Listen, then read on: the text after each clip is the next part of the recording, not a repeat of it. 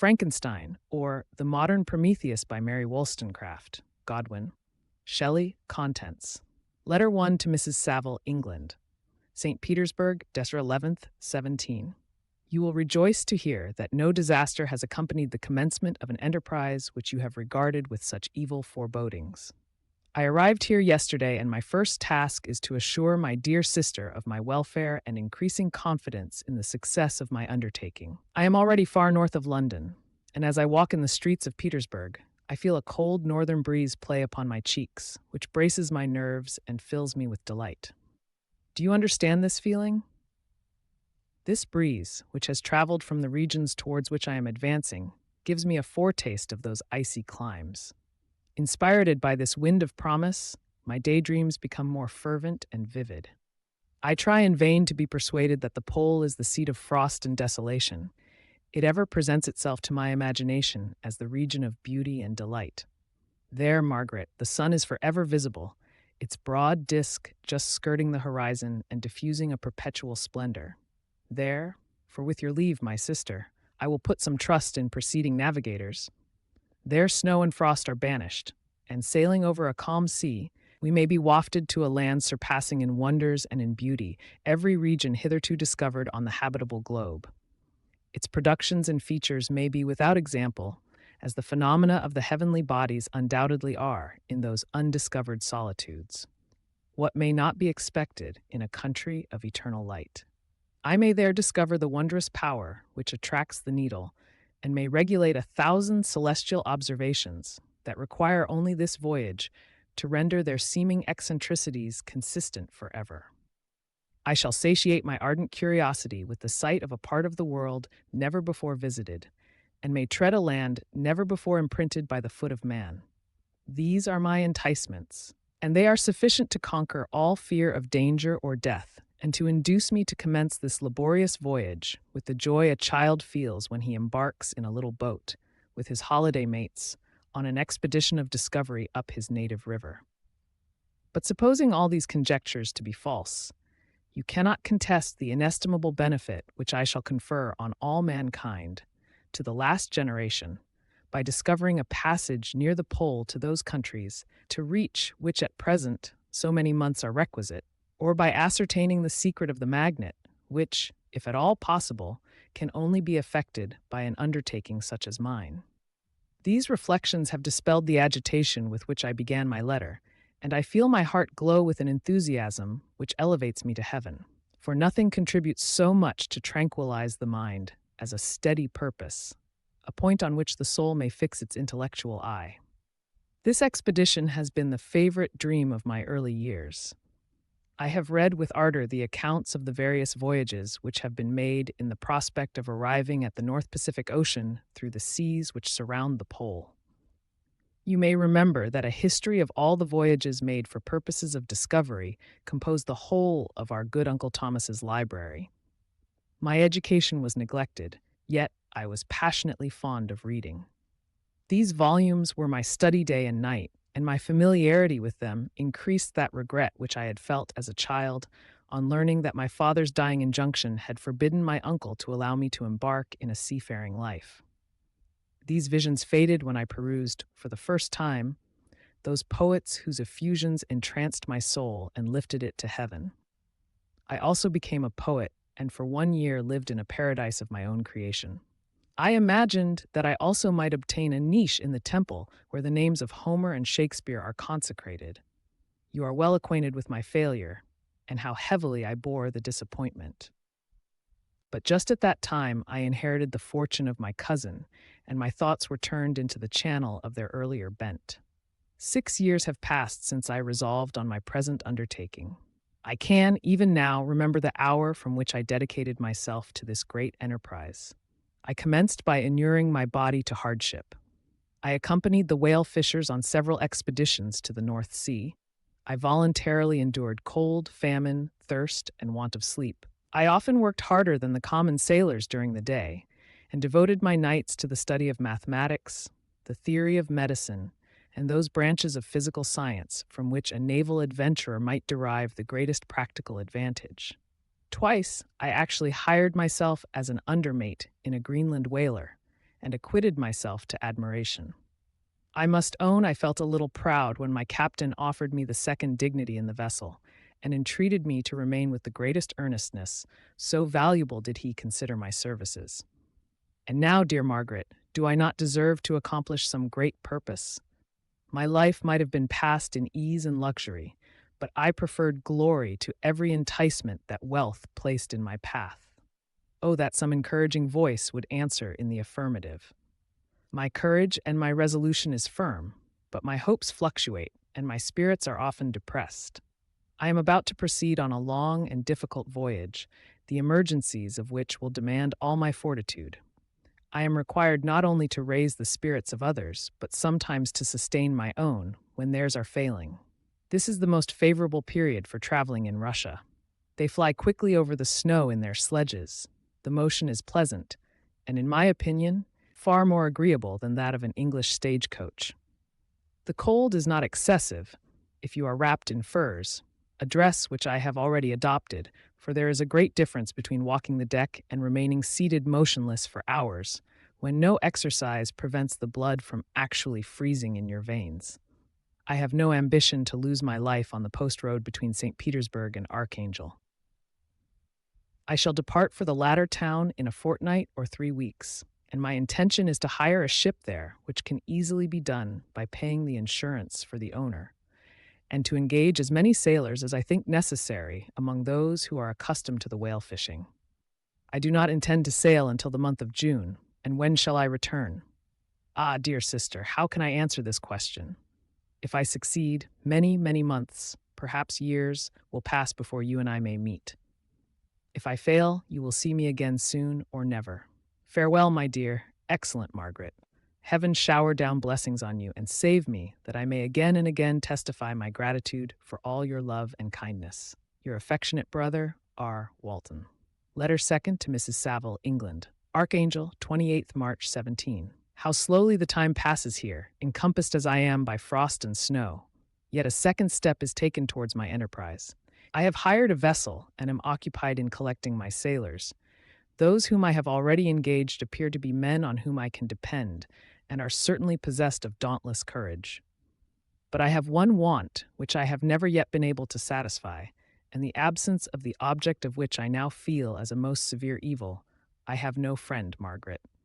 When I am glowing with the enthusiasm of success, there will be none to participate my joy. If I am assailed by disappointment, no one will endeavor to sustain me in dejection.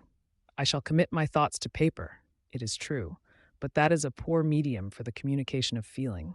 I desire the company of a man who could sympathize with me, whose eyes would reply to mine. You may deem me romantic, my dear sister, but I bitterly feel the want of a friend. I have no one near me, gentle yet courageous, possessed of a cultivated as well as of a capacious mind, whose tastes are like my own, to approve or amend my plans. How would such a friend repair the faults of your poor brother?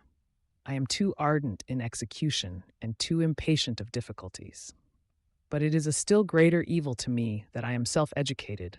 For the first 14 years of my life, I ran wild on a common and read nothing but our Uncle Thomas's books of voyages. At that age, I became acquainted with the celebrated poets of our own country. But it was only when it had ceased to be in my power to derive its most important benefits from such a conviction that I perceived the necessity of becoming acquainted with more languages than that of my native country. Now I am 28, and am in reality more illiterate than many schoolboys of 15. It is true that I have thought more, and that my daydreams are more extended and magnificent, but they want, as the painters call it, keeping. And I greatly need a friend who would have sense enough not to despise me as romantic, and affection enough for me to endeavor to regulate my mind. Well, these are useless complaints. I shall certainly find no friend on the wide ocean, nor even here in Archangel, among merchants and seamen.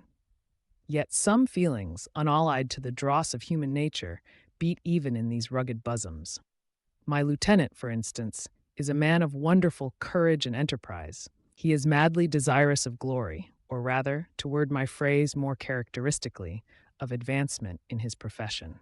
He is an Englishman, and in the midst of national and professional prejudices, unsoftened by cultivation, retains some of the noblest endowments of humanity. I first became acquainted with him on board a whale vessel. Finding that he was unemployed in this city, I easily engaged him to assist in my enterprise. The master is a person of an excellent disposition and is remarkable in the ship for his gentleness and the mildness of his discipline. This circumstance, added to his well-known integrity and dauntless courage, made me very desirous to engage him. A youth passed in solitude, my best years spent under your gentle and feminine fosterage, has so refined the groundwork of my character that I cannot overcome an intense distaste to the usual brutality exercised on board ship. I have never believed it to be necessary, and when I heard of a mariner equally noted for his kindliness of heart and the respect and obedience paid to him by his crew, I felt myself peculiarly fortunate in being able to secure his services. I heard of him first in rather a romantic manner, from a lady who owes to him the happiness of her life. This, briefly, is his story. Some years ago, he loved a young Russian lady of moderate fortune, and having amassed a considerable sum in prize money, the father of the girl consented to the match. He saw his mistress once before the destined ceremony, but she was bathed in tears, and throwing herself at his feet, entreated him to spare her, confessing at the same time that she loved another, but that he was poor, and that her father would never consent to the union.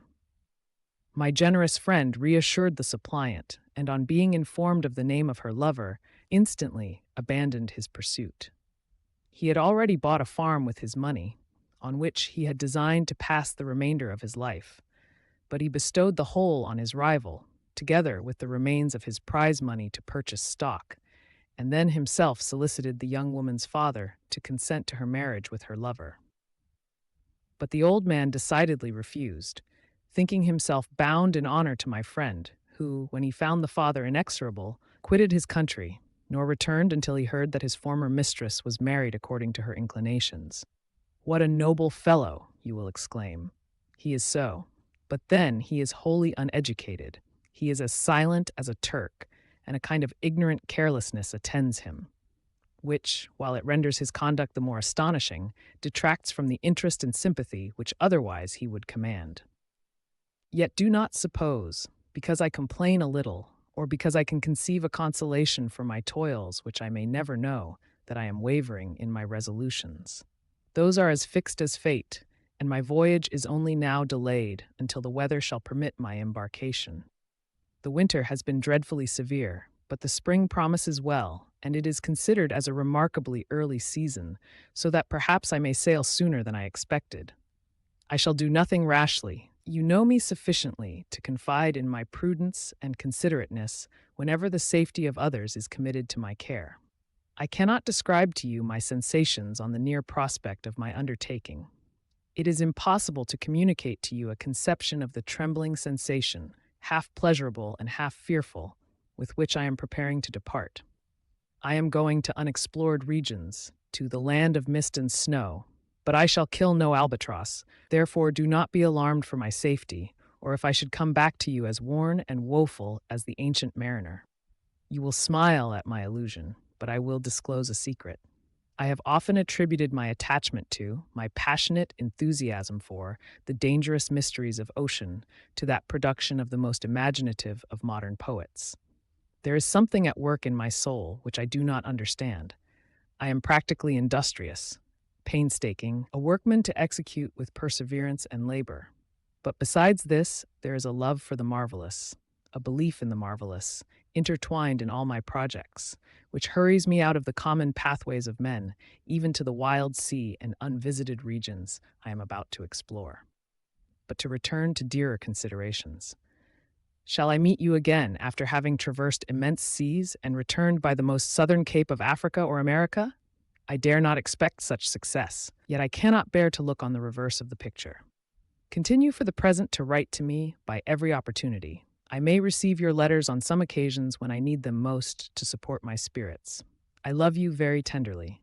Remember me with affection, should you never hear from me again. Your affectionate brother, Robert Walton. Letter 3 to Mrs. Saville, England, July 7th, 17. My dear sister, I write a few lines in haste to say that I am safe and well advanced on my voyage. This letter will reach England by a merchantman now on its homeward voyage from Archangel, more fortunate than I, who may not see my native land, perhaps, for many years. I am, however, in good spirits. My men are bold and apparently firm of purpose, nor do the floating sheets of ice that continually pass us, indicating the dangers of the region towards which we are advancing, appear to dismay them. We have already reached a very high latitude, but it is the height of summer, and although not so warm as in England, the southern gales, which blow us speedily towards those shores which I so ardently desire to attain, breathe a degree of renovating warmth which I had not expected.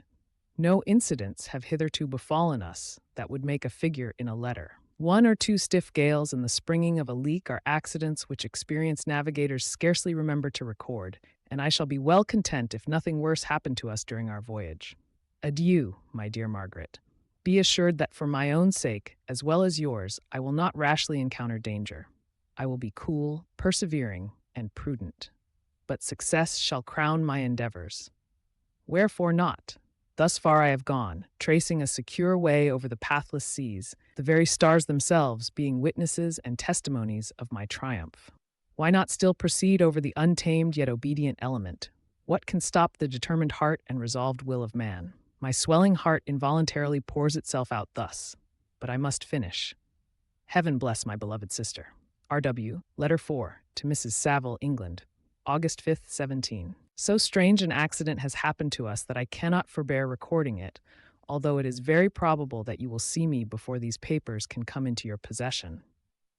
Last Monday, July 31st, we were nearly surrounded by ice, which closed in the ship on all sides, scarcely leaving her the sea room in which she floated.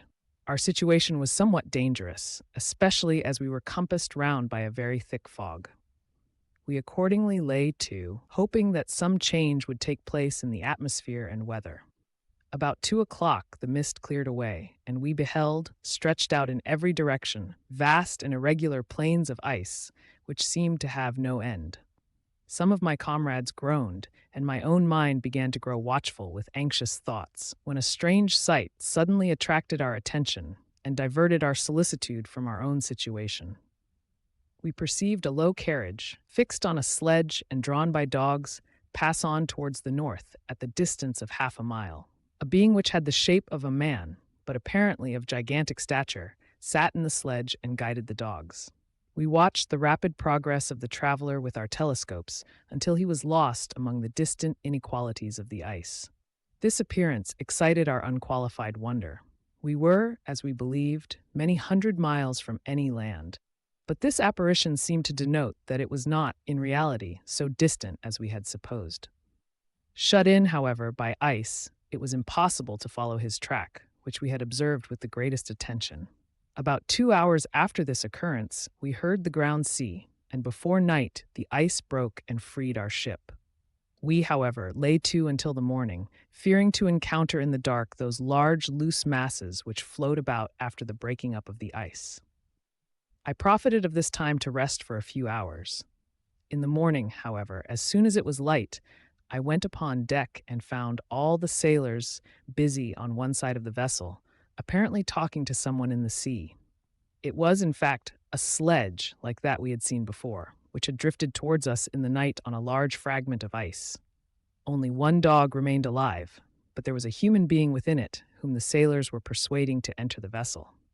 He was not, as the other travelers seemed to be, a savage inhabitant of some undiscovered island, but a European. When I appeared on deck, the master said, "Here is our captain, and he will not allow you to perish on the open sea." On perceiving me, the stranger addressed me in English, although with a foreign accent. "Before I come on board your vessel," said he, "will you have the kindness to inform me whither you are bound?" You may conceive my astonishment on hearing such a question addressed to me from a man on the brink of destruction, and to whom I should have supposed that my vessel would have been a resource which he would not have exchanged for the most precious wealth the earth can afford. I replied, however, that we were on a voyage of discovery towards the northern pole. Upon hearing this, he appeared satisfied and consented to come on board. Good God! Margaret, if you had seen the man who thus capitulated for his safety, Your surprise would have been boundless. His limbs were nearly frozen, and his body dreadfully emaciated by fatigue and suffering. I never saw a man in so wretched a condition. We attempted to carry him into the cabin, but as soon as he had quitted the fresh air, he fainted.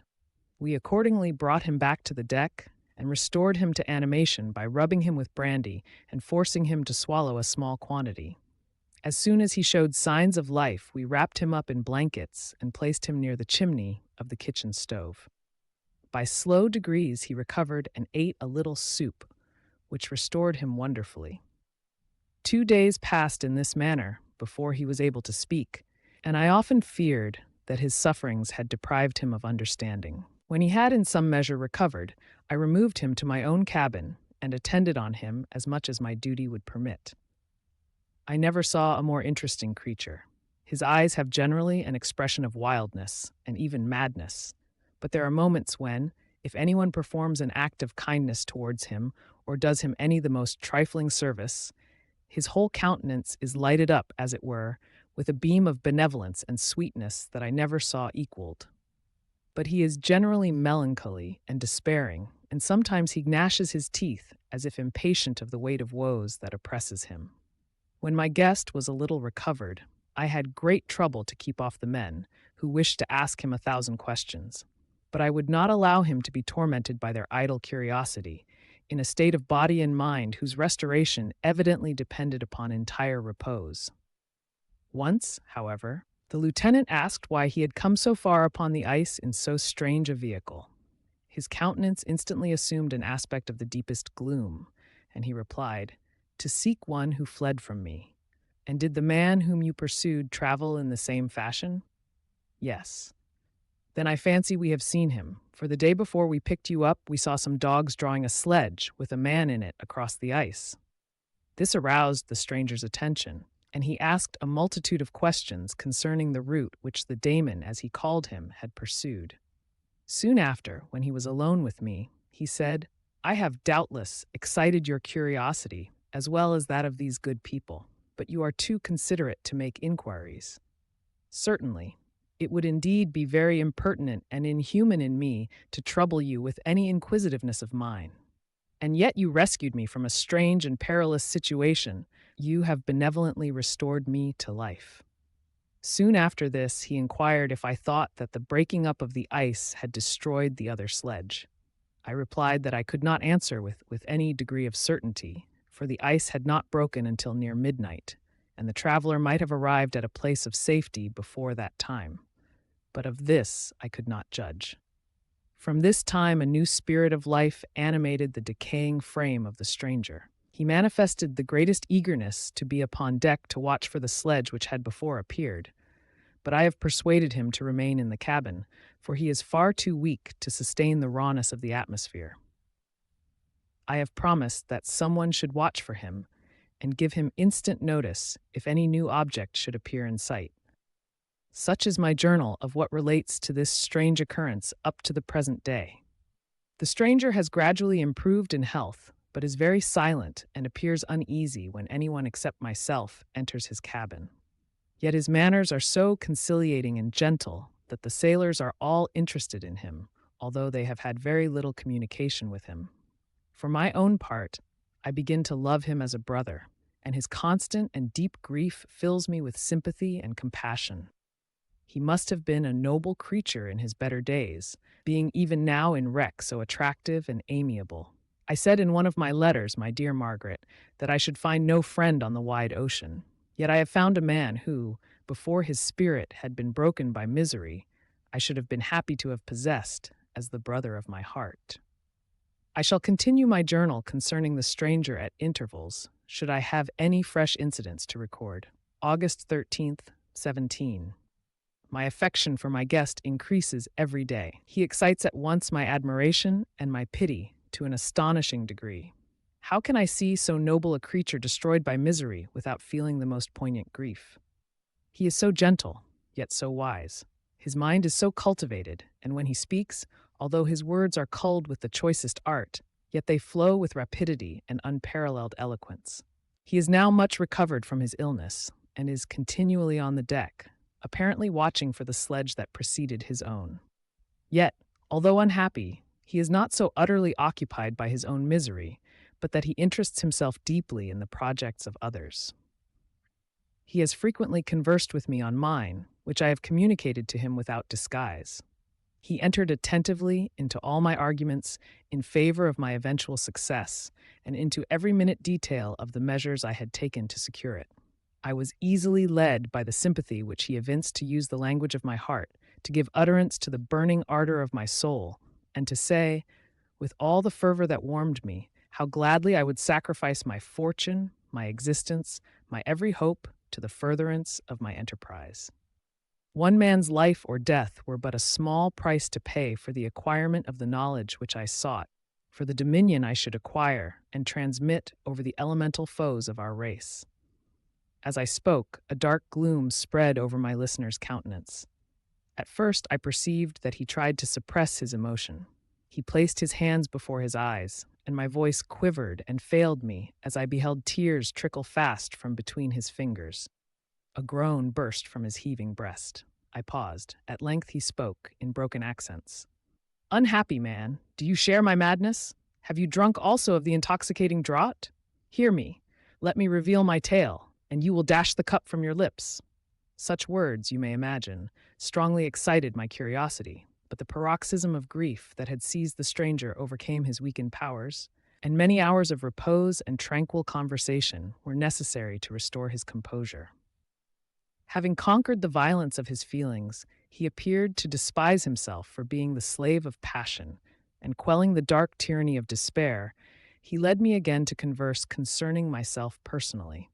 He asked me the history of my earlier years. The tale was quickly told, but it awakened various trains of reflection. I spoke of my desire of finding a friend, of my thirst for a more intimate sympathy with a fellow mind than had ever fallen to my lot, and expressed my conviction that a man could boast of little happiness who did not enjoy this blessing. "I agree with you," replied the stranger. "We are unfashioned creatures, but half made up, if one wiser, better, dearer than ourselves. Such a friend ought to be. Do not lend his aid to perfectionate our weak and faulty natures. I once had a friend, the most noble of human creatures, and am entitled, therefore, to judge respecting friendship. You have hope, and the world before you, and have no cause for despair. But I have lost everything and cannot begin life anew."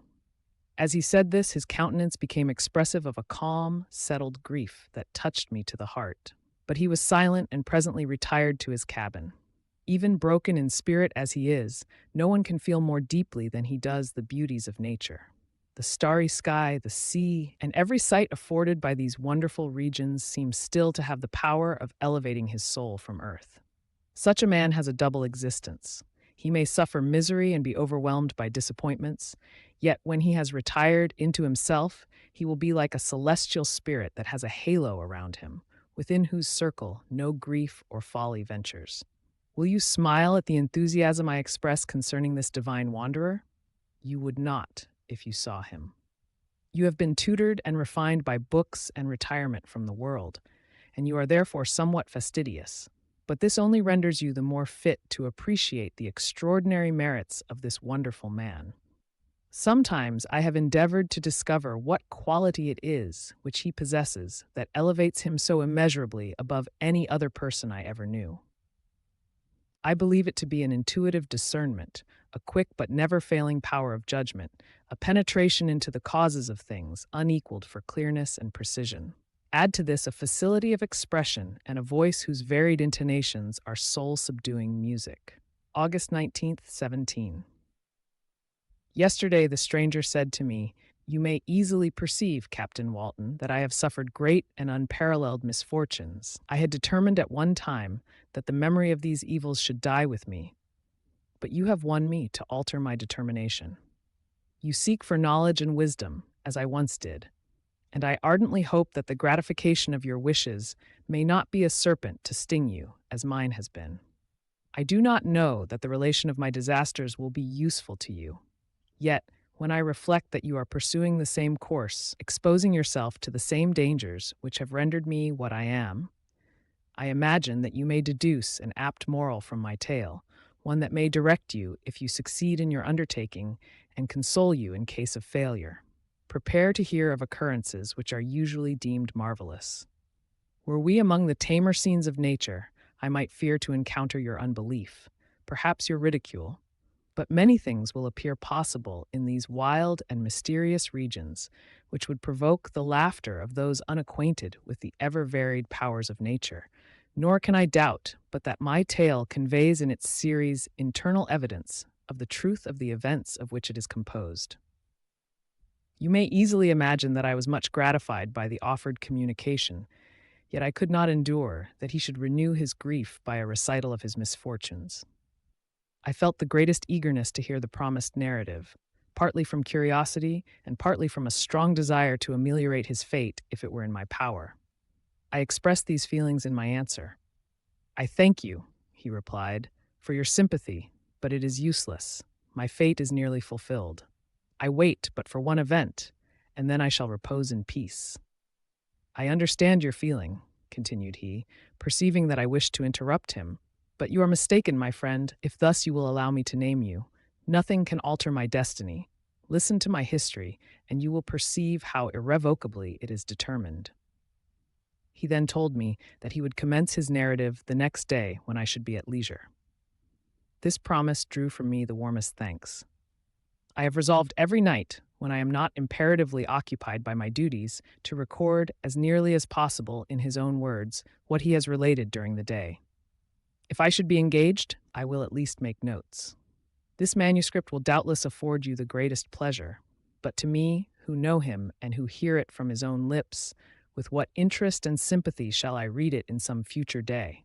Even now, as I commence my task, his full-toned voice swells in my ears. His lustrous eyes dwell on me with all their melancholy sweetness.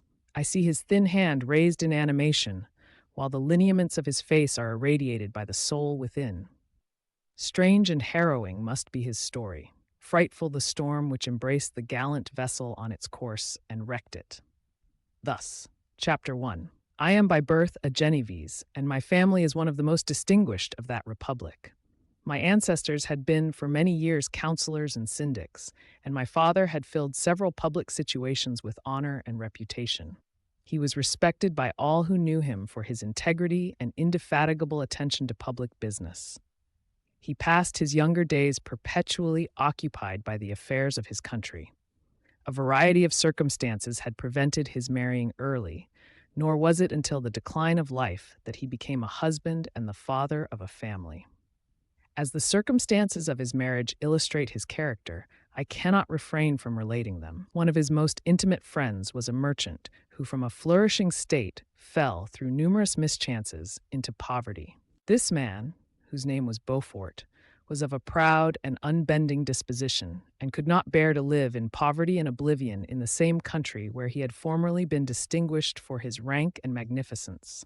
Having paid his debts, therefore, in the most honorable manner, he retreated with his daughter to the town of Lucerne, where he lived unknown and in wretchedness. My father loved Beaufort with the truest friendship, and was deeply grieved by his retreat in these unfortunate circumstances. He bitterly deplored the false pride which led his friend to a conduct so little worthy of the affection that united them. He lost no time in endeavoring to seek him out, with the hope of persuading him to begin the world again through his credit and assistance. Beaufort had taken effectual measures to conceal himself, and it was 10 months before my father discovered his abode. Overjoyed at this discovery, he hastened to the house, which was situated in a mean street near the Rose. But when he entered, misery and despair alone welcomed him. Beaufort had saved but a very small sum of money from the wreck of his fortunes, but it was sufficient to provide him with sustenance for some months, and in the meantime he hoped to procure some respectable employment in a merchant's house. The interval was, consequently, spent in inaction. His grief only became more deep and rankling when he had leisure for reflection, and at length it took so fast hold of his mind that at the end of 3 months he lay on a bed of sickness, incapable of any exertion. His daughter attended him with the greatest tenderness, but she saw with despair that their little fund was rapidly decreasing and that there was no other prospect of support. But Caroline Beaufort possessed a mind of an uncommon mold, and her courage rose to support her in her adversity. She procured plain work, she plaited straw, and by various means contrived to earn a pittance scarcely sufficient to support life. Several months passed in this manner. Her father grew worse. Her time was more entirely occupied in attending him. Her means of subsistence decreased, and in the 10th month her father died in her arms, leaving her an orphan and a beggar. This last blow overcame her, and she knelt by Beaufort's coffin, weeping bitterly, when my father entered the chamber. He came like a protecting spirit to the poor girl, who committed herself to his care, and after the interment of his friend, he conducted her to Geneva and placed her under the protection of a relation. 2 years after this event, Caroline became his wife. There was a considerable difference between the ages of my parents, but this circumstance seemed to unite them only closer in bonds of devoted affection. There was a sense of justice in my father's upright mind, which rendered it necessary that he should approve highly to love strongly. Perhaps during former years he had suffered from the late discovered unworthiness of one beloved, and so was disposed to set a greater value on tried worth. There was a show of gratitude and worship in his attachment to my mother, differing wholly from the doting fondness of age, for it was inspired by reverence for her virtues and a desire to be the means of, in some degree, recompensing her for the sorrows she had endured, but which gave inexpressible grace to his behavior to her.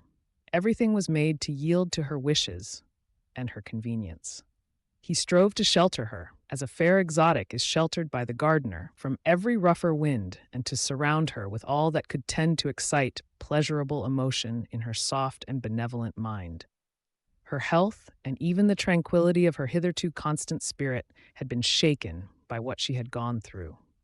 During the 2 years that had elapsed previous to their marriage, my father had gradually relinquished all his public functions, and immediately after their union, they sought the pleasant climate of Italy and the change of scene and interest attendant on a tour through that land of wonders as a restorative for her weakened frame. From Italy, they visited Germany and France. I, their eldest child, was born at Naples, and as an infant accompanied them in their rambles. I remained for several years their only child. Much as they were attached to each other, they seemed to draw inexhaustible stores of affection from a very mine of love to bestow them upon me. My mother's tender caresses and my father's smile of benevolent pleasure while regarding me are my first recollections. I was their plaything and their idol, and something better, their child, the innocent and helpless creature bestowed on them by heaven, whom to bring up to good, and whose future lot it was in their hands to direct to happiness or misery, according as they fulfilled their duties towards me. With this deep consciousness of what they owed towards the being to which they had given life, added to the active spirit of tenderness that animated both, it may be imagined that while during every hour of my infant life I received a lesson of patience, of charity, and of self-control, I was so guided by a silken cord that all seemed but one train of enjoyment to me. For a long time I was their only care. My mother had much desired to have a daughter, but I continued their single offspring.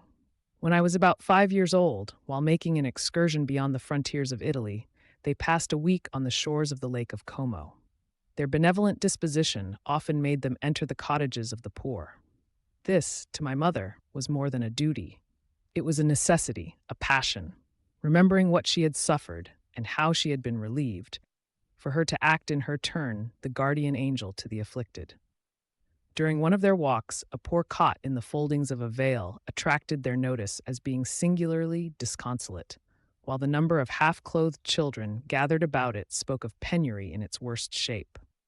One day, when my father had gone by himself to Milan, my mother, accompanied by me, visited this abode. She found a peasant and his wife, hard-working, bent down by care and labor, distributing a scanty meal to 5 hungry babes. Among these there was one which attracted my mother far above all the rest. She appeared of a different stock. The 4 others were dark-eyed, hardy little vagrants. This child was thin and very fair. Her hair was the brightest living gold, and despite the poverty of her clothing, seemed to set a crown of distinction on her head. Her brow was clear and ample, her blue eyes cloudless, and her lips and the molding of her face so expressive of sensibility and sweetness that none could behold her without looking on her as of a distinct species, a being heaven sent, and bearing a celestial stamp in all her features. The peasant woman, perceiving that my mother fixed eyes of wonder and admiration on this lovely girl, eagerly communicated her history. She was not her child, but the daughter of a Milanese nobleman. Her mother was a German and had died on giving her birth. The infant had been placed with these good people to nurse. They were better off then. They had not been long married, and their eldest child was but just born. The father of their charge was one of those Italians nursed in the memory of the antique glory of Italy, one among the schiavi ognor frementi, who exerted himself to obtain the liberty of his country. He became the victim of its weakness. Whether he had died or still lingered in the dungeons of Austria was not known. His property was confiscated. His child became an orphan and a beggar. She continued with her foster parents and bloomed in their rude abode, fairer than a garden rose among dark-leaved brambles. When my father returned from Milan, he found playing with me in the hall of our villa a child fairer than pictured cherub, a creature who seemed to shed radiance from her looks, and whose form and motions were lighter than the chamois of the hills. The apparition was soon explained. With his permission, my mother prevailed on her rustic guardians to yield their charge to her. They were fond of the sweet orphan. Her presence had seemed a blessing to them, but it would be unfair to her to keep her in poverty and want when Providence afforded her such powerful protection. They consulted their village priest, and the result was that Elizabeth Lavenza became the inmate of my parents' house, my more than sister, the beautiful and adored companion of all my occupations and my pleasures. Everyone loved Elizabeth. The passionate and almost reverential attachment with which all regarded her became, while I shared it, my pride and my delight. On the evening previous to her being brought to my home, my mother had said playfully, "I have a pretty present for my Victor. Tomorrow he shall have it." And when, on the morrow, she presented Elizabeth to me as her promised gift, I, with childish seriousness, interpreted her words literally and looked upon Elizabeth as mine to protect, love, and cherish. All praises bestowed on her I received as maid to a possession of my own. We called each other familiarly by the name of cousin. No word, no expression could body forth the kind of relation in which she stood to me, my more than sister, since till death she was to be mine only. Chapter 2. We were brought up together. There was not quite a year difference in our ages. I need not say that we were strangers to any species of disunion or dispute. Harmony was the soul of our companionship, and the diversity and contrast that subsisted in our characters drew us nearer together. Elizabeth was of a calmer and more concentrated disposition, but, with all my ardor, I was capable of a more intense application and was more deeply smitten with the thirst for knowledge.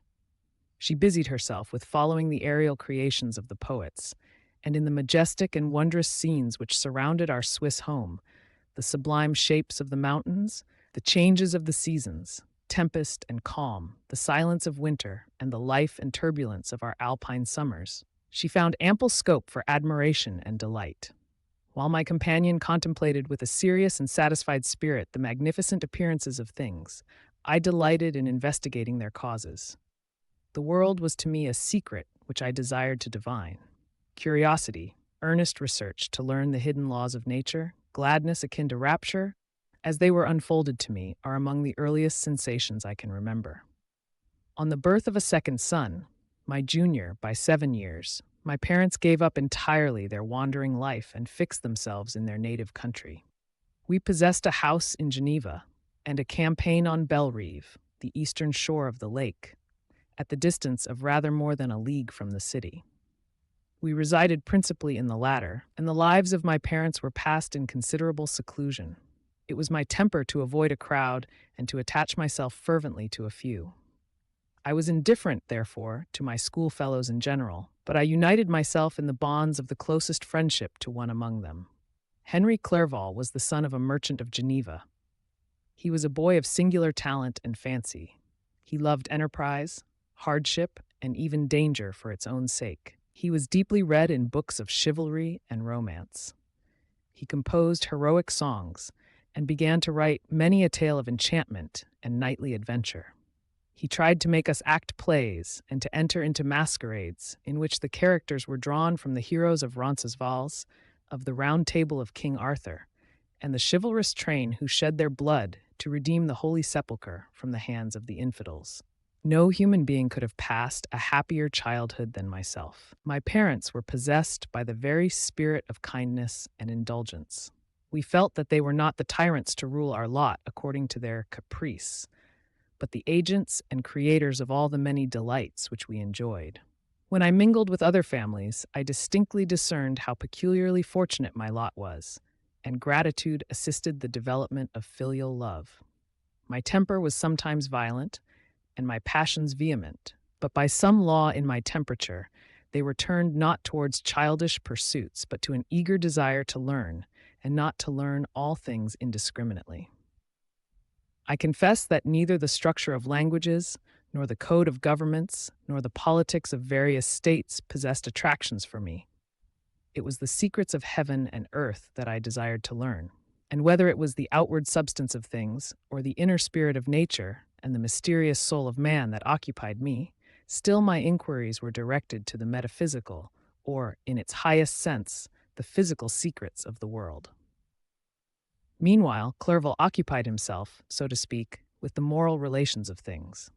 The busy stage of life, the virtues of heroes, and the actions of men were his theme, and his hope and his dream was to become one among those whose names are recorded in story as the gallant and adventurous benefactors of our species. The saintly soul of Elizabeth shone like a shrine-dedicated lamp in our peaceful home. Her sympathy was ours. Her smile, her soft voice, the sweet glance of her celestial eyes were ever there to bless and animate us. She was the living spirit of love to soften and attract.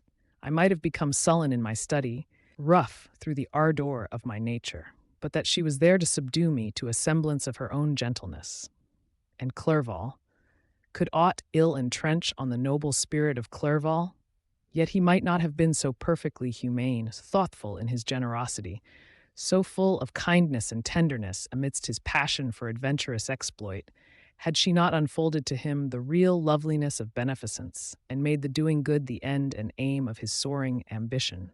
I feel exquisite pleasure in dwelling on the recollections of childhood, before misfortune had tainted my mind and changed its bright visions of extensive usefulness into gloomy and narrow reflections upon self. Besides, in drawing the picture of my early days, I also record those events which led by insensible steps to my after-tale of misery. For when I would account to myself for the birth of that passion which afterwards ruled my destiny, I find it arise, like a mountain river, from ignoble and almost forgotten sources. But swelling as it proceeded, it became the torrent which, in its course, has swept away all my hopes and joys. Natural philosophy is the genius that has regulated my fate. I desire, therefore, in this narration, to state those facts which led to my predilection for that science. When I was 13 years of age, we all went on a party of pleasure to the baths near Thonon. The inclemency of the weather obliged us to remain a day confined to the inn. In this house, I chanced to find a volume of the works of Cornelius Agrippa. I opened it with apathy. The theory which he attempts to demonstrate and the wonderful facts which he relates soon changed this feeling into enthusiasm. A new light seemed to dawn upon my mind, and bounding with joy, I communicated my discovery to my father. My father looked carelessly at the title page of my book and said, "Ah, Cornelius Agrippa, my dear Victor, do not waste your time upon this. It is sad trash."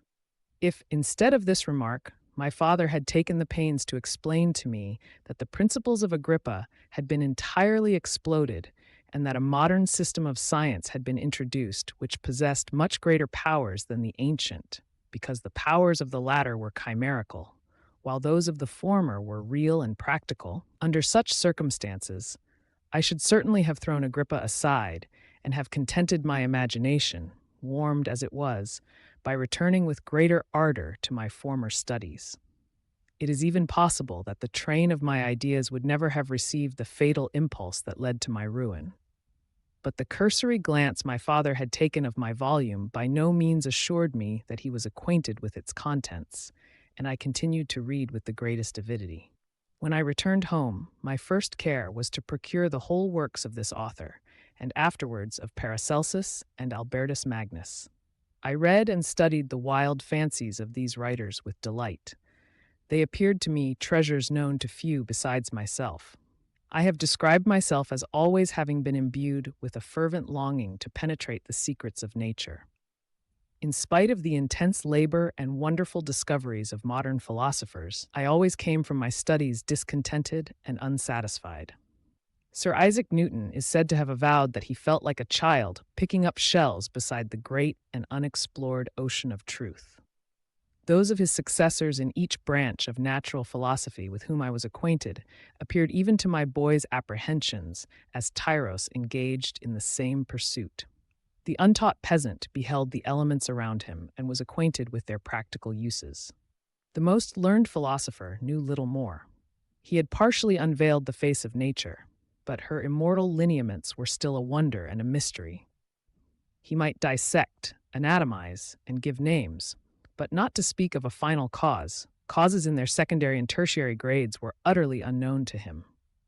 I had gazed upon the fortifications and impediments that seemed to keep human beings from entering the citadel of nature, and rashly and ignorantly I had repined.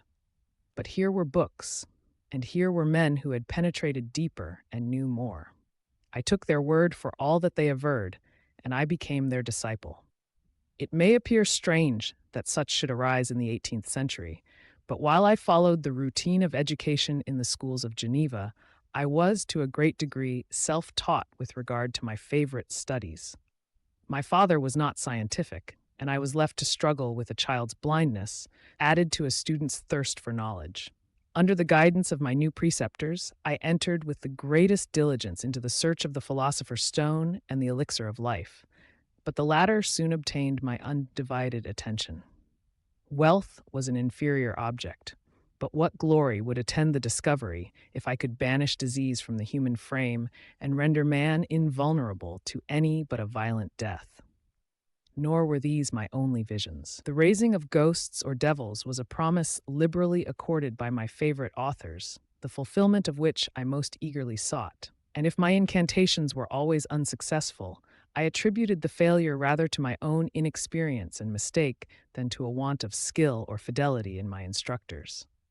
And thus for a time I was occupied by exploded systems, mingling, like an unadept, 1,000 contradictory theories, and floundering desperately in a very slough of multifarious knowledge, guided by an ardent imagination and childish reasoning, till an accident again changed the current of my ideas. When I was about 15 years old, we had retired to our house near Belrive, when we witnessed a most violent and terrible thunderstorm. It advanced from behind the mountains of Jura, and the thunder burst at once with frightful loudness from various quarters of the heavens. I remained, while the storm lasted, watching its progress with curiosity and delight. As I stood at the door, on a sudden I beheld a stream of fire issue from an old and beautiful oak, which stood about 20 yards from our house, and so soon as the dazzling light vanished, the oak had disappeared, and nothing remained but a blasted stump. When we visited it the next morning, we found the tree shattered in a singular manner. It was not splintered by the shock, but entirely reduced to thin ribbons of wood. I never beheld anything so utterly destroyed. Before this, I was not unacquainted with the more obvious laws of electricity. On this occasion, a man of great research in natural philosophy was with us, and excited by this catastrophe, he entered on the explanation of a theory which he had formed on the subject of electricity and galvanism, which was at once new and astonishing to me. All that he said threw greatly into the shade Cornelius Agrippa, Albertus Magnus, and Paracelsus, the lords of my imagination. But by some fatality, the overthrow of these men disinclined me to pursue my accustomed studies. It seemed to me as if nothing would or could ever be known. All that had so long engaged my attention suddenly grew despicable. By one of those caprices of the mind, which we are perhaps most subject to in early youth, I at once gave up my former occupations, set down natural history and all its progeny as a deformed and abortive creation, and entertained the greatest disdain for a would-be science which could never even step within the threshold of real knowledge. In this mood of mind, I betook myself to the mathematics and the branches of study appertaining to that science as being built upon secure foundations, and so worthy of my consideration. Thus strangely are our souls constructed, and by such slight ligaments are we bound to prosperity or ruin.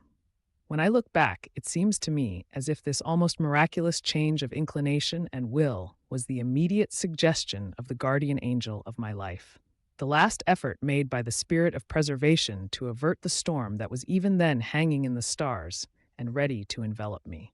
Her victory was announced by an unusual tranquility and gladness of soul which followed the relinquishing of my ancient and latterly tormenting studies.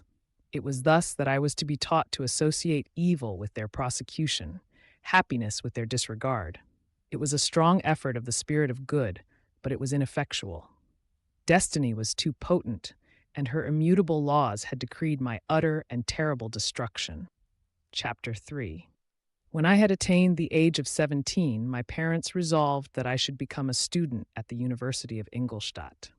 I had hitherto attended the schools of Geneva, but my father thought it necessary for the completion of my education that I should be made acquainted with other customs than those of my native country.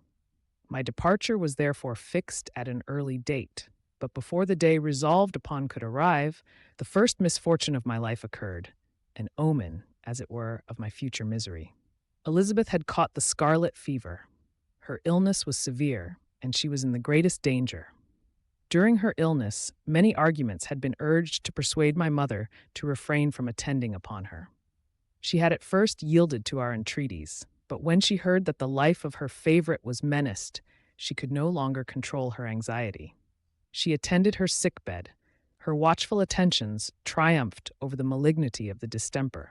Elizabeth was saved, but the consequences of this imprudence were fatal to her preserver. On the third day, my mother sickened. Her fever was accompanied by the most alarming symptoms, and the looks of her medical attendants prognosticated the worst event. On her deathbed, the fortitude and benignity of this best of women did not desert her. She joined the hands of Elizabeth and myself. "My children," she said, "my firmest hopes of future happiness were placed on the prospect of your union. This expectation will now be the consolation of your father. Elizabeth, my love, you must supply my place to my younger children. Alas, I regret that I am taken from you, and happy and beloved as I have been, is it not hard to quit you all? But these are not thoughts befitting me. I will endeavor to resign myself cheerfully to death and will indulge a hope of meeting you in another world." She died calmly, and her countenance expressed affection even in death. I need not describe the feelings of those whose dearest ties are rent by that most irreparable evil, the void that presents itself to the soul, and the despair that is exhibited on the countenance. It is so long before the mind can persuade itself that she whom we saw every day, and whose very existence appeared a part of our own, can have departed forever, that the brightness of a beloved eye can have been extinguished, and the sound of a voice so familiar and dear to the ear can be hushed, never more to be heard. These are the reflections of the first days, but when the lapse of time proves the reality of the evil, then the actual bitterness of grief commences. Yet from whom has not that rude hand rent away some dear connection? And why should I describe a sorrow which all have felt and must feel? The time at length arrives when grief is rather an indulgence than a necessity, and the smile that plays upon the lips, although it may be deemed a sacrilege, is not banished. My mother was dead, but we had still duties which we ought to perform. We must continue our course with the rest, and learn to think ourselves fortunate whilst one remains whom the spoiler has not seized. My departure for Ingolstadt, which had been deferred by these events, was now again determined upon. I obtained from my father a respite of some weeks. It appeared to me sacrilege so soon to leave the repose, akin to death, of the house of mourning, and to rush into the thick of life. I was new to sorrow, but it did not the less alarm me. I was unwilling to quit the sight of those that remained to me, and above all, I desired to see my sweet Elizabeth in some degree consoled. She indeed veiled her grief, and strove to act the comforter to us all. She looked steadily on life, and assumed its duties with courage and zeal. She devoted herself to those whom she had been taught to call her uncle and cousins. Never was she so enchanting as at this time, when she recalled the sunshine of her smiles and spent them upon us. She forgot even her own regret in her endeavors to make us forget. The day of my departure at length arrived. Clerval spent the last evening with us. He had endeavored to persuade his father to permit him to accompany me and to become my fellow student, but in vain. His father was a narrow-minded trader and saw idleness and ruin in the aspirations and ambition of his son. Henry deeply felt the misfortune of being debarred from a liberal education. He said little, but when he spoke, I read in his kindling eye and in his animated glance a restrained but firm resolve not to be chained to the miserable details of commerce. We sat late. We could not tear ourselves away from each other, nor persuade ourselves to say the word farewell. It was said, and we retired under the pretense of seeking repose, each fancying that the other was deceived. But when at morning's dawn I descended to the carriage which was to convey me away, they were all there. My father again to bless me, Clerval to press my hand once more, my Elizabeth to renew her entreaties that I would write often and to bestow the last feminine attentions on her playmate and friend. I threw myself into the chaise that was to convey me away and indulged in the most melancholy reflections. I, who had ever been surrounded by amiable companions, continually engaged in endeavoring to bestow mutual pleasure, I was now alone. In the university whither I was going, I must form my own friends and be my own protector. My life had hitherto been remarkably secluded and domestic, and this had given me invincible repugnance to new countenances. I loved my brothers, Elizabeth and Clerval. These were old familiar faces, but I believed myself totally unfitted for the company of strangers. Such were my reflections as I commenced my journey, but as I proceeded, my spirits and hopes rose. I ardently desired the acquisition of knowledge. I had often, when at home, thought it hard to remain during my youth cooped up in one place, and had longed to enter the world and take my station among other human beings. Now my desires were complied with, and it would, indeed, have been folly to repent. I had sufficient leisure for these and many other reflections during my journey to Ingolstadt, which was long and fatiguing. At length, the high white steeple of the town met my eyes. I alighted and was conducted to my solitary apartment to spend the evening as I pleased. The next morning I delivered my letters of introduction and paid a visit to some of the principal professors. Chance, or rather the evil influence, the angel of destruction, which asserted omnipotent sway over me from the moment I turned my reluctant steps from my father's door, led me first to M. Krempe, professor of natural philosophy. He was an uncouth man, but deeply imbued in the secrets of his science. He asked me several questions concerning my progress in the different branches of science appertaining to natural philosophy. I replied carelessly, and partly in contempt, mentioned the names of my alchemists as the principal authors I had studied. The professor stared. "Have you," he said, "really spent your time in studying such nonsense?" I replied in the affirmative. "Every minute," continued M. Krempe with warmth, "every instant that you have wasted on those books is utterly and entirely lost. You have burdened your memory with exploded systems and useless names. Good God! In what desert land have you lived, where no one was kind enough to inform you that these fancies which you have so greedily imbibed are 1,000 years old and as musty as they are ancient? I little expected, in this enlightened and scientific age, to find a disciple of Albertus Magnus and Paracelsus. My dear sir, you must begin your studies entirely anew." So saying, he stepped aside and wrote down a list of several books treating of natural philosophy, which he desired me to procure, and dismissed me after mentioning that, in the beginning of the following week, he intended to commence a course of lectures upon natural philosophy in its general relations, and that M. Waldman, a fellow professor, would lecture upon chemistry the alternate days that he omitted. I returned home not disappointed, for I have said that I had long considered those authors useless whom the professor reprobated, but I returned not at all the more inclined to recur to these studies in any shape. M. Krempe was a little squat man, with a gruff voice and a repulsive countenance. The teacher, therefore, did not prepossess me in favor of his pursuits.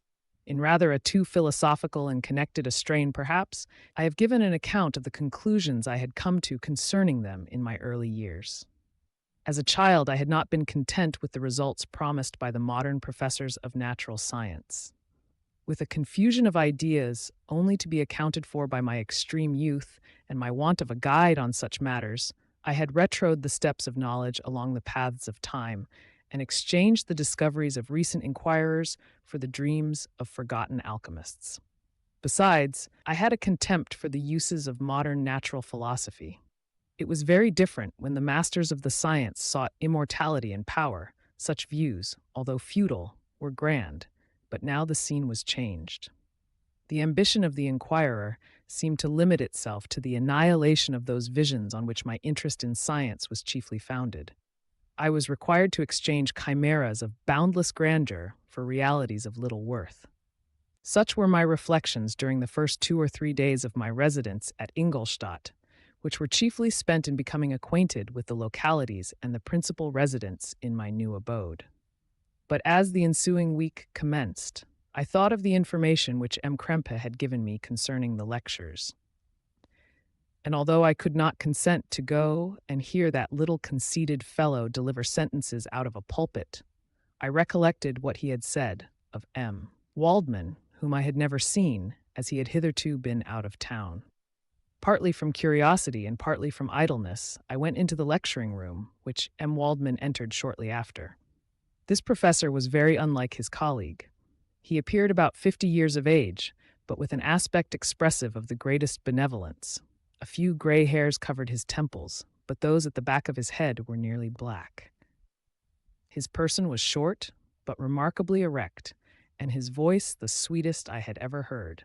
He began his lecture by a recapitulation of the history of chemistry and the various improvements made by different men of learning, pronouncing with fervor the names of the most distinguished discoverers. He then took a cursory view of the present state of the science and explained many of its elementary terms. After having made a few preparatory experiments, he concluded with a panegyric upon modern chemistry, the terms of which I shall never forget. The ancient teachers of this science, said he, promised impossibilities and performed nothing. The modern masters promise very little. They know that metals cannot be transmuted and that the elixir of life is a chimera. But these philosophers, whose hands seem only made to dabble in dirt, and their eyes to pore over the microscope or crucible, have indeed performed miracles. They penetrate into the recesses of nature and show how she works in her hiding places. They ascend into the heavens. They have discovered how the blood circulates and the nature of the air we breathe. They have acquired new and almost unlimited powers. They can command the thunders of heaven, mimic the earthquake, and even mock the invisible world with its own shadows. Such were the professor's words. Rather, let me say such the words of the fate, announced to destroy me. As he went on, I felt as if my soul were grappling with a palpable enemy. One by one, the various keys were touched which formed the mechanism of my being. Chord after chord was sounded, and soon my mind was filled with one thought, one conception, one purpose. So much has been done, exclaimed the soul of Frankenstein. More, far more, will I achieve. Treading in the steps already marked, I will pioneer a new way, explore unknown powers, and unfold to the world the deepest mysteries of creation. I closed not my eyes that night. My internal being was in a state of insurrection and turmoil. I felt that order would thence arise, but I had no power to produce it. By degrees, after the morning's dawn, sleep came. I awoke, and my yesternight's thoughts were as a dream. There only remained a resolution to return to my ancient studies and to devote myself to a science for which I believed self to possess a natural talent. On the same day, I paid M. Waldman a visit. His manners in private were even more mild and attractive than in public, for there was a certain dignity in his mind during his lecture, which in his own house was replaced by the greatest affability and kindness. I gave him pretty nearly the same account of my former pursuits as I had given to his fellow professor. He heard with attention the little narration concerning my studies and smiled at the names of Cornelius Agrippa and Paracelsus, but without the contempt that M. Krempe had exhibited. He said that these were men to whose indefatigable zeal modern philosophers were indebted for most of the foundations of their knowledge. They had left to us, as an easier task, to give new names and arrange in connected classifications the facts which they, in a great degree, had been the instruments of bringing to light. The labors of men of genius, however erroneously directed, scarcely ever fail in ultimately turning to the solid advantage of mankind. I listened to his statement, which was delivered without any presumption or affectation, and then added that his lecture had removed my prejudices against modern chemists. I expressed myself in measured terms, with the modesty and deference due from a youth to his instructor, without letting escape — inexperience in life would have made me ashamed — any of the enthusiasm which stimulated my intended labors. I requested his advice concerning the books I ought to procure. "I am happy," said M. Waldman, "to have gained a disciple, and if your application equals your ability, I have no doubt of your success.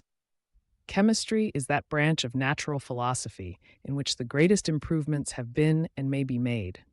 It is on that account that I have made it my peculiar study, but at the same time, I have not neglected the other branches of science.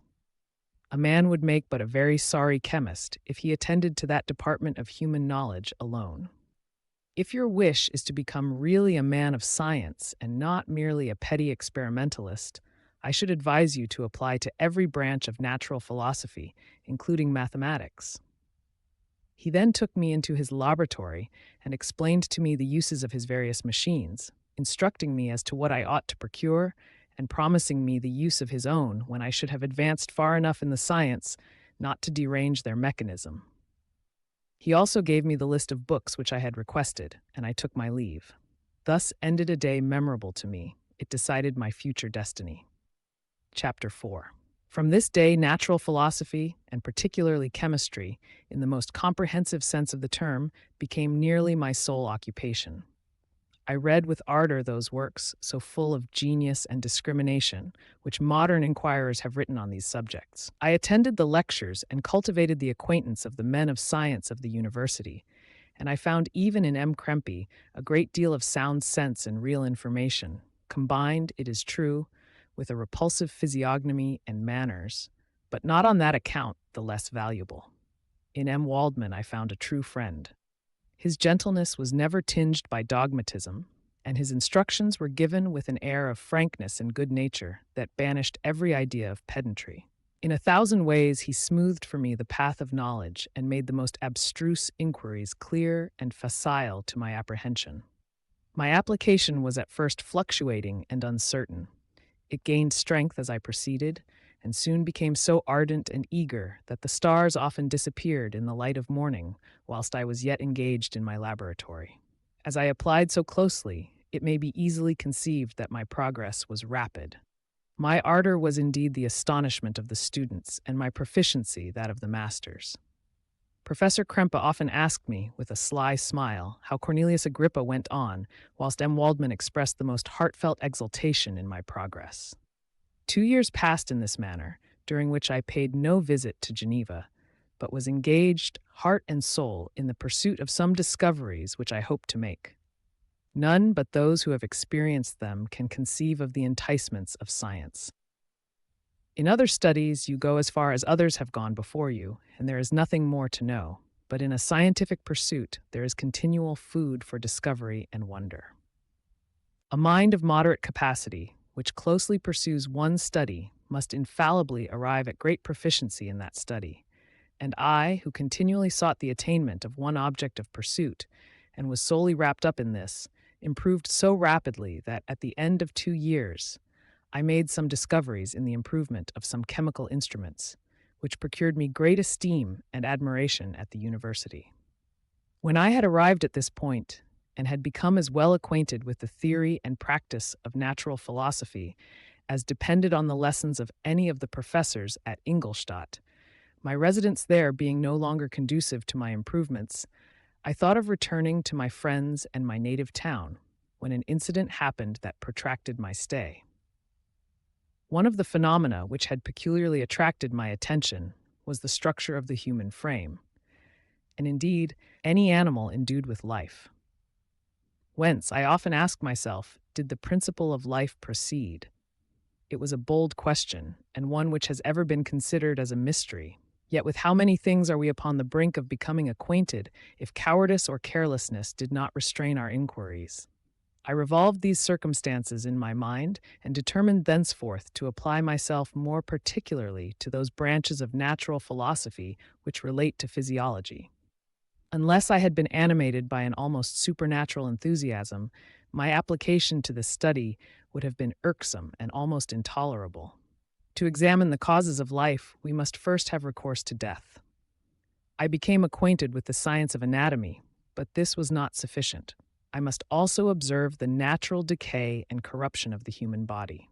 In my education, my father had taken the greatest precautions that my mind should be impressed with no supernatural horrors. I do not ever remember to have trembled at a tale of superstition or to have feared the apparition of a spirit. Darkness had no effect upon my fancy, and a churchyard was to me merely the receptacle of bodies deprived of life, which, from being the seat of beauty and strength, had become food for the worm. Now I was led to examine the cause and progress of this decay, and forced to spend days and nights in vaults and charnel houses. My attention was fixed upon every object the most insupportable to the delicacy of the human feelings. I saw how the fine form of man was degraded and wasted. I beheld the corruption of death succeed to the blooming cheek of life. I saw how the worm inherited the wonders of the eye and brain.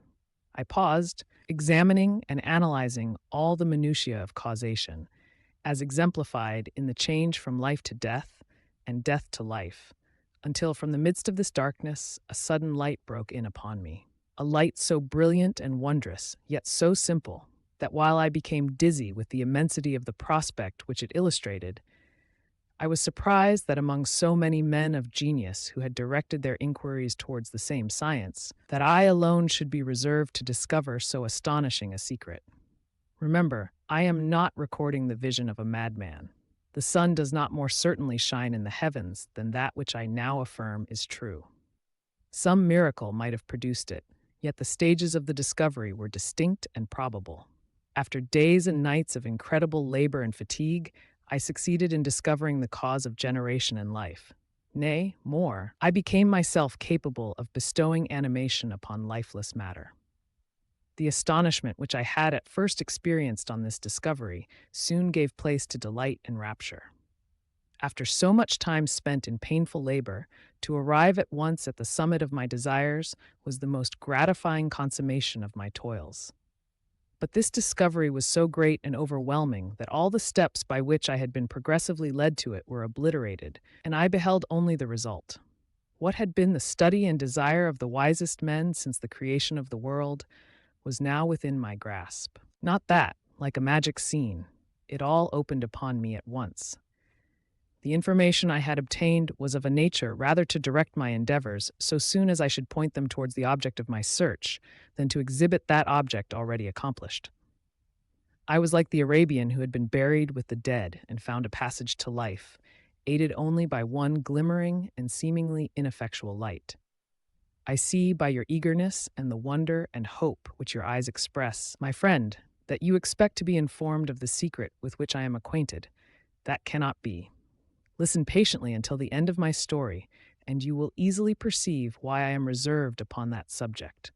I will not lead you on, unguarded and ardent as I then was, to your destruction and infallible misery. Learn from me, if not by my precepts, at least by my example, how dangerous is the acquirement of knowledge, and how much happier that man is who believes his native town to be the world, than he who aspires to become greater than his nature will allow. When I found so astonishing a power placed within my hands, I hesitated a long time concerning the manner in which I should employ it. Although I possessed the capacity of bestowing animation, yet to prepare a frame for the reception of it, with all its intricacies of fibers, muscles, and veins, still remained a work of inconceivable difficulty and labor.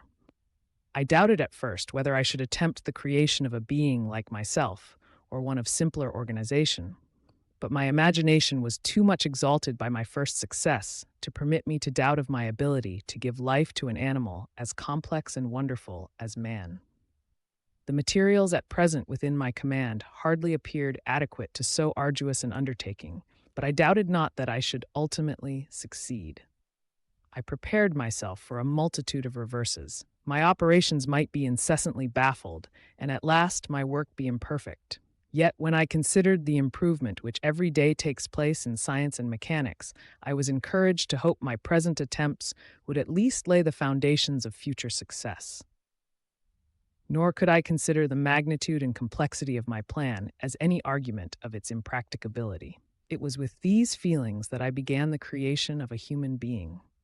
As the minuteness of the parts formed a great hindrance to my speed, I resolved, contrary to my first intention, to make the being of a gigantic stature, that is to say, about 8 feet in height and proportionably large. After having formed this determination and having spent some months in successfully collecting and arranging my materials, I began. No one can conceive the variety of feelings which bore me onwards like a hurricane in the first enthusiasm of success. Life and death appeared to me ideal bounds, which I should first break through and pour a torrent of light into our dark world. A new species would bless me as its creator and source. Many happy and excellent natures would owe their being to me. No father could claim the gratitude of his child so completely as I should deserve theirs. Pursuing these reflections, I thought that if I could bestow animation upon lifeless matter, I might, in process of time, although I now found it impossible, renew life where death had apparently devoted the body to corruption. These thoughts supported my spirits, while I pursued my undertaking with unremitting ardor. My cheek had grown pale with study, and my person had become emaciated with confinement. Sometimes, on the very brink of certainty, I failed. Yet still I clung to the hope which the next day or the next hour might realize. One secret which I alone possessed was the hope to which I had dedicated myself, and the moon gazed on my midnight labors, while with unrelaxed and breathless eagerness I pursued nature to her hiding places. Who shall conceive the horrors of my secret toil as I dabbled among the unhallowed damps of the grave or tortured the living animal to animate the lifeless clay? My limbs now tremble and my eyes swim with the remembrance, but then a resistless and almost frantic impulse urged me forward. I seemed to have lost all soul or sensation, but for this one pursuit. It was indeed but a passing trance that only made me feel with renewed acuteness so soon as, the unnatural stimulus ceasing to operate, I had returned to my old habits. I collected bones from charnel houses and disturbed with profane fingers the tremendous secrets of the human frame.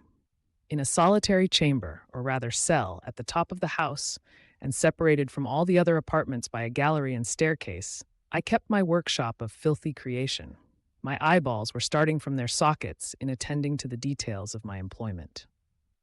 The dissecting room and the slaughterhouse furnished many of my materials, and often did my human nature turn with loathing from my occupation, whilst, still urged on by an eagerness which perpetually increased, I brought my work near to a conclusion.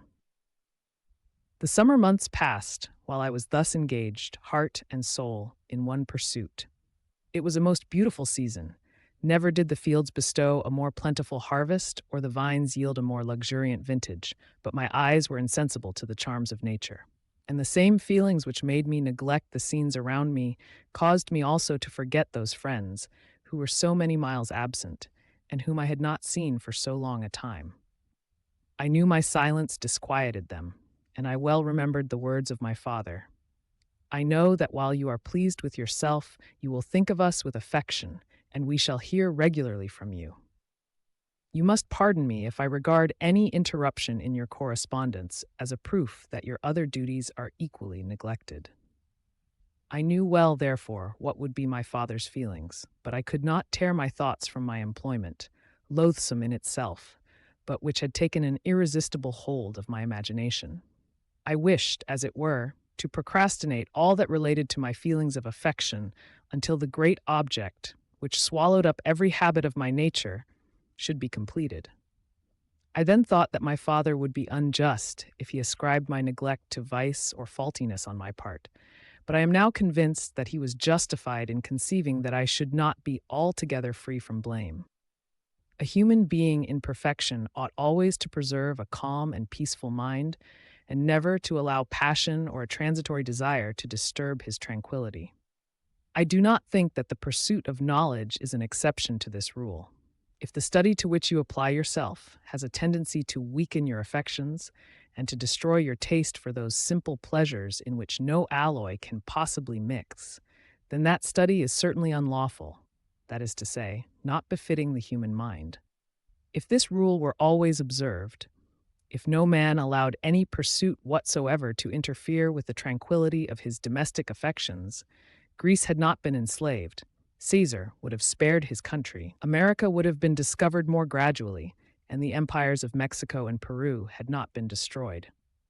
But I forget that I am moralizing in the most interesting part of my tale, and your looks remind me to proceed. My father made no reproach in his letters, and only took notice of my silence by inquiring into my occupations more particularly than before. Winter, spring, and summer passed away during my labors, but I did not watch the blossom or the expanding leaves, sights which before always yielded me supreme delight. So deeply was I engrossed in my occupation. The leaves of that year had withered before my work drew near to a close, and now every day showed me more plainly how well I had succeeded. But my enthusiasm was checked by my anxiety, and I appeared rather like one doomed by slavery to toil in the mines, or any other unwholesome trade, than an artist occupied by his favorite employment. Every night I was oppressed by a slow fever, and I became nervous to a most painful degree. The fall of a leaf startled me, and I shunned my fellow creatures as if I had been guilty of a crime. Sometimes I grew alarmed at the wreck I perceived that I had become. The energy of my purpose alone sustained me. My labors would soon end, and I believed that exercise and amusement would then drive away incipient disease. And I promised myself both of these when my creation should be complete. Chapter 5. It was on a dreary night of November that I beheld the accomplishment of my toils. With an anxiety that almost amounted to agony, I collected the instruments of life around me, that I might infuse a spark of being into the lifeless thing that lay at my feet. It was already 1 in the morning. The rain pattered dismally against the panes, and my candle was nearly burnt out, when, by the glimmer of the half-extinguished light, I saw the dull yellow eye of the creature open. It breathed hard, and a convulsive motion agitated its limbs.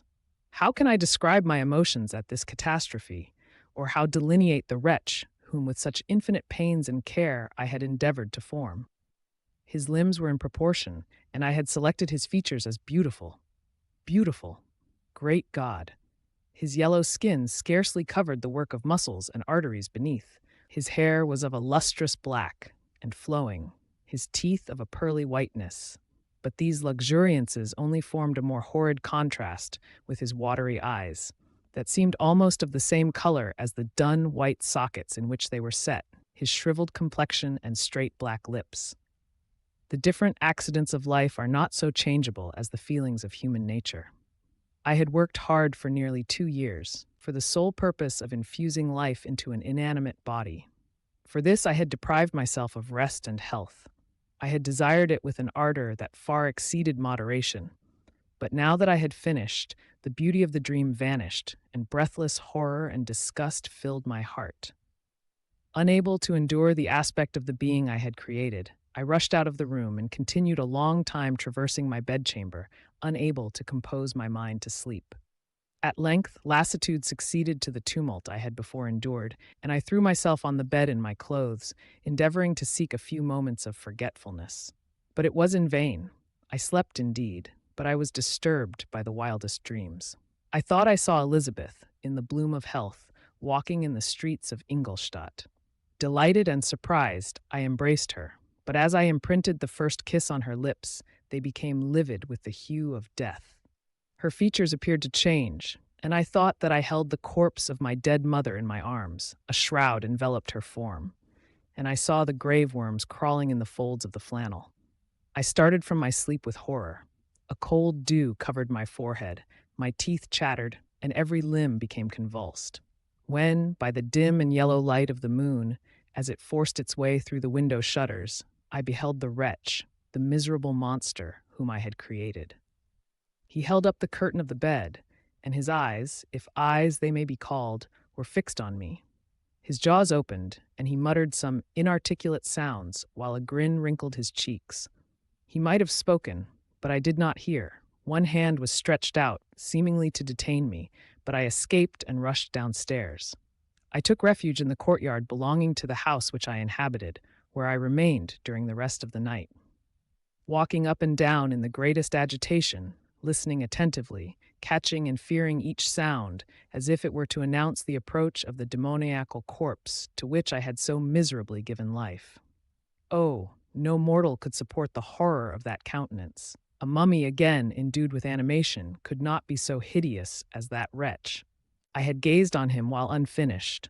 He was ugly then, but when those muscles and joints were rendered capable of motion, it became a thing such as even Dante could not have conceived. I passed the night wretchedly. Sometimes my pulse beat so quickly and hardly that I felt the palpitation of every artery. At others, I nearly sank to the ground through languor and extreme weakness. Mingled with this horror, I felt the bitterness of disappointment. Dreams that had been my food and pleasant rest for so long a space were now become a hell to me, and the change was so rapid, the overthrow so complete. Morning, dismal and wet, at length dawned and discovered to my sleepless and aching eyes the church of Ingolstadt, its white steeple and clock, which indicated the 6th hour.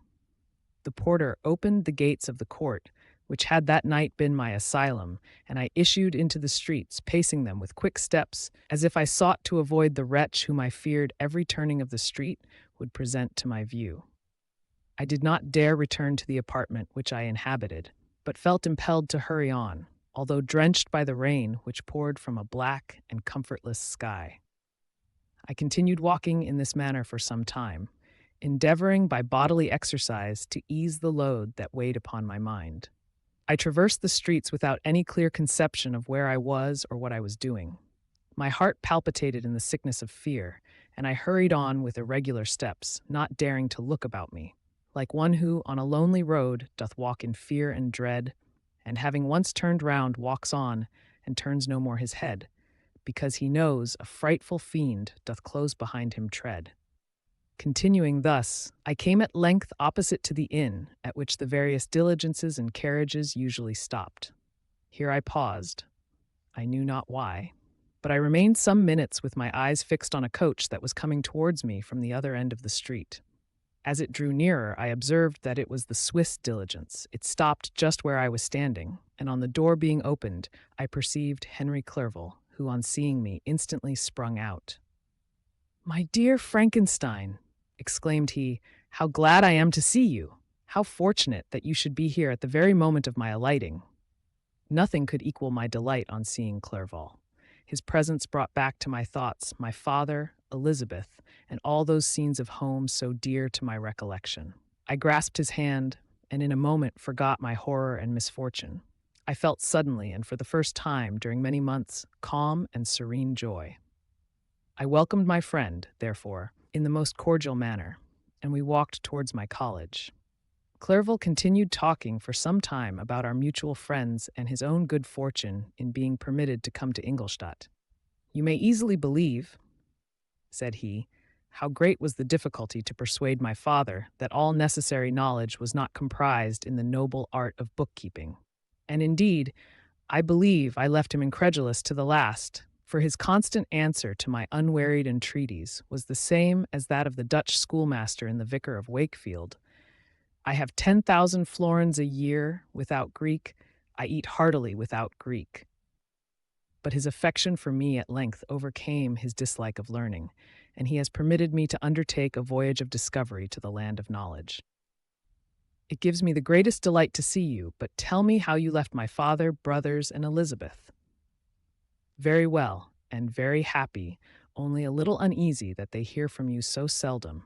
By the by, I mean to lecture you a little upon their account myself. But, my dear Frankenstein," continued he, stopping short and gazing full in my face, "I did not before remark how very ill you appear, so thin and pale. You look as if you had been watching for several nights." "You have guessed right. I have lately been so deeply engaged in one occupation that I have not allowed myself sufficient rest, as you see. But I sincerely hope, that all these employments are now at an end, and that I am at length free." I trembled excessively. I could not endure to think of, and far less to allude to, the occurrences of the preceding night.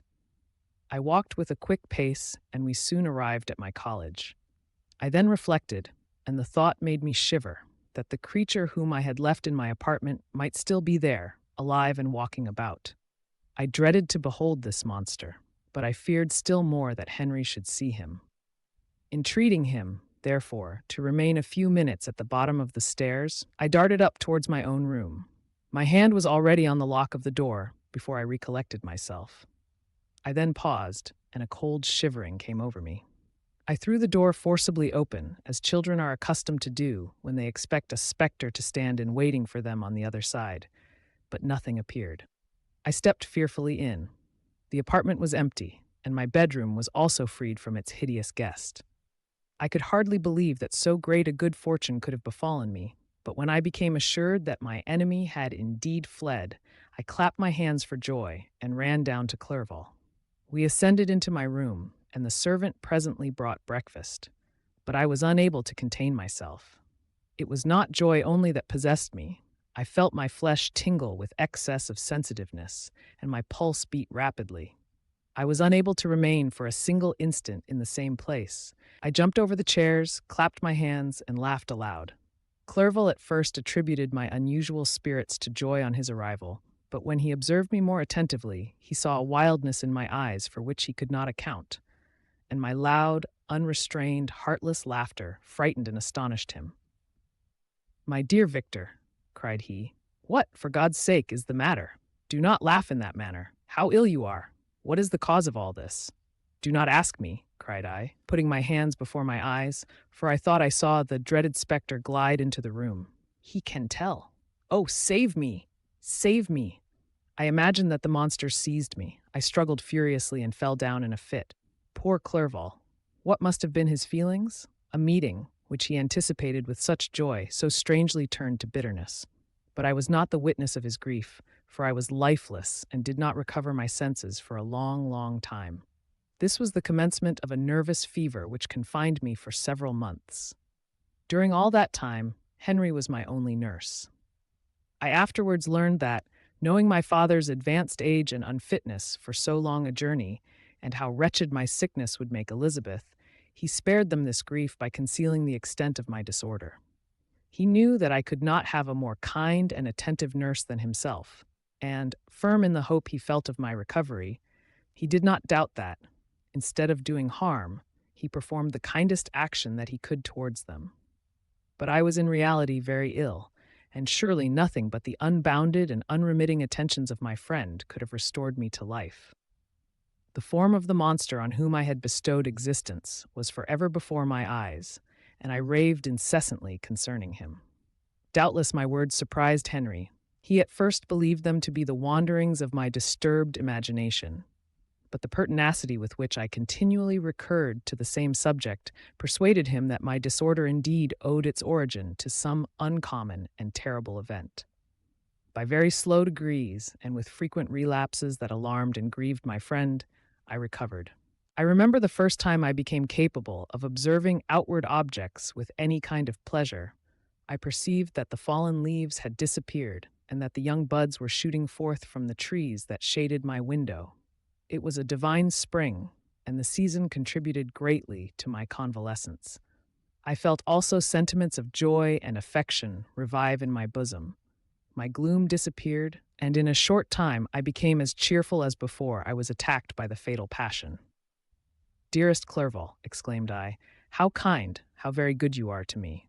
This whole winter, instead of being spent in study, as you promised yourself, has been consumed in my sick room. How shall I ever repay you? I feel the greatest remorse for the disappointment of which I have been the occasion, but you will forgive me. You will repay me entirely if you do not discompose yourself, but get well as fast as you can, and since you appear in such good spirits, I may speak to you on one subject, may I not?" I trembled. One subject. What could it be? Could he allude to an object on whom I dared not even think? "Compose yourself," said Clerval, who observed my change of color. "I will not mention it if it agitates you, but your father and cousin would be very happy if they received a letter from you in your own handwriting. They hardly know how ill you have been and are uneasy at your long silence. Is that all, my dear Henry? How could you suppose that my first thought would not fly towards those dear, dear friends whom I love and who are so deserving of my love? If this is your present temper, my friend, you will perhaps be glad to see a letter that has been lying here some days for you. It is from your cousin, I believe. Chapter 6. Clerval then put the following letter into my hands. It was from my own Elizabeth. My dearest cousin, you have been ill, very ill, and even the constant letters of dear kind Henry are not sufficient to reassure me on your account. You are forbidden to write, to hold a pen. Yet one word from you, dear Victor, is necessary to calm our apprehensions. For a long time I have thought that each post would bring this line, and my persuasions have restrained my uncle from undertaking a journey to Ingolstadt. I have prevented his encountering the inconveniences and perhaps dangers of so long a journey, yet how often have I regretted not being able to perform it myself. I figured to myself that the task of attending on your sick bed has devolved on some mercenary old nurse, who could never guess your wishes, nor minister to them with the care and affection of your poor cousin. Yet that is over now. Clerval writes that indeed you are getting better. I eagerly hope that you will confirm this intelligence soon in your own handwriting. Get well, and return to us. You will find a happy, cheerful home and friends who love you dearly. Your father's health is vigorous, and he asks but to see you, but to be assured that you are well, and not a care will ever cloud his benevolent countenance. How pleased you would be to remark the improvement of our Ernest. He is now 16 and full of activity and spirit. He is desirous to be a true Swiss and to enter into foreign service, but we cannot part with him, at least until his elder brother returns to us. My uncle is not pleased with the idea of a military career in a distant country, but Ernest never had your powers of application. He looks upon study as an odious fetter. His time is spent in the open air, climbing the hills or rowing on the lake. I fear that he will become an idler unless we yield the point and permit him to enter on the profession which he has selected. Little alteration, except the growth of our dear children, has taken place since you left us. The blue lake and snow-clad mountains, they never change, and I think our placid home and our contented hearts are regulated by the same immutable laws. My trifling occupations take up my time and amuse me, and I am rewarded for any exertions by seeing none but happy, kind faces around me. Since you left us, but one change has taken place in our little household. Do you remember on what occasion Justine Moritz entered our family? Probably you do not. I will relate her history, therefore, in a few words. Madame Moritz, her mother, was a widow with 4 children, of whom Justine was the third. This girl had always been the favorite of her father, but through a strange perversity, her mother could not endure her, and after the death of M. Moritz, treated her very ill. My aunt observed this, and when Justine was 12 years of age, prevailed on her mother to allow her to live at our house. The republican institutions of our country have produced simpler and happier manners than those which prevail in the great monarchies that surround it. Hence, there is less distinction between the several classes of its inhabitants, and the lower orders, being neither so poor nor so despised, their manners are more refined and moral. A servant in Geneva does not mean the same thing as a servant in France and England. Justine, thus received in our family, learned the duties of a servant, a condition which, in our fortunate country, does not include the idea of ignorance and a sacrifice of the dignity of a human being. Justine, you may remember, was a great favorite of yours, and I recollect you once remarked that if you were in an ill humor, one glance from Justine could dissipate it, for the same reason that Ariosto gives concerning the beauty of Angelica. She looked so frank-hearted and happy. My aunt conceived a great attachment for her, by which she was induced to give her an education superior to that which she had at first intended. This benefit was fully repaid. Justine was the most grateful little creature in the world. I do not mean that she made any professions I never heard one pass her lips, but you could see by her eyes that she almost adored her protectress. Although her disposition was gay and in many respects inconsiderate, yet she paid the greatest attention to every gesture of my aunt. She thought her the model of all excellence, and endeavored to imitate her phraseology and manners, so that even now she often reminds me of her. When my dearest aunt died, everyone was too much occupied in their own grief to notice poor Justine, who had attended her during her illness with the most anxious affection. Poor Justine was very ill, but other trials were reserved for her. One by one, her brothers and sister died, and her mother, with the exception of her neglected daughter, was left childless. The conscience of the woman was troubled. She began to think that the deaths of her favorites was a judgment from heaven to chastise her partiality. She was a Roman Catholic, and I believe her confessor confirmed the idea which she had conceived. Accordingly, a few months after your departure for Ingolstadt, Justine was called home by her repentant mother. Poor girl! She wept when she quitted our house. She was much altered since the death of my aunt. Grief had given softness and a winning mildness to her manners, which had before been remarkable for vivacity. Nor was her residence at her mother's house of a nature to restore her gaiety. The poor woman was very vacillating in her repentance. She sometimes begged Justine to forgive her unkindness, but much oftener accused her of having caused the deaths of her brothers and sister. Perpetual fretting at length threw Madame Moritz into a decline, which at first increased her irritability, but she is now at peace forever. She died on the first approach of cold weather at the beginning of this last winter. Justine has just returned to us, and I assure you I love her tenderly. She is very clever and gentle and extremely pretty. As I mentioned before, her mien and her expression continually remind me of my dear aunt. I must say also a few words to you, my dear cousin, of little darling William. I wish you could see him. He is very tall of his age, with sweet, laughing blue eyes, dark eyelashes, and curling hair.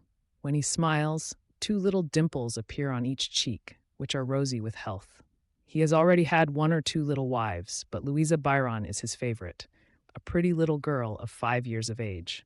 Now, dear Victor, I dare say you wish to be indulged in a little gossip concerning the good people of Geneva. The pretty Miss Mansfield has already received the congratulatory visits on her approaching marriage with a young Englishman, John Melbourne, Esker.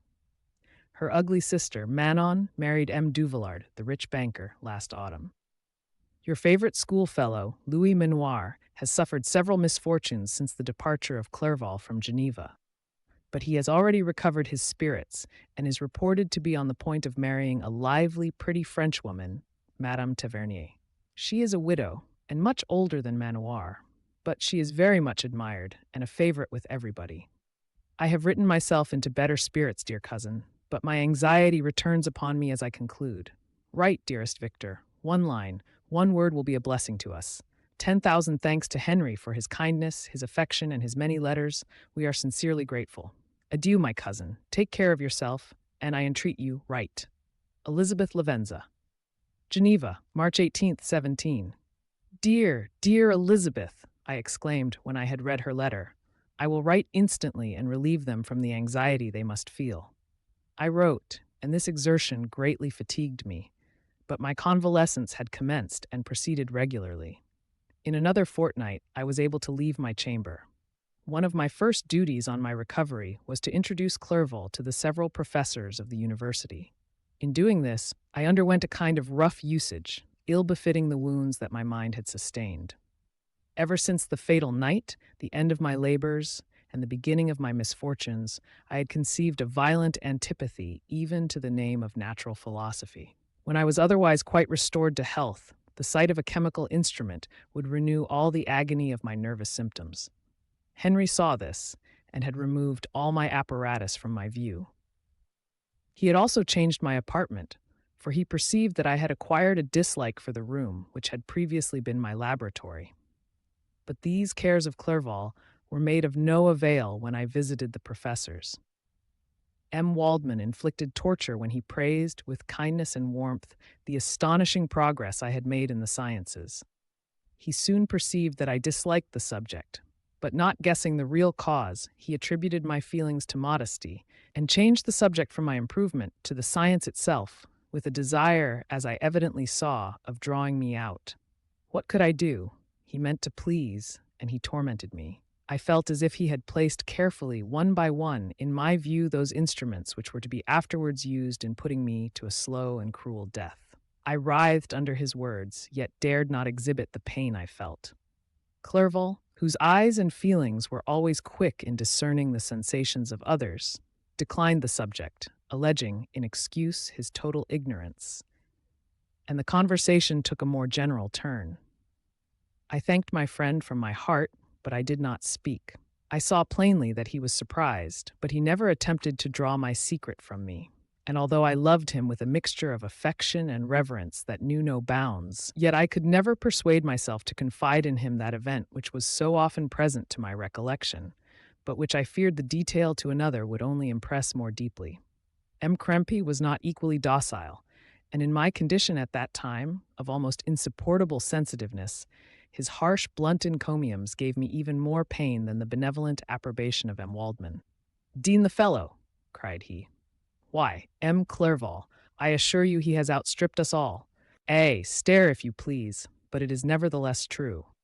A youngster who, but a few years ago, believed in Cornelius Agrippa as firmly as in the gospel, has now set himself at the head of the university, and if he is not soon pulled down, we shall all be out of countenance. Continued he, observing my face expressive of suffering. M. Frankenstein is modest, an excellent quality in a young man. Young men should be diffident of themselves, you know, M. Clerval. I was myself when young, but that wears out in a very short time." M. Krempe had now commenced an eulogy on himself, which happily turned the conversation from a subject that was so annoying to me. Clerval had never sympathized in my tastes for natural science, and his literary pursuits differed wholly from those which had occupied me. He came to the university with the design of making himself complete master of the Oriental languages, and thus he should open a field for the plan of life he had marked out for himself. Resolved to pursue no inglorious career, he turned his eyes toward the east, as affording scope for his spirit of enterprise. The Persian, Arabic, and Sanskrit languages engaged his attention, and I was easily induced to enter on the same studies. Idleness had ever been irksome to me, and now that I wished to fly from reflection and hated my former studies, I felt great relief in being the fellow pupil with my friend, and found not only instruction, but consolation in the works of the Orientalists. I did not, like him, attempt a critical knowledge of their dialects, for I did not contemplate making any other use of them than temporary amusement. I read merely to understand their meaning, and they well repaid my labors. Their melancholy is soothing, and their joy elevating, to a degree I never experienced in studying the authors of any other country. When you read their writings, life appears to consist in a warm sun and a garden of roses, in the smiles and frowns of a fair enemy, and the fire that consumes your own heart. How different from the manly and heroical poetry of Greece and Rome. Summer passed away in these occupations, and my return to Geneva was fixed for the latter end of autumn. But being delayed by several accidents, winter and snow arrived, the roads were deemed impassable, and my journey was retarded until the ensuing spring. I felt this delay very bitterly, for I longed to see my native town and my beloved friends. My return had only been delayed so long, from an unwillingness to leave Clerval in a strange place, before he had become acquainted with any of its inhabitants. The winter, however, was spent cheerfully, and although the spring was uncommonly late, when it came its beauty compensated for its dilatoriness. The month of May had already commenced, and I expected the letter daily, which was to fix the date of my departure, when Henry proposed a pedestrian tour in the environs of Ingolstadt, that I might bid a personal farewell to the country I had so long inhabited. I acceded with pleasure to this proposition. I was fond of exercise, and Clerval had always been my favorite companion in the ramble of this nature that I had taken among the scenes of my native country. We passed a fortnight in these perambulations. My health and spirits had long been restored, and they gained additional strength from the salubrious air I breathed, the natural incidents of our progress, and the conversation of my friend. Study had before secluded me from the intercourse of my fellow creatures, and rendered me unsocial, but Clerval called forth the better feelings of my heart. He again taught me to love the aspect of nature and the cheerful faces of children. Excellent friend! How sincerely you did love me, and endeavor to elevate my mind until it was on a level with your own. A selfish pursuit had cramped and narrowed me, until your gentleness and affection warmed and opened my senses. I became the same happy creature who, a few years ago, loved and beloved by all, had no sorrow or care. When happy, inanimate nature had the power of bestowing on me the most delightful sensations. A serene sky and verdant fields filled me with ecstasy. The present season was indeed divine. The flowers of spring bloomed in the hedges, while those of summer were already in bud. I was undisturbed by thoughts which during the preceding year had pressed upon me, notwithstanding my endeavors to throw them off, with an invincible burden. Henry rejoiced in my gaiety, and sincerely sympathized in my feelings. He exerted himself to amuse me, while he expressed the sensations that filled his soul. The resources of his mind on this occasion were truly astonishing. His conversation was full of imagination, and very often, in imitation of the Persian and Arabic writers, he invented tales of wonderful fancy and passion. At other times, he repeated my favorite poems, or drew me out into arguments, which he supported with great ingenuity. We returned to our college on a Sunday afternoon. The peasants were dancing, and everyone we met appeared gay and happy. My own spirits were high, and I bounded along with feelings of unbridled joy and hilarity. Chapter 7. On my return, I found the following letter from my father. My dear Victor, you have probably waited impatiently for a letter to fix the date of your return to us, and I was at first tempted to write only a few lines, merely mentioning the day on which I should expect you. But that would be a cruel kindness, and I dare not do it. What would be your surprise, my son, when you expected a happy and glad welcome, to behold, on the contrary, tears and wretchedness? And how, Victor, can I relate our misfortune? Absence cannot have rendered you callous to our joys and griefs, and how shall I inflict pain on my long absent son? I wish to prepare you for the woeful news, but I know it is impossible. Even now your eye skims over the page to seek the words which are to convey to you the horrible tidings. William is dead, that sweet child whose smiles delighted and warmed my heart, who was so gentle yet so gay. Victor, he is murdered. I will not attempt to console you, but will simply relate the circumstances of the transaction. Last Thursday, May 7th, I, my niece, and your two brothers went to walk in Plain Place. The evening was warm and serene, and we prolonged our walk farther than usual. It was already dusk before we thought of returning, and then we discovered that William and Ernest, who had gone on before, were not to be found. We accordingly rested on a seat until they should return. Presently Ernest came and inquired if we had seen his brother. He said that he had been playing with him, that William had run away to hide himself, and that he vainly sought for him, and afterwards waited for a long time, but that he did not return. This account rather alarmed us, and we continued to search for him until night fell, when Elizabeth conjectured that he might have returned to the house. He was not there. We returned again with torches, for I could not rest when I thought that my sweet boy had lost himself and was exposed to all the damps and dews of night. Elizabeth also suffered extreme anguish. About 5 a.m, I discovered my lovely boy, whom the night before I had seen blooming and active in health, stretched on the grass, livid and motionless. The print of the murder's finger was on his neck. He was conveyed home, and the anguish that was visible in my countenance betrayed the secret to Elizabeth. She was very earnest to see the corpse. At first I attempted to prevent her, but she persisted, and entering the room where it lay, hastily examined the neck of the victim, and clasping her hands exclaimed, "O God, I have murdered my darling child." She fainted, and was restored with extreme difficulty. When she again lived, it was only to weep and sigh. She told me that that same evening, William had teased her to let him wear a very valuable miniature that she possessed of your mother. This picture is gone, and was doubtless the temptation which urged the murderer to the deed. We have no trace of him at present, although our exertions to discover him are unremitted, but they will not restore my beloved William. Come, dearest Victor, you alone can console Elizabeth. She weeps continually and accuses herself unjustly as the cause of his death. Her words pierce my heart. We are all unhappy, but will not that be an additional motive for you, my son, to return and be our comforter? your dear mother. Alas, Victor, I now say, thank God she did not live to witness the cruel, miserable death of her youngest darling. Come, Victor, not brooding thoughts of vengeance against the assassin, but with feelings of peace and gentleness that will heal, instead of festering, the wounds of our minds. Enter the house of mourning, my friend, but with kindness and affection for those who love you, and not with hatred for your enemies. Your affectionate and afflicted father, Alphonse Frankenstein. Geneva, May 12th, 1717. Clerval, who had watched my countenance as I read this letter, was surprised to observe the despair that succeeded the joy I at first expressed on receiving news from my friends. I threw the letter on the table and covered my face with my hands. "My dear Frankenstein," exclaimed Henry when he perceived me weep with bitterness, "are you always to be unhappy? My dear friend, what has happened?"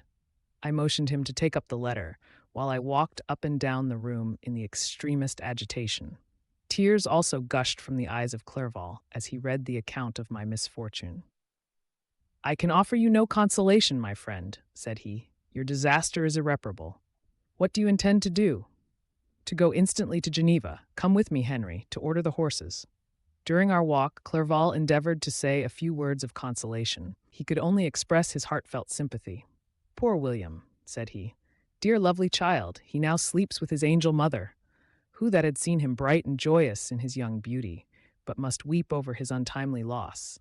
To die so miserably, to feel the murderer's grasp, how much more a murder that could destroy radiant innocence? Poor little fellow, one only consolation have we, his friends mourn and weep, but he is at rest. The pang is over, his sufferings are at an end forever. A sod covers his gentle form, and he knows no pain. He can no longer be a subject for pity. We must reserve that for his miserable survivors." Clerval spoke thus as we hurried through the streets. The words impressed themselves on my mind, and I remembered them afterwards in solitude. But now, as soon as the horses arrived, I hurried into a cabriolet and bade farewell to my friend. My journey was very melancholy. At first I wished to hurry on, for I longed to console and sympathize with my loved and sorrowing friends. But when I drew near my native town, I slackened my progress. I could hardly sustain the multitude of feelings that crowded into my mind.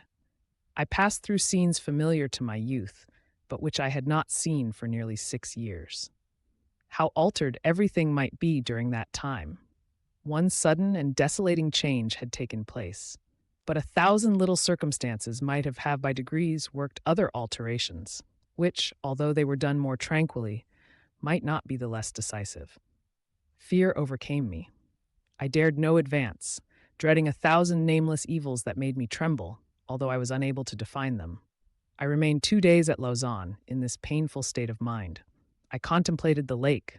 The waters were placid, all around was calm, and the snowy mountains, the palaces of nature, were not changed. By degrees, the calm and heavenly scene restored me, and I continued my journey towards Geneva. The road ran by the side of the lake, which became narrower as I approached my native town. I discovered more distinctly the black sides of Jura and the bright summit of Mont Blanc. I wept like a child. Dear mountains, my own beautiful lake, how do you welcome your wanderer? Your summits are clear, the sky and lake are blue and placid. Is this to prognosticate peace or to mock at my unhappiness? I fear, my friend, that I shall render myself tedious by dwelling on these preliminary circumstances, but they were days of comparative happiness, and I think of them with pleasure. My country, my beloved country, who but a native can tell the delight I took in again beholding thy streams, thy mountains, and more than all, thy lovely lake? Yet, as I drew nearer home, grief and fear again overcame me. Night also closed around, and when I could hardly see the dark mountains, I felt still more gloomily. The picture appeared a vast and dim scene of evil, and I foresaw obscurely that I was destined to become the most wretched of human beings. Alas, I prophesied truly, and failed only in one single circumstance, that in all the misery I imagined and dreaded, I did not conceive the 100th part of the anguish I was destined to endure. It was completely dark when I arrived in the environs of Geneva. The gates of the town were already shut, and I was obliged to pass the night at Secheron, a village at the distance of half a league from the city.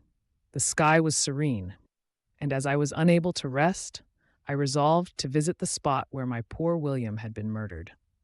As I could not pass through the town, I was obliged to cross the lake in a boat to arrive at Plainpalais. During this short voyage, I saw the lightning playing on the summit of Mont Blanc in the most beautiful figures. The storm appeared to approach rapidly, and, on landing, I ascended a low hill, that I might observe its progress. It advanced, the heavens were clouded, and I soon felt the rain coming slowly in large drops, but its violence quickly increased. I quitted my seat and walked on, although the darkness and storm increased every minute, and the thunder burst with a terrific crash over my head. It was echoed from Salève, the Juras, and the Alps of Savoy.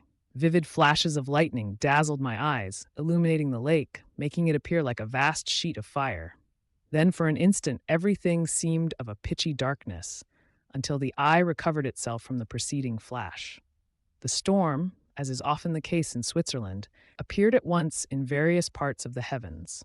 The most violent storm hung exactly north of the town, over the part of the lake which lies between the promontory of Bellerive and the village of Coppet.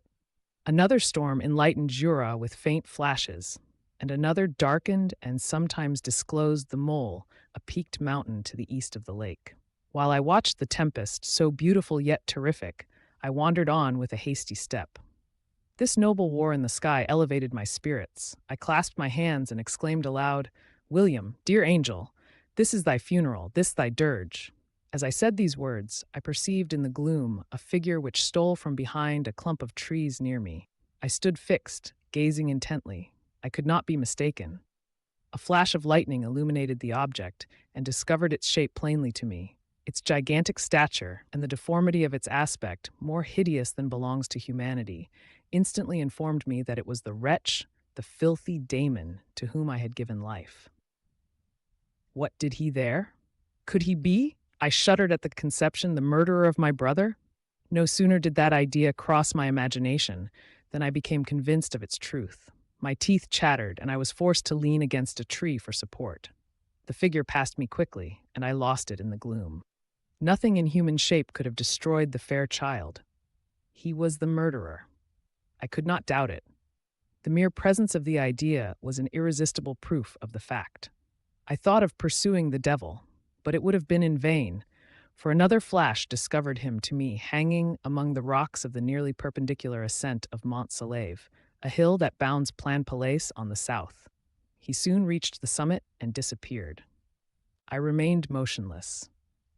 The thunder ceased, but the rain still continued, and the scene was enveloped in an impenetrable darkness. I revolved in my mind the events which I had until now sought to forget, the whole train of my progress toward the creation, the appearance of the works of my own hands at my bedside, its departure. 2 years had now nearly elapsed since the night on which he first received life. And was this his first crime? Alas! I had turned loose into the world a depraved wretch, whose delight was in carnage and misery. Had he not murdered my brother? No one can conceive the anguish I suffered during the remainder of the night, which I spent, cold and wet, in the open air. But I did not feel the inconvenience of the weather. My imagination was busy in scenes of evil and despair. I considered the being whom I had cast among mankind, and endowed with the will and power to effect purposes of horror, such as the deed which he had now done, nearly in the light of my own vampire, my own spirit let loose from the grave and forced to destroy all that was dear to me. Day dawned, and I directed my steps towards the town. The gates were open, and I hastened to my father's house. My first thought was to discover what I knew of the murderer and cause instant pursuit to be made. But I paused when I reflected on the story that I had to tell. A being whom I myself had formed and endued with life had met me at midnight among the precipices of an inaccessible mountain. I remembered also the nervous fever with which I had been seized just at the time that I dated my creation, and which would give an air of delirium to a tale otherwise so utterly improbable.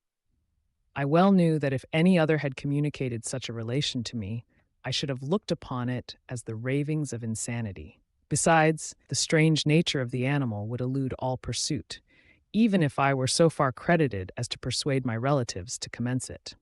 And then, of what use would be pursuit? Who could arrest a creature capable of scaling the overhanging sides of Mont Saleve? These reflections determined me, and I resolved to remain silent. It was about 5 in the morning when I entered my father's house. I told the servants not to disturb the family and went into the library to attend their usual hour of rising. 6 years had elapsed, passed in a dream, but for one indelible trace, and I stood in the same place where I had last embraced my father before my departure for Ingolstadt. Beloved and venerable parent, he still remained to me. I gazed on the picture of my mother, which stood over the mantelpiece. It was an historical subject, painted at my father's desire, and represented Caroline Beaufort in an agony of despair, kneeling by the coffin of her dead father. Her garb was rustic, and her cheek pale, but there was an air of dignity and beauty that hardly permitted the sentiment of pity. Below this picture was a miniature of William, and my tears flowed when I looked upon it. While I was thus engaged, Ernest entered. He had heard me arrive and hastened to welcome me. "Welcome, my dearest Victor," said he. "Ah! I wish you had come 3 months ago, and then you would have found us all joyous and delighted. You come to us now to share a misery which nothing can alleviate. Yet your presence will, I hope, revive our father, who seems sinking under his misfortune, and your persuasions will induce poor Elizabeth to cease her vain and tormenting self-accusations. Poor William, he was our darling and our pride." Tears, unrestrained, fell from my brother's eyes. A sense of mortal agony crept over my frame. Before, I had only imagined the wretchedness of my desolated home. The reality came on me as a new and a not less terrible disaster. I tried to calm Ernest. I inquired more minutely concerning my father, and here I named my cousin. "She most of all," said Ernest, "requires consolation. She accused herself of having caused the death of my brother, and that made her very wretched. But since the murderer has been discovered—" "The murderer discovered! Good God, how can that be? Who could attempt to pursue him? It is impossible. One might as well try to overtake the winds, or confine a mountain stream with a straw. I saw him too. He was free last night." "I do not know what you mean," replied my brother in accents of wonder, "but to us the discovery we have made completes our misery. No one would believe it at first, and even now Elizabeth will not be convinced, notwithstanding all the evidence. Indeed, who would credit that Justine Moritz, who was so amiable and fond of all the family, could suddenly become so capable of so frightful, so appalling a crime? Justine Moritz, poor girl, is she the accused? But it is wrongfully. Everyone knows that. No one believes it, surely, Ernest? No one did at first, but several circumstances came out that have almost forced conviction upon us, and her own behavior has been so confused as to add to the evidence of facts a weight that, I fear, leaves no hope for doubt. But she will be tried today, and you will then hear all." He then related that, the morning on which the murder of poor William had been discovered, Justine had been taken ill and confined to her bed for several days. During this interval, one of the servants, happening to examine the apparel she had worn on the night of the murder, had discovered in her pocket the picture of my mother, which had been judged to be the temptation of the murderer. The servant instantly showed it to one of the others, who, without saying a word to any of the family, went to a magistrate, and, upon their deposition, Justine was apprehended. On being charged with the fact, the poor girl confirmed the suspicion in a great measure by her extreme confusion of manner. This was a strange tale, but it did not shake my faith, and I replied earnestly, "You are all mistaken. I know the murderer. Justine, poor, good Justine, is innocent." At that instant my father entered.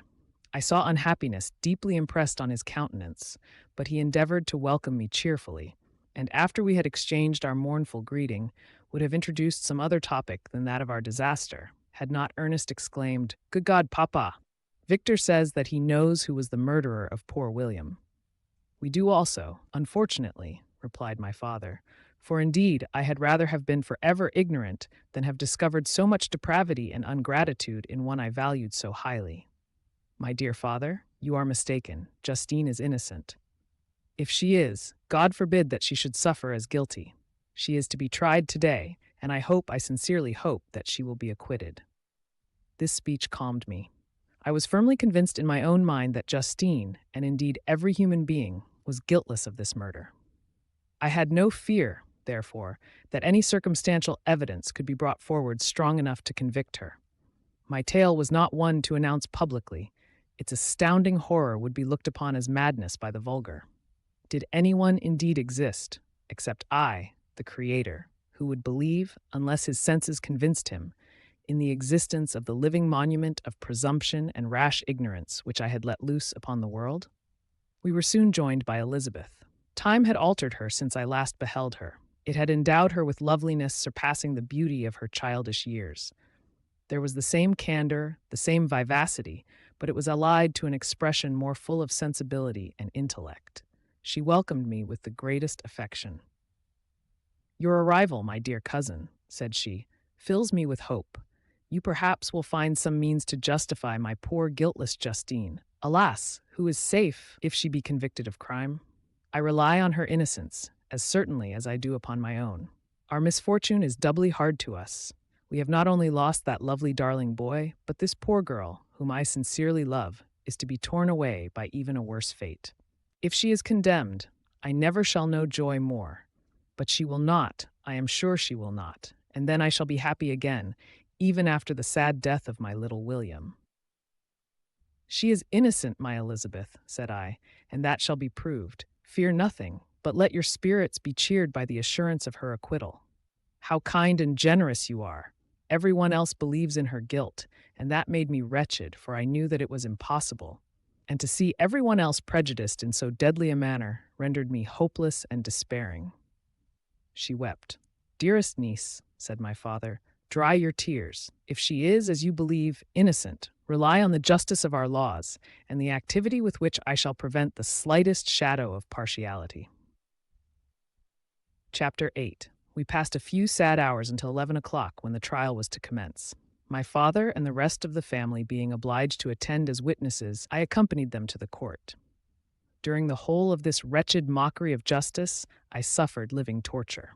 It was to be decided whether the result of my curiosity and lawless devices would cause the death of two of my fellow beings. One a smiling babe full of innocence and joy, the other far more dreadfully murdered, with every aggravation of infamy that could make the murder memorable in horror. Justine also was a girl of merit and possessed qualities which promised to render her life happy. Now all was to be obliterated in an ignominious grave, and I the cause.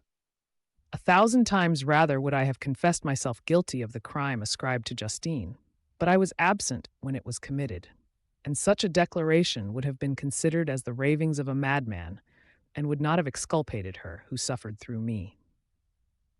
The appearance of Justine was calm. She was dressed in mourning, and her countenance, always engaging, was rendered, by the solemnity of her feelings, exquisitely beautiful. Yet she appeared confident in innocence, and did not tremble, although gazed on and execrated by thousands, for all the kindness which her beauty might otherwise have excited was obliterated in the minds of the spectators by the imagination of the enormity she was supposed to have committed. She was tranquil, yet her tranquillity was evidently constrained, and as her confusion had before been adduced as a proof of her guilt, she worked up her mind to an appearance of courage. When she entered the court, she threw her eyes round it and quickly discovered where we were seated. A tear seemed to dim her eye when she saw us, but she quickly recovered herself, and a look of sorrowful affection seemed to attest her utter guiltlessness. The trial began, and after the advocate against her had stated the charge, several witnesses were called. Several strange facts combined against her, which might have staggered anyone who had not such proof of her innocence as I had. She had been out the whole of the night on which the murder had been committed, and towards morning had been perceived by a market woman not far from the spot where the body of the murdered child had been afterwards found. The woman asked her what she did there, but she looked very strangely and only returned a confused and unintelligible answer. She returned to the house about 8 o'clock, and when one inquired where she had passed the night, she replied that she had been looking for the child and demanded earnestly if anything had been heard concerning him. When shown the body, she fell into violent hysterics and kept her bed for several days. The picture was then produced, which the servant had found in her pocket, And when Elizabeth, in a faltering voice, proved that it was the same which, an hour before the child had been missed, she had placed round his neck, a murmur of horror and indignation filled the court. Justine was called on for her defense. As the trial had proceeded, her countenance had altered. Surprise, horror, and misery were strongly expressed. Sometimes she struggled with her tears, but when she was desired to plead, she collected her powers and spoke in an audible although variable voice. "God knows," she said, "how entirely I am innocent. But I do not pretend that my protestations should acquit me. I rest my innocence on a plain and simple explanation of the facts which have been adduced against me, and I hope the character I have always borne will incline judges to a favorable interpretation where any circumstance appears doubtful or suspicious." She then related that, by the permission of Elizabeth, she had passed the evening of the night on which the murder had been committed at the house of an aunt at Cheyne, a village situated at about a league from Geneva. On her return, at about 9 o'clock, she met a man who asked her if she had seen anything of the child who was lost. She was alarmed by this account and passed several hours in looking for him, when the gates of Geneva were shut, and she was forced to remain several hours of the night in a barn belonging to a cottage, being unwilling to call up the inhabitants, to whom she was well known. Most of the night she spent here watching. Towards morning she believed that she slept for a few minutes. Some steps disturbed her, and she awoke. It was dawn, and she quitted her asylum, that she might again endeavor to find my brother. If she had gone near the spot where his body lay, it was without her knowledge. That she had been bewildered when questioned by the market woman was not surprising, since she had passed a sleepless night, and the fate of poor William was yet uncertain. Concerning the picture she could give no account. "I know," continued the unhappy victim, "how heavily and fatally this one circumstance weighs against me, but I have no power of explaining it. And when I have expressed my utter ignorance, I am only left to conjecture concerning the probabilities by which it might have been placed in my pocket. But here also I am checked. I believe that I have no enemy on earth, and none surely would have been so wicked as to destroy me wantonly. Did the murderer place it there? I know of no opportunity afforded him for so doing. Or, if I had, why should he have stolen the jewel, to part with it again so soon?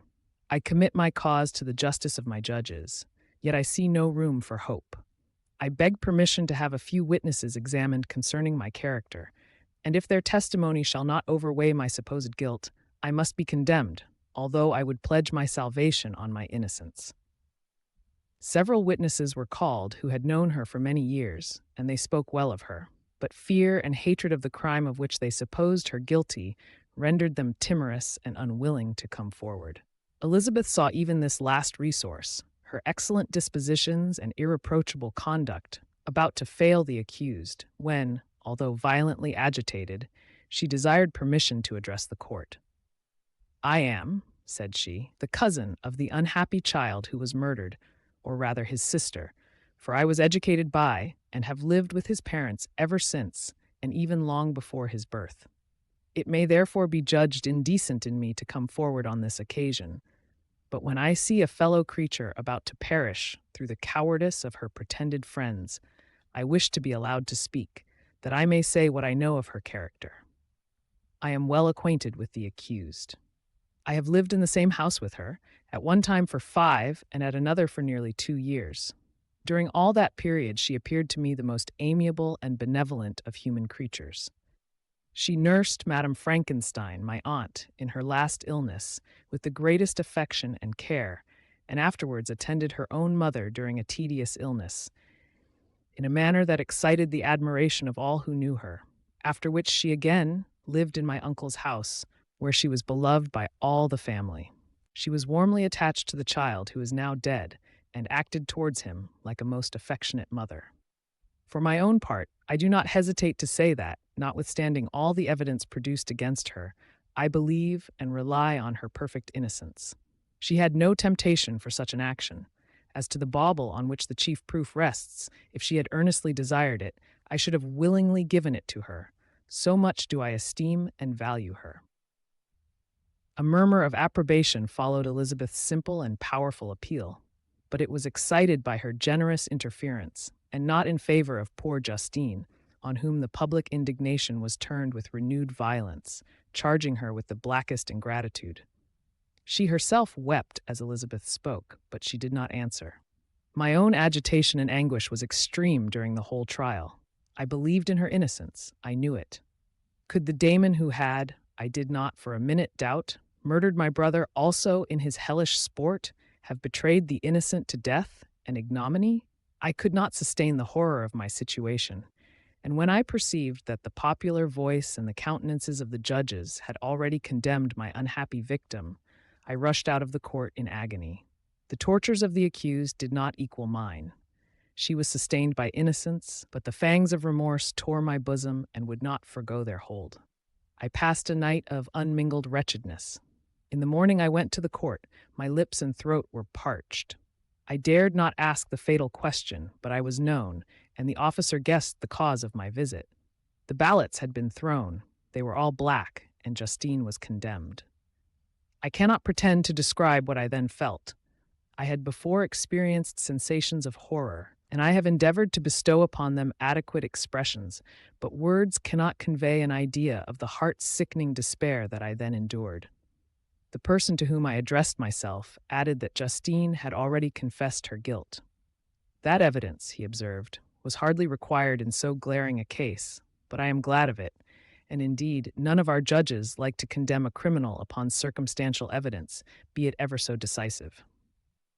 This was strange and unexpected intelligence. What could it mean? Had my eyes deceived me? And was I really as mad as the whole world would believe me to be if I disclosed the object of my suspicions? I hastened to return home, and Elizabeth eagerly demanded the result. "My cousin," replied I, "it is decided as you may have expected. All judges had rather that 10 innocent should suffer than that one guilty should escape. But she has confessed." This was a dire blow to poor Elizabeth, who had relied with firmness upon Justine's innocence. "Alas," said she, "how shall I ever again believe in human goodness? Justine, whom I loved and esteemed as my sister, how could she put on those smiles of innocence only to betray? Her mild eyes seemed incapable of any severity or guile, and yet she has committed a murder."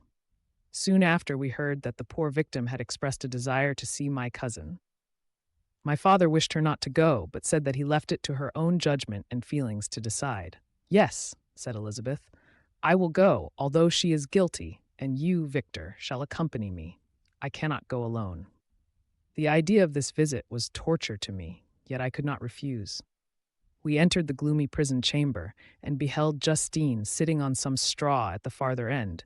Her hands were manacled, and her head rested on her knees. She rose on seeing us enter, and when we were left alone with her, she threw herself at the feet of Elizabeth, weeping bitterly. My cousin wept also. "Oh, Justine," said she, "why did you rob me of my last consolation? I relied on your innocence, and although I was then very wretched, I was not so miserable as I am now. And do you also believe that I am so very, very wicked?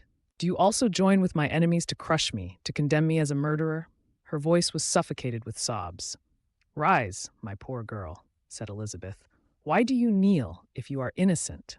I am not one of your enemies. I believed you guiltless, notwithstanding every evidence, until I heard that you had yourself declared your guilt. That report, you say, is false, and be assured, dear Justine, that nothing can shake my confidence in you for a moment, but your own confession." I did confess, but I confessed a lie. I confessed that I might obtain absolution, but now that falsehood lies heavier at my heart than all my other sins. The God of heaven forgive me. Ever since I was condemned, my confessor has besieged me. He threatened and menaced until I almost began to think that I was the monster that he said I was. He threatened excommunication and hellfire in my last moments if I continued obdurate. Dear lady, I had none to support me. All looked on me as a wretch doomed to ignominy and perdition. What could I do? In an evil hour I subscribed to a lie, and now only am I truly miserable. She paused, weeping, and then continued, "I thought with horror, my sweet lady, that you should believe your Justine, whom your blessed aunt had so highly honored, and whom you loved, was a creature capable of a crime which none but the devil himself could have perpetrated. Dear William, dearest blessed child. I soon shall see you again in heaven, where we shall all be happy, and that consoles me, going as I am to suffer ignominy and death. Oh, Justine, forgive me for having for one moment distrusted you. Why did you confess? But do not mourn, dear girl. Do not fear. I will proclaim, I will prove your innocence. I will melt the stony hearts of your enemies by my tears and prayers. You shall not die. You, my playfellow, my companion, my sister, perish on the scaffold. No, I never could survive so horrible a misfortune. Justine shook her head mournfully. I do not fear to die, she said. That pang is past. God raises my weakness and gives me courage to endure the worst. I leave a sad and bitter world, and if you remember me and think of me as of one unjustly condemned, I am resigned to the fate awaiting me. Learn from me, dear lady, to submit in patience to the will of heaven. During this conversation, I had retired to a corner of the prison room where I could conceal the horrid anguish that possessed me. Despair. Who dared talk of that? The poor victim, who on the morrow was to pass the awful boundary between life and death, felt not as I did such deep and bitter agony. I gnashed my teeth and ground them together, uttering a groan that came from my inmost soul. Justine started. When she saw who it was, she approached me and said, Dear sir, you are very kind to visit me. You, I hope, do not believe that I am guilty? I could not answer. No, Justine, said Elizabeth. He is more convinced of your innocence than I was, for even when he heard that you had confessed, he did not credit it. I truly thank him. In these last moments, I feel the sincerest gratitude towards those who think of me with kindness. How sweet is the affection of others to such a wretch as I am. It removes more than half my misfortune, and I feel as if I could die in peace, now that my innocence is acknowledged by you, dear lady, and your cousin. Thus the poor sufferer tried to comfort others and herself. She indeed gained the resignation she desired. But I, the true murderer, felt the never-dying worm alive in my bosom, which allowed of no hope or consolation. Elizabeth also wept and was unhappy, but hers also was the misery of innocence, which, like a cloud that passes over the fair moon, for a while hides, but cannot tarnish its brightness. Anguish and despair had penetrated into the core of my heart. I bore a hell within me which nothing could extinguish. We stayed several hours with Justine, and it was with great difficulty that Elizabeth could tear herself away. I wish, cried she, that I were to die with you. I cannot live in this world of misery. Justine assumed an air of cheerfulness, while she with difficulty repressed her bitter tears. She embraced Elizabeth and said in a voice of half-suppressed emotion, Farewell, sweet lady, dearest Elizabeth, my beloved and only friend. May heaven, in its bounty, bless and preserve you. May this be the last misfortune that you will ever suffer. Live and be happy, and make others so. And on the morrow, Justine died. Elizabeth's heart-rending eloquence failed to move the judges from their settled conviction in the criminality of the saintly sufferer. My passionate and indignant appeals were lost upon them, and when I received their cold answers and heard the harsh, unfeeling reasoning of these men, my purposed avowal died away on my lips. Thus I might proclaim myself a madman, but not revoke the sentence passed upon my wretched victim. She perished on the scaffold as a murderess. From the tortures of my own heart, I turned to contemplate the deep and voiceless grief of my Elizabeth. This also was my doing, and my father's woe, and the desolation of that late so smiling home, all was the work of my thrice accursed hands. Ye weep, unhappy ones, but these are not your last tears. Again shall you raise the funeral wail, and the sound of your lamentations shall again and again be heard. Frankenstein, your son, your kinsman, your early, much-loved friend, he who would spend each vital drop of blood for your sakes, who has no thought nor sense of joy except as it is mirrored also in your dear countenances, who would fill the air with blessings and spend his life in serving you. He bids you weep, to shed countless tears, happy beyond his hopes, if thus inexorable fate be satisfied, and if the destruction pause before the peace of the grave have succeeded to your sad torments. Thus spoke my prophetic soul, as, torn by remorse, horror, and despair, I beheld those I loved spend vain sorrow upon the graves of William and Justine, the first hapless victims to my unhallowed arts. Chapter 9. Nothing is more painful to the human mind than, after the feelings have been worked up by a quick succession of events, the dead calmness of inaction and certainty which follows and deprives the soul both of hope and fear. Justine died, she rested, and I was alive. The blood flowed freely in my veins, but a weight of despair and remorse pressed on my heart which nothing could remove. Sleep fled from my eyes. I wandered like an evil spirit, for I had committed deeds of mischief beyond description horrible, and more, much more, I persuaded myself was yet behind. Yet my heart overflowed with kindness and the love of virtue. I had begun life with benevolent intentions and thirsted for the moment when I should put them in practice and make myself useful to my fellow beings. Now all was blasted. Instead of that serenity of conscience which allowed me to look back upon the past with self-satisfaction, and from thence to gather promise of new hopes, I was seized by remorse and the sense of guilt, which hurried me away to a hell of intense tortures, such as no language can describe. This state of mind preyed upon my health, which had perhaps never entirely recovered from the first shock it had sustained. I shunned the face of man. All sound of joy or complacency was torture to me. Solitude was my only consolation, deep, dark, death-like solitude. My father observed with pain the alteration perceptible in my disposition and habits, and endeavored by arguments deduced from the feelings of his serene conscience and guiltless life to inspire me with fortitude and awaken in me the courage to dispel the dark cloud which brooded over me. "Do you think, Victor," said he, "that I do not suffer also? No one could love a child more than I loved your brother." Tears came into his eyes as he spoke. "But is it not a duty to the survivors that we should refrain from augmenting their unhappiness by an appearance of immoderate grief?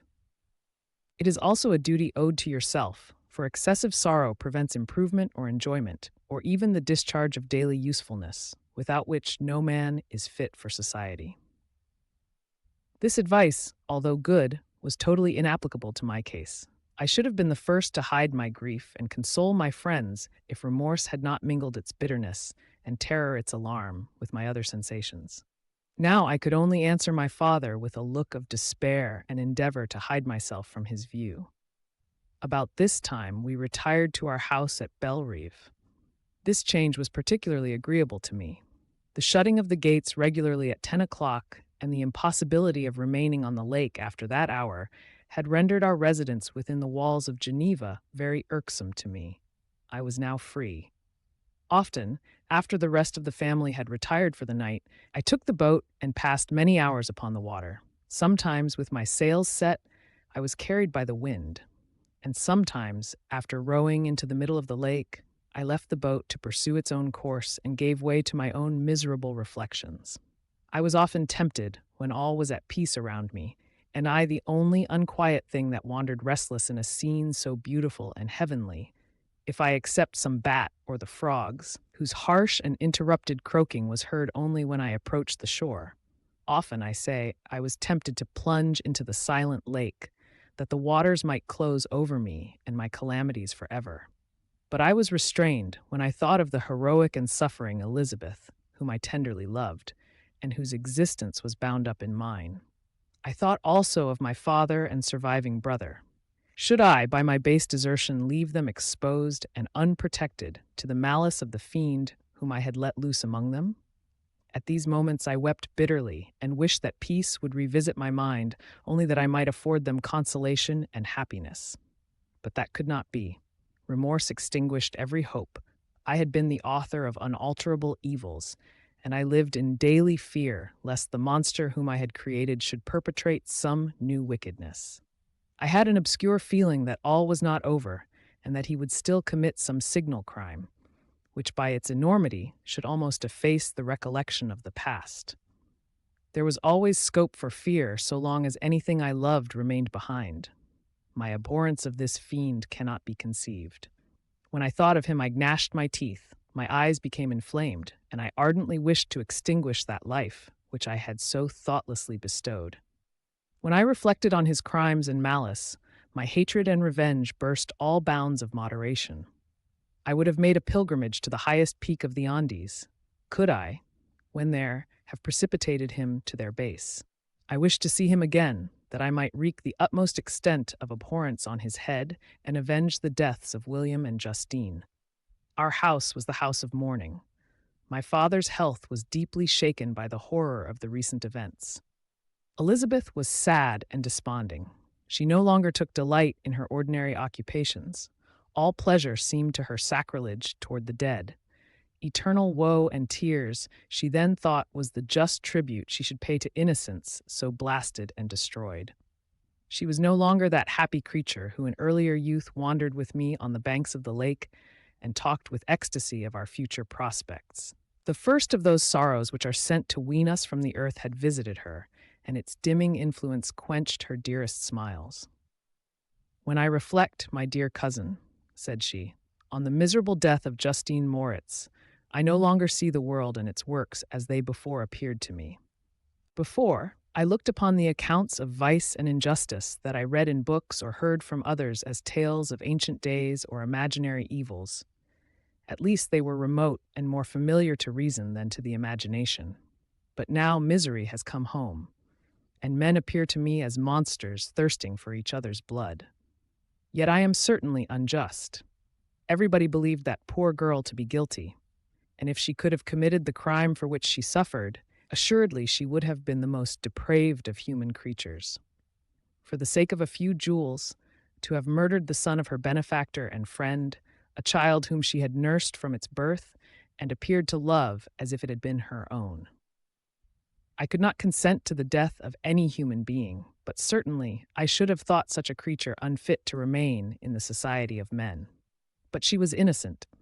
I know. I feel she was innocent. You are of the same opinion, and that confirms me. Alas! Victor, when falsehood can look so like the truth, who can assure themselves of certain happiness? I feel as if I were walking on the edge of a precipice, towards which thousands are crowding and endeavoring to plunge me into the abyss. William and Justine were assassinated, and the murderer escapes. He walks about the world free and perhaps respected. But even if I were condemned to suffer on the scaffold for the same crimes, I would not change places with such a wretch. I listened to this discourse with the extremest agony. I, not in deed, but in effect, was the true murderer. Elizabeth read my anguish in my countenance, and kindly taking my hand, said, "My dearest friend, you must calm yourself. These events have affected me, God knows how deeply, but I am not so wretched as you are. There is an expression of despair, and sometimes of revenge, in your countenance that makes me tremble. Dear Victor, banish these dark passions. Remember the friends around you, who center all their hopes in you. Have we lost the power of rendering you happy? Ah, while we love, while we are true to each other, here in this land of peace and beauty, your native country, we may reap every tranquil blessing. What can disturb our peace?" And could not such words from her, whom I fondly prized before every other gift of fortune, suffice to chase away the fiend that lurked in my heart? Even as she spoke, I drew near to her, as if in terror lest at that very moment the destroyer had been near to rob me of her. Thus not the tenderness of friendship, nor the beauty of earth, nor of heaven, could redeem my soul from woe. The very accents of love were ineffectual. I was encompassed by a cloud which no beneficial influence could penetrate. The wounded deer dragging its fainting limbs to some untrodden brake, there to gaze upon the arrow which had pierced it, and to die, was but a type of me. Sometimes I could cope with the sullen despair that overwhelmed me, but sometimes the whirlwind passions of my soul drove me to seek, by bodily exercise and by change of place, some relief from my intolerable sensations. It was during an access of this kind that I suddenly left my home, and bending my steps towards the near alpine valleys, sought in the magnificence, the eternity of such scenes, to forget myself and my ephemeral, because human, sorrows. My wanderings were directed towards the valley of Chamouni. I had visited it frequently during my boyhood. 6 years had passed since then. I was a wreck, but naught had changed in those savage and enduring scenes. I performed the first part of my journey on horseback. I afterwards hired a mule, as the more sure-footed and least liable to receive injury on these rugged roads. The weather was fine.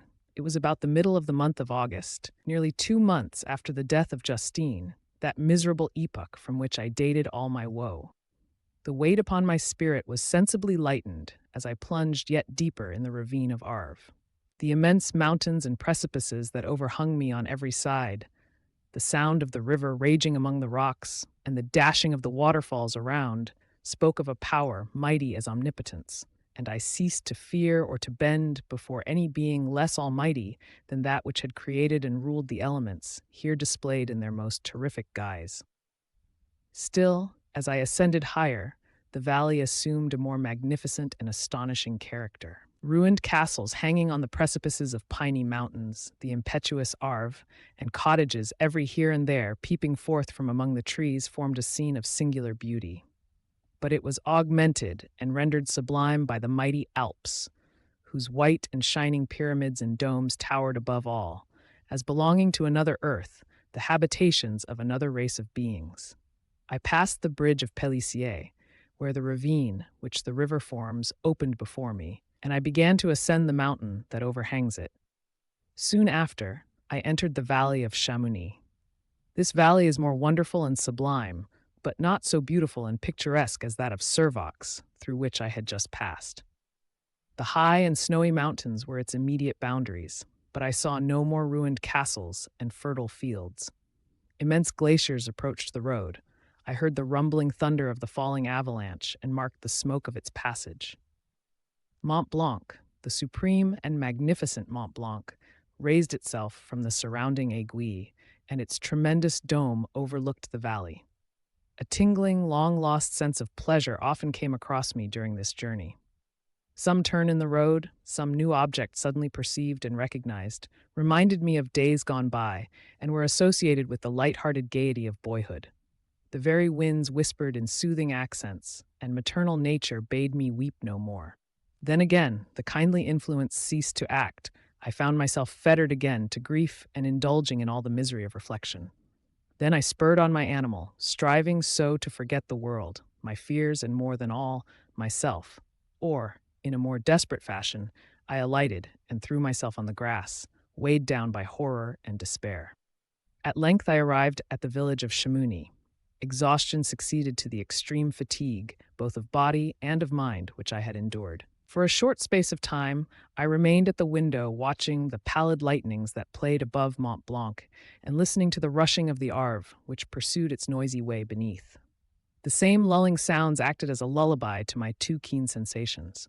When I placed my head upon my pillow, sleep crept over me. I felt it as it came and blessed the giver of oblivion. Chapter 10. I spent the following day roaming through the valley. I stood beside the sources of the Arveiron, which take their rise in a glacier that with slow pace is advancing down from the summit of the hills to barricade the valley. The abrupt sides of vast mountains were before me. The icy wall of the glacier overhung me. A few shattered pines were scattered around, and the solemn silence of this glorious presence chamber of imperial nature was broken only by the brawling waves or the fall of some vast fragment. The thunder sound of the avalanche, or the cracking, reverberated along the mountains of the accumulated ice, which, through the silent working of immutable laws, was ever and anon rent and torn, as if it had been but a plaything in their hands. These sublime and magnificent scenes afforded me the greatest consolation that I was capable of receiving. They elevated me from all littleness of feeling, and although they did not remove my grief, they subdued and tranquilized it. In some degree, also, they diverted my mind from the thoughts over which it had brooded for the last month. I retired to rest at night. My slumbers, as it were, waited on and ministered to by the assemblance of grand shapes which I had contemplated during the day. They congregated round me, the unstained snowy mountaintop, the glittering pinnacle, the pine woods and ragged bare ravine, the eagle soaring amidst the clouds. They all gathered round me and bade me be at peace. Where had they fled when the next morning I awoke? All of soul-inspiring fled with sleep, and dark melancholy clouded every thought. The rain was pouring in torrents, and thick mists hid the summits of the mountains, so that I even saw not the faces of those mighty friends. Still, I would penetrate their misty veil and seek them in their cloudy retreats. What were rain and storm to me? My mule was brought to the door, and I resolved to ascend to the summit of Montanvert. I remembered the effect that the view of the tremendous and ever-moving glacier had produced upon my mind when I first saw it. It had then filled me with a sublime ecstasy that gave wings to the soul and allowed it to soar from the obscure world to light and joy. The sight of the awful and majestic in nature had indeed always the effect of solemnizing my mind and causing me to forget the passing cares of life. I determined to go without a guide, for I was well acquainted with the path, and the presence of another would destroy the solitary grandeur of the scene. The ascent is precipitous, but the path is cut into continual and short windings, which enable you to surmount the perpendicularity of the mountain. It is a scene terrifically desolate. In 1,000 spots, the traces of the winter avalanche may be perceived, where trees lie broken and strewed on the ground, some entirely destroyed, others bent, leaning upon the jutting rocks of the mountain or transversely upon other trees. The path, as you ascend higher, is intersected by ravines of snow, down which stones continually roll from above. One of them is particularly dangerous, as the slightest sound, such as even speaking in a loud voice, produces a concussion of air sufficient to draw destruction upon the head of the speaker. The pines are not tall or luxuriant, but they are somber and add an air of severity to the scene. I looked on the valley beneath.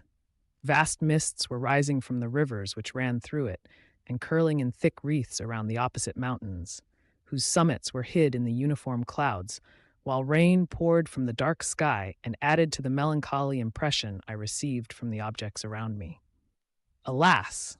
Why does man boast of sensibilities superior to those apparent in the brute? It only renders them more necessary beings. If our impulses were confined to hunger, thirst, and desire, we might be nearly free. But now we are moved by every wind that blows and a chance word or scene that word may convey to us. We rest. A dream has power to poison sleep. We rise. One wandering thought pollutes the day. We feel, conceive, or reason, laugh or weep, embrace fond woe, or cast our cares away. It is the same, for, be it joy or sorrow, the path of its departure still is free. Man's yesterday may near be like his morrow, naught may endure but mutability. It was nearly noon when I arrived at the top of the ascent. For some time I sat upon the rock that overlooks the sea of ice. A mist covered both that and the surrounding mountains. Presently a breeze dissipated the cloud, and I descended upon the glacier. The surface is very uneven, rising like the waves of a troubled sea, descending low, and interspersed by rifts that sink deep. The field of ice is almost a league in width, but I spent nearly 2 hours in crossing it. The opposite mountain is a bare, perpendicular rock. From the side where I now stood, Montanvert was exactly opposite, at the distance of a league, and above it rose Mont Blanc in awful majesty. I remained in a recess of the rock, gazing on this wonderful and stupendous scene. The sea, or rather the vast river of ice, wound among its dependent mountains, whose aerial summits hung over its recesses. Their icy and glittering peaks shone in the sunlight over the clouds.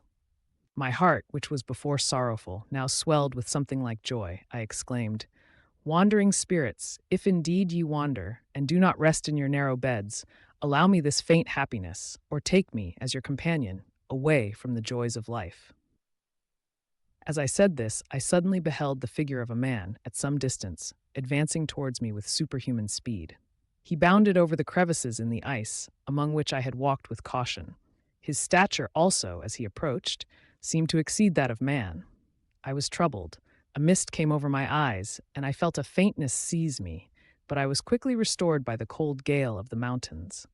I perceived, as the shape came nearer, sight tremendous and abhorred, that it was the wretch whom I had created. I trembled with rage and horror, resolving to wait his approach and then close with him in mortal combat. He approached. His countenance bespoke bitter anguish, combined with disdain and malignity, while its unearthly ugliness rendered it almost too horrible for human eyes. But I scarcely observed this. Rage and hatred had at first deprived me of utterance, and I recovered only to overwhelm him with words expressive of furious detestation and contempt. "Devil," I exclaimed, "do you dare approach me? And do not you fear the fierce vengeance of my arm wreaked on your miserable head? Begone, vile insect! Or rather, stay that I may trample you to dust. And oh, that I could, with the extinction of your miserable existence, restore those victims whom you have so diabolically murdered." "I expected this reception," said the daemon. "All men hate the wretched. How then must I be hated, who am miserable beyond all living things. Yet you, my Creator, detest and spurn me, thy creature, to whom thou art bound by ties only dissoluble by the annihilation of one of us. You purpose to kill me. How dare you sport thus with life? Do your duty towards me, and I will do mine towards you and the rest of mankind. If you will comply with my conditions, I will leave them and you at peace. But if you refuse, I will glut the maw of death until it be satiated with the blood of your remaining friends. Abhorred monster, fiend that thou art, the tortures of hell are too mild a vengeance for thy crimes. Wretched devil, you reproach me with your creation. Come on, then, that I may extinguish the spark which I so negligently bestowed. My rage was without bounds. I sprang on him, impelled by all the feelings which can arm one being against the existence of another. He easily eluded me and said, "Be calm. I entreat you to hear me before you give vent to your hatred on my devoted head. Have I not suffered enough that you seek to increase my misery? Life, although it may only be an accumulation of anguish, is dear to me, and I will defend it. Remember, thou hast made me more powerful than thyself. My height is superior to thine, my joints more supple. But I will not be tempted to set myself in opposition to thee. I am thy creature, and I will be even mild and docile to my natural lord and king, if thou wilt also perform thy part, the which thou owest me. O Frankenstein, be not equitable to every other and trample upon me alone, to whom thy justice and even thy clemency and affection is most due. Remember that I am thy creature. I ought to be thy Adam, but I am rather the fallen angel, whom thou drivest from joy for no misdeed. Everywhere I see bliss, from which I alone am irrevocably excluded. I was benevolent and good. Misery made me a fiend. Make me happy, and I shall again be virtuous. Begone. I will not hear you. There can be no community between you and me. We are enemies. Begone, or let us try our strength in a fight in which one must fall. How can I move thee? Will no entreaties cause thee to turn a favorable eye upon thy creature who implores thy goodness and compassion? Believe me, Frankenstein, I was benevolent. My soul glowed with love and humanity. But am I not alone, miserably alone? You, my creator, abhor me. What hope can I gather from your fellow creatures who owe me nothing? They spurn and hate me. The desert mountains and dreary glaciers are my refuge. I have wandered here many days. The caves of ice, which I only do not fear, are a dwelling to me, and the only one which man does not grudge. These bleak skies I hail, for they are kinder to me than your fellow beings. If the multitude of mankind knew of my existence, they would do as you do, and arm themselves for my destruction. Shall I not then hate them who abhor me? I will keep no terms with my enemies. I am miserable, and they shall share my wretchedness. Yet it is in your power to recompense me and deliver them from an evil which it only remains for you to make so great, that not only you and your family, but thousands of others, shall be swallowed up in the whirlwinds of its rage. Let your compassion be moved, and do not disdain me. Listen to my tale. When you have heard that, abandon or commiserate me, as you shall judge that I deserve. But hear me. The guilty are allowed, by human laws, bloody as they are, to speak in their own defense before they are condemned. Listen to me, Frankenstein. You accuse me of murder, and yet you would, with a satisfied conscience, destroy your own creature. Oh, praise the eternal justice of man! Yet I ask you not to spare me. Listen to me, and then, if you can, and if you will, destroy the work of your hands. Why do you call to my remembrance, I rejoined, circumstances of which I shudder to reflect, that I have been the miserable origin and author? Cursed be the day, abhorred devil, in which you first saw light. Cursed, although I curse myself, be the hands that formed you. You have made me wretched beyond expression. You have left me no power to consider whether I am just to you or not. Begone, relieve me from the sight of your detested form. Thus I relieve thee, my creator, he said, and placed his hated hands before my eyes, which I flung from me with violence. Thus I take from thee a sight which you abhor. Still thou canst listen to me and grant me thy compassion. By the virtues that I once possessed, I demand this from you. Hear my tale. It is long and strange, and the temperature of this place is not fitting to your fine sensations. Come to the hut upon the mountain. The sun is yet high in the heavens, before it descends to hide itself behind your snowy precipices and illuminate another world. You will have heard my story and can decide. On you it rests, whether I quit forever the neighborhood of man and lead a harmless life, or become the scourge of your fellow creatures and the author of your own speedy ruin." As he said this, he led the way across the ice. I followed. My heart was full, and I did not answer him, but as I proceeded, I weighed the various arguments that he had used and determined at least to listen to his tale. I was partly urged by curiosity, and compassion confirmed my resolution. I had hitherto supposed him to be the murderer of my brother, and I eagerly sought a confirmation or denial of this opinion. For the first time, also, I felt what the duties of a creator towards his creature were, and that I ought to render him happy before I complained of his wickedness. These motives urged me to comply with his demand. We crossed the ice, therefore, and ascended the opposite rock. The air was cold, and the rain again began to descend. We entered the hut, the fiend with an air of exultation, I with a heavy heart and depressed spirits. But I consented to listen, and seating myself by the fire which my odious companion had lighted, he thus began his tale. Chapter 11. It is with considerable difficulty that I remember the original era of my being. All the events of that period appear confused and indistinct. A strange multiplicity of sensations seized me, and I saw, felt, heard, and smelt at the same time, and it was indeed a long time before I learned to distinguish between the operations of my various senses. By degrees, I remember, a stronger light pressed upon my nerves, so that I was obliged to shut my eyes. Darkness then came over me and troubled me, but hardly had I felt this when, by opening my eyes, as I now suppose, the light poured in upon me again. I walked and, I believe, descended, but I presently found a great alteration in my sensations. Before, dark and opaque bodies had surrounded me, impervious to my touch or sight, but I now found that I could wander on at liberty, with no obstacles which I could not either surmount or avoid. The light became more and more oppressive to me, and the heat wearying me as I walked, I sought a place where I could receive shade. This was the forest near Ingolstadt, and here I lay by the side of a brook, resting from my fatigue, until I felt tormented by hunger and thirst. This roused me from my nearly dormant state, and I ate some berries which I found hanging on the trees or lying on the ground. I slaked my thirst at the brook, and then lying down, was overcome by sleep. It was dark when I awoke. I felt cold also, and half frightened, as it were, instinctively, finding myself so desolate. Before I had quitted your apartment, on a sensation of cold, I had covered myself with some clothes, but these were insufficient to secure me from the dews of night. I was a poor, helpless, miserable wretch. I knew and could distinguish nothing, but feeling pain invade me on all sides, I sat down and wept. Soon a gentle light stole over the heavens and gave me a sensation of pleasure. I started up and beheld a radiant form rise from among the trees. I gazed with a kind of wonder. It moved slowly, but it enlightened my path, and I again went out in search of berries. I was still cold when under one of the trees I found a huge cloak, with which I covered myself and sat down upon the ground.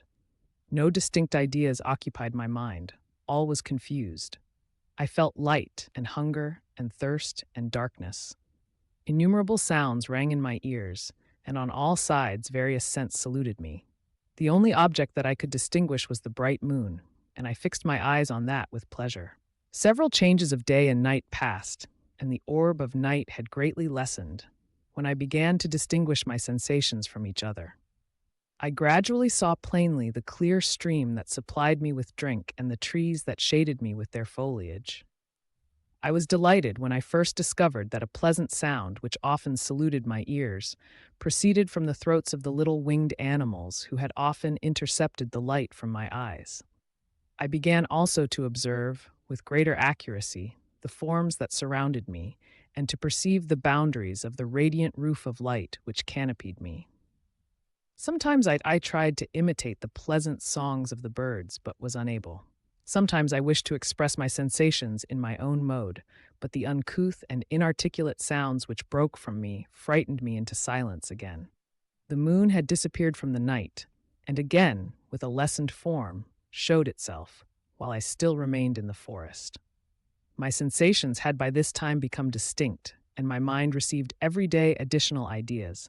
My eyes became accustomed to the light and to perceive objects in their right forms. I distinguished the insect from the herb, and by degrees, one herb from another.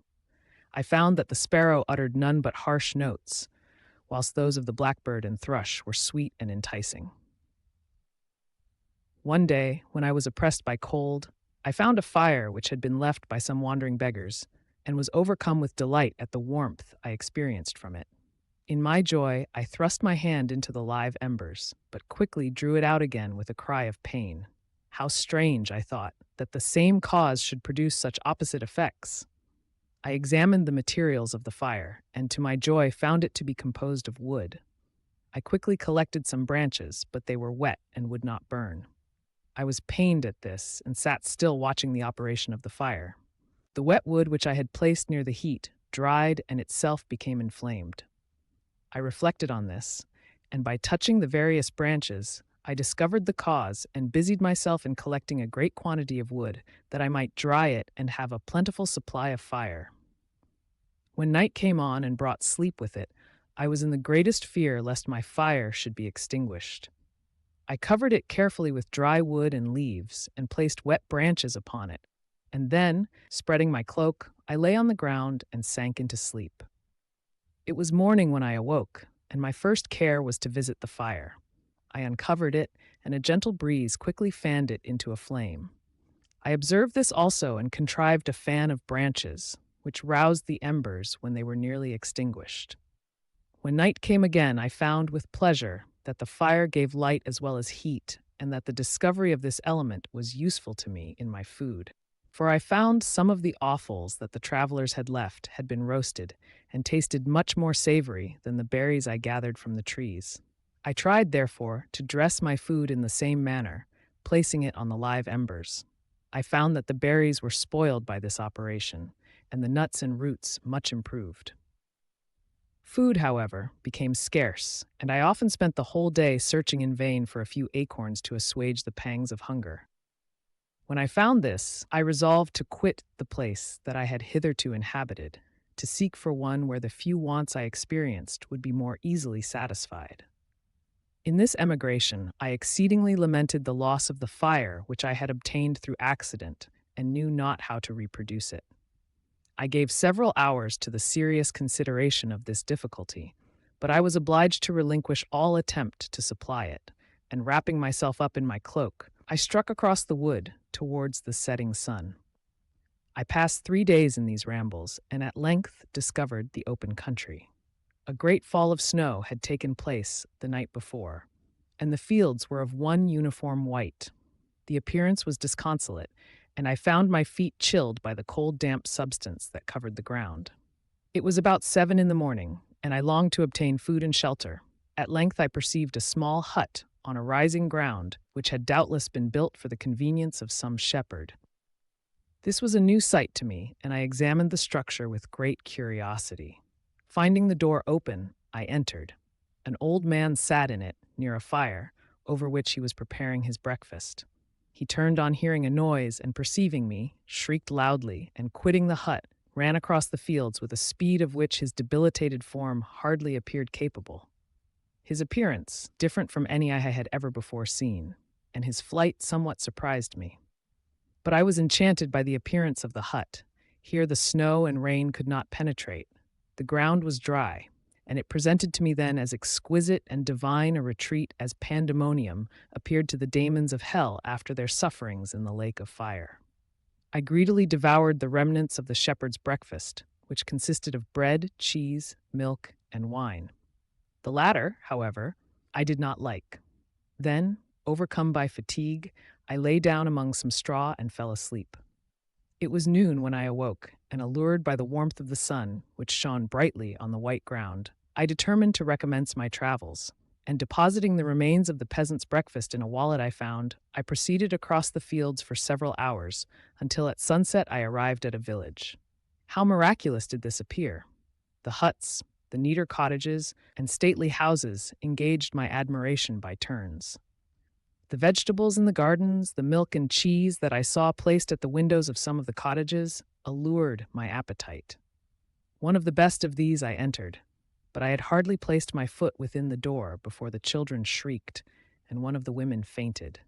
The whole village was roused. Some fled, Some attacked me, until, grievously bruised by stones and many other kinds of missile weapons, I escaped to the open country and fearfully took refuge in a low hovel, quite bare, and making a wretched appearance after the palaces I had beheld in the village. This hovel, however, joined a cottage of a neat and pleasant appearance, but after my late dearly bought experience, I dared not enter it. My place of refuge was constructed of wood, but so low that I could with difficulty sit upright in it. No wood, however, was placed on the earth which formed the floor, but it was dry, and although the wind entered it by innumerable chinks, I found it an agreeable asylum from the snow and rain.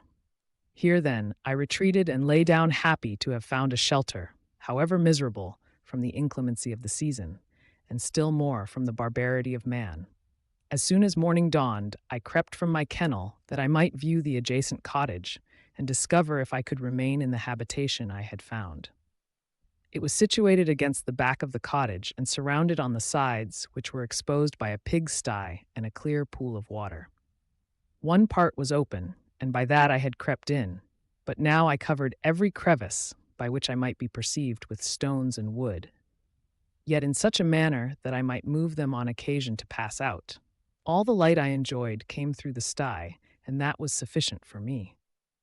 Having thus arranged my dwelling and carpeted it with clean straw, I retired, for I saw the figure of a man at a distance, and I remembered too well my treatment the night before to trust myself in his power. I had first, however, provided for my sustenance for that day by a loaf of coarse bread, which I purloined, and a cup with which I could drink more conveniently than from my hand of the pure water which flowed by my retreat. The floor was a little raised, so that it was kept perfectly dry, and by its vicinity to the chimney of the cottage it was tolerably warm. Being thus provided, I resolved to reside in this hovel until something should occur which might alter my determination. It was indeed a paradise compared to the bleak forest, my former residence, the rain-dropping branches, and dank earth. I ate my breakfast with pleasure, and was about to remove a plank to procure myself a little water when I heard a step, and looking through a small chink, I beheld a young creature, with a pail on her head, passing before my hovel.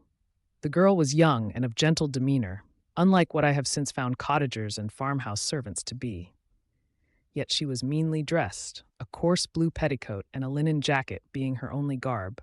Her fair hair was plaited but not adorned. She looked patient yet sad. I lost sight of her, and in about a quarter of an hour she returned, bearing the pail, which was now partly filled with milk. As she walked along, seemingly incommoded by the burden, a young man met her, whose countenance expressed a deeper despondence. Uttering a few sounds with an air of melancholy, he took the pail from her head and bore it to the cottage himself. She followed, and they disappeared. Presently I saw the young man again, with some tools in his hand, cross the field behind the cottage, and the girl was also busied, sometimes in the house and sometimes in the yard. On examining my dwelling, I found that one of the windows of the cottage had formerly occupied a part of it, but the panes had been filled up with wood. In one of these was a small and almost imperceptible chink through which the eye could just penetrate. Through this crevice a small room was visible, whitewashed and clean, but very bare of furniture. In one corner, near a small fire, sat an old man, leaning his head on his hands in a disconsolate attitude. The young girl was occupied in arranging the cottage, but presently she took something out of a drawer which employed her hands, and she sat down beside the old man, who, taking up an instrument, began to play and to produce sounds sweeter than the voice of the thrush or the nightingale. It was a lovely sight even to me, poor wretch, who had never beheld aught beautiful before. The silver hair and benevolent countenance of the aged cottager won my reverence, while the gentle manners of the girl enticed my love. He played a sweet, mournful air, which I perceived drew tears from the eyes of his amiable companion, of which the old man took no notice, until she sobbed audibly. He then pronounced a few sounds, and the fair creature, leaving her work, knelt at his feet. He raised her and smiled with such kindness and affection that I felt sensations of a peculiar and overpowering nature. They were a mixture of pain and pleasure, such as I had never before experienced, either from hunger or cold, warmth or food. and I withdrew from the window, unable to bear these emotions. Soon after this, the young man returned, bearing on his shoulders a load of wood. The girl met him at the door, helped to relieve him of his burden, and taking some of the fuel into the cottage, placed it on the fire. Then she and the youth went apart into a nook of the cottage, and he showed her a large loaf and a piece of cheese. She seemed pleased and went into the garden for some roots and plants, which she placed in water and then upon the fire. She afterwards continued her work, whilst the young man went into the garden and appeared busily employed in digging and pulling up roots. After he had been employed thus about an hour, the young woman joined him, and they entered the cottage together. The old man had, in the meantime, been pensive, but on the appearance of his companions, he assumed a more cheerful air, and they sat down to eat. The meal was quickly dispatched. The young woman was again occupied in arranging the cottage. The old man walked before the cottage in the sun for a few minutes, leaning on the arm of the youth. Nothing could exceed in beauty the contrast between these two excellent creatures.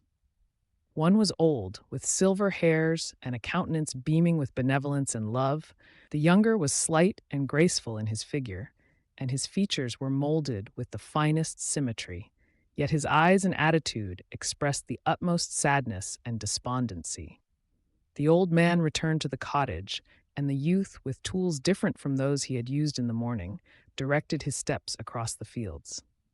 Night quickly shut in, but to my extreme wonder, I found that the cottagers had a means of prolonging light by the use of tapers, and was delighted to find that the setting of the sun did not put an end to the pleasure I experienced in watching my human neighbors. In the evening, the young girl and her companion were employed in various occupations, which I did not understand, and the old man again took up the instrument which produced the divine sounds that had enchanted me in the morning. So soon as he had finished, the youth began, not to play, but to utter sounds that were monotonous, and neither resembling the harmony of the old man's instrument nor the songs of the birds. I since found that he read aloud, but at that time I knew nothing of the science of words or letters. The family, after having been thus occupied for a short time, extinguished their lights and retired, as I conjectured, to rest. Chapter 12. I lay on my straw, but I could not sleep. I thought of the occurrences of the day. What chiefly struck me was the gentle manners of these people, and I longed to join them, but dared not. I remembered too well the treatment I had suffered the night before from the barbarous villagers, and resolved, whatever course of conduct I might hereafter think it right to pursue, that for the present I would remain quietly in my hovel, watching and endeavoring to discover the motives which influenced their actions. The cottagers arose the next morning before the sun. The young woman arranged the cottage and prepared the food, and the youth departed after the first meal. This day was passed in the same routine as that which preceded it. The young man was constantly employed out of doors, and the girl in various laborious occupations within. The old man, whom I soon perceived to be blind, employed his leisure hours on his instrument or in contemplation. Nothing could exceed the love and respect which the younger cottagers exhibited towards their venerable companion. They performed towards him every little office of affection and duty with gentleness, and he rewarded them by his benevolent smiles. They were not entirely happy. The young man and his companion often went apart and appeared to weep. I saw no cause for their unhappiness, but I was deeply affected by it. If such lovely creatures were miserable, it was less strange that I, an imperfect and solitary being, should be wretched. Yet why were these gentle beings unhappy? They possessed a delightful house, for such it was in my eyes, and every luxury. They had a fire to warm them when chill and delicious viands when hungry. They were dressed in excellent clothes, and still more, they enjoyed one another's company and speech, interchanging each day looks of affection and kindness. What did their tears imply? Did they really express pain? I was at first unable to solve these questions, but perpetual attention and time explained to me many appearances which were at first enigmatic. A considerable period elapsed before I discovered one of the causes of the uneasiness of this amiable family. It was poverty, and they suffered that evil in a very distressing degree. Their nourishment consisted entirely of the vegetables of their garden and the milk of one cow, which gave very little during the winter, when its masters could scarcely procure food to support it. They often, I believe, suffered the pangs of hunger very poignantly, especially the two younger cottagers, for several times they placed food before the old man when they reserved none for themselves. This trait of kindness moved me sensibly. I had been accustomed, during the night, to steal a part of their store for my own consumption, but when I found that in doing this I inflicted pain on the cottagers, I abstained and satisfied myself with berries, nuts, and roots which I gathered from a neighboring wood. I discovered also another means through which I was enabled to assist their labors.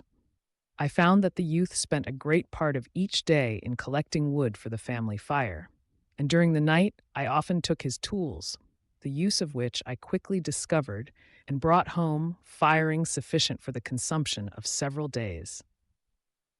I remember, the first time that I did this, the young woman, when she opened the door in the morning, appeared greatly astonished on seeing a great pile of wood on the outside.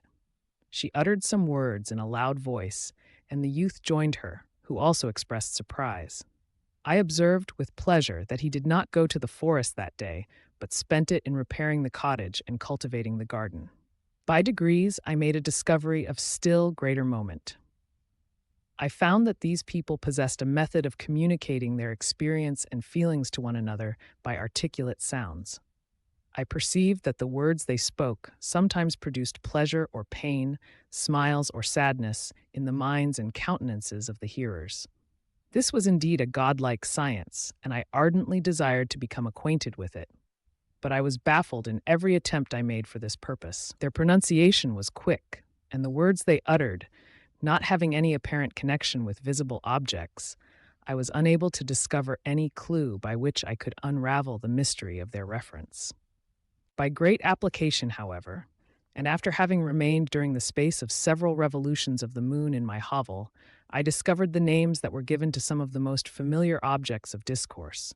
I learned and applied the words fire, milk, bread, and wood. I learned also the names of the cottagers themselves. The youth and his companion had each of them several names, but the old man had only one, which was father. The girl was called sister, or Agatha, and the youth Felix, brother, or son. I cannot describe the delight I felt when I learned the ideas appropriated to each of these sounds and was able to pronounce them. I distinguished several other words without being able as yet to understand or apply them, such as good, dearest, unhappy. I spent the winter in this manner. The gentle manners and beauty of the cottagers greatly endeared them to me. When they were unhappy, I felt depressed. When they rejoiced, I sympathized in their joys. I saw few human beings besides them, and if any other happened to enter the cottage, their harsh manners and rude gait only enhanced to me the superior accomplishments of my friends. The old man, I could perceive, often endeavored to encourage his children, as sometimes I found that he called them, to cast off their melancholy. He would talk in a cheerful accent, with an expression of goodness that bestowed pleasure even upon me. Agatha listened with respect. Her eyes sometimes filled with tears, which she endeavored to wipe away unperceived. But I generally found that her countenance and tone were more cheerful after having listened to the exhortations of her father. It was not thus with Felix. He was always the saddest of the group, and even to my unpracticed senses, he appeared to have suffered more deeply than his friends. But if his countenance was more sorrowful, his voice was more cheerful than that of his sister, especially when he addressed the old man. I could mention innumerable instances which, although slight, marked the dispositions of these amiable cottagers. In the midst of poverty and want, Felix carried with pleasure to his sister the first little white flower that peeped out from beneath the snowy ground. Early in the morning, before she had risen, he cleared away the snow that obstructed her path to the milk-house, drew water from the well, and brought the wood from the outhouse, where, to his perpetual astonishment, he found his store always replenished by an invisible hand. In the day, I believe, he worked sometimes for a neighboring farmer, because he often went forth and did not return until dinner, yet brought no wood with him. At other times he worked in the garden, But as there was little to do in the frosty season, he read to the old man and Agatha. This reading had puzzled me extremely at first, but by degrees I discovered that he uttered many of the same sounds when he read as when he talked. I conjectured, therefore, that he found on the paper signs for speech which he understood, and I ardently longed to comprehend these also. But how was that possible when I did not even understand the sounds for which they stood as signs? I improved, however, sensibly in this science, but not sufficiently to follow up any kind of conversation, although I applied my whole mind to the endeavor. For I easily perceived that, although I eagerly longed to discover myself to the cottagers, I ought not to make the attempt until I had first become master of their language, which knowledge might enable me to make them overlook the deformity of my figure.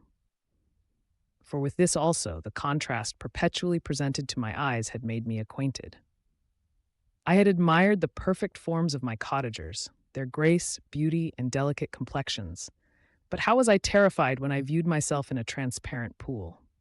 At first I started back, unable to believe that it was indeed I who was reflected in the mirror, and when I became fully convinced that I was in reality the monster that I am, I was filled with the bitterest sensations of despondence and mortification.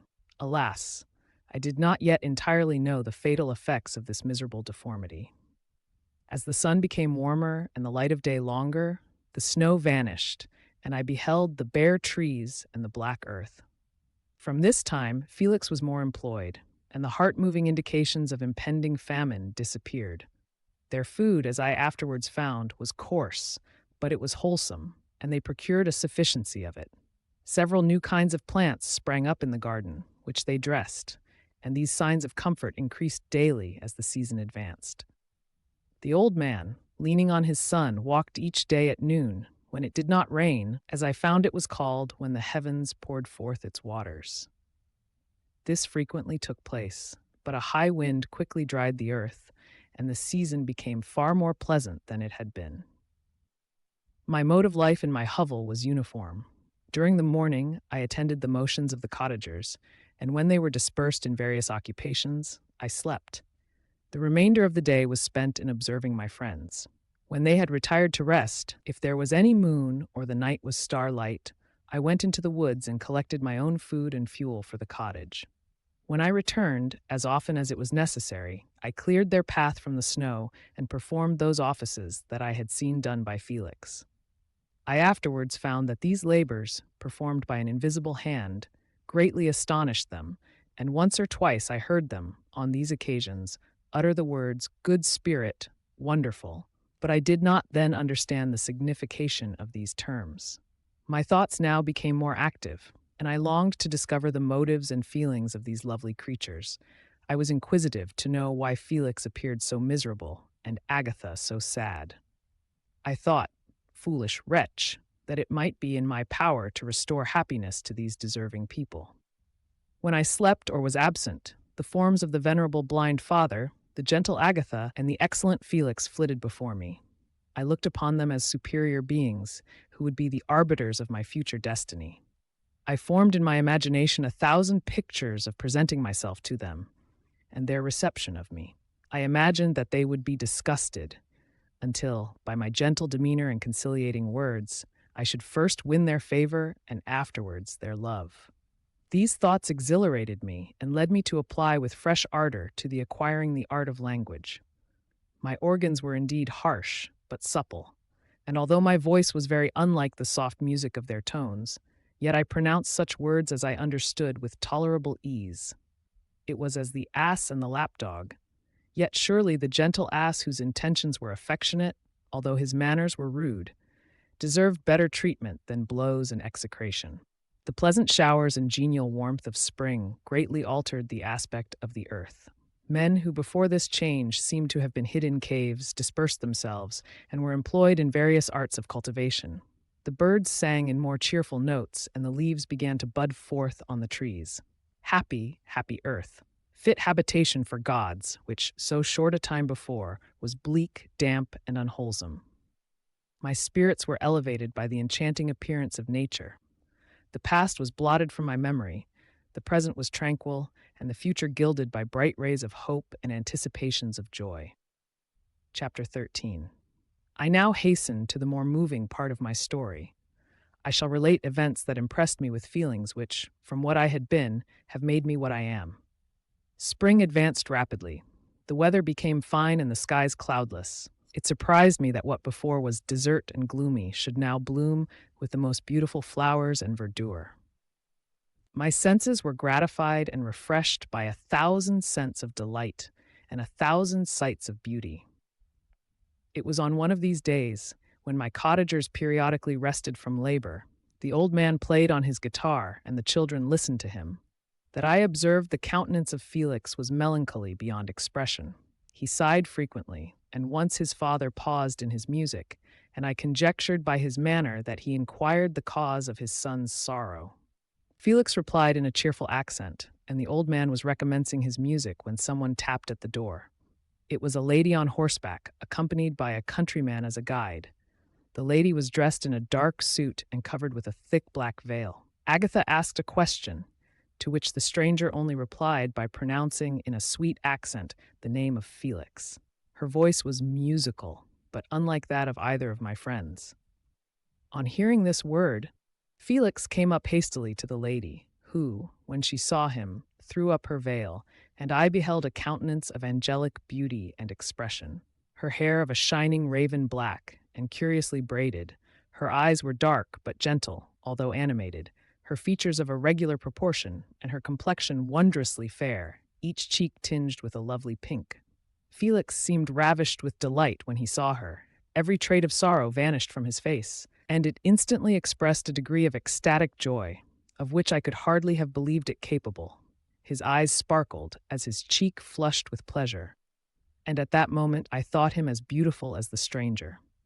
She appeared affected by different feelings. Wiping a few tears from her lovely eyes, she held out her hand to Felix, who kissed it rapturously and called her, as well as I could distinguish, his sweet Arabian.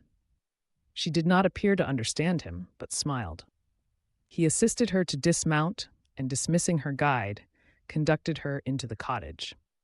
Some conversation took place between him and his father, and the young stranger knelt at the old man's feet and would have kissed his hand, but he raised her and embraced her affectionately. I soon perceived that although the stranger uttered articulate sounds and appeared to have a language of her own, she was neither understood by nor herself understood the cottagers.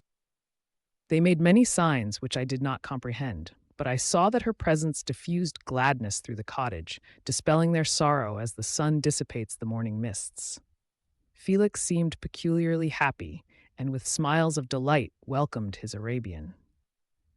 Agatha, the ever-gentle Agatha, kissed the hands of the lovely stranger, and pointing to her brother, made signs which appeared to me to mean that he had been sorrowful until she came.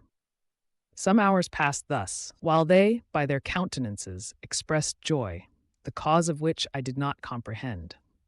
Presently I found, by the frequent recurrence of some sound which the stranger repeated after them, that she was endeavoring to learn their language, and the idea instantly occurred to me that I should make use of the same instructions to the same end. The stranger learned about 20 words at the first lesson. Most of them, indeed, were those which I had before understood, but I profited by the others. As night came on, Agatha and the Arabian retired early. When they separated, Felix kissed the hand of the stranger and said, "Good night, sweet Sophie." He sat up much longer, conversing with his father, and by the frequent repetition of her name, I conjectured that their lovely guest was the subject of their conversation. I ardently desired to understand them, and bent every faculty towards that purpose, but found it utterly impossible. The next morning, Felix went out to his work, and after the usual occupations of Agatha were finished, the Arabian sat at the feet of the old man, and taking his guitar, played some airs so entrancingly beautiful that they at once drew tears of sorrow and delight from my eyes. She sang, and her voice flowed in a rich cadence, swelling or dying away like a nightingale of the woods. When she had finished, she gave the guitar to Agatha, who at first declined it. She played a simple air, and her voice accompanied it in sweet accents, but unlike the wondrous strain of the stranger. The old man appeared enraptured and said some words which Agatha endeavored to explain to Safie, and by which he appeared to wish to express that she bestowed on him the greatest delight by her music. The days now passed as peaceably as before, with the sole alteration that joy had taken place of sadness in the countenances of my friends. Sophie was always gay and happy. She and I improved rapidly in the knowledge of language, so that in 2 months I began to comprehend most of the words uttered by my protectors. In the meanwhile, also the black ground was covered with herbage, and the green banks interspersed with innumerable flowers, sweet to the scent and the eyes, stars of pale radiance among the moonlight woods.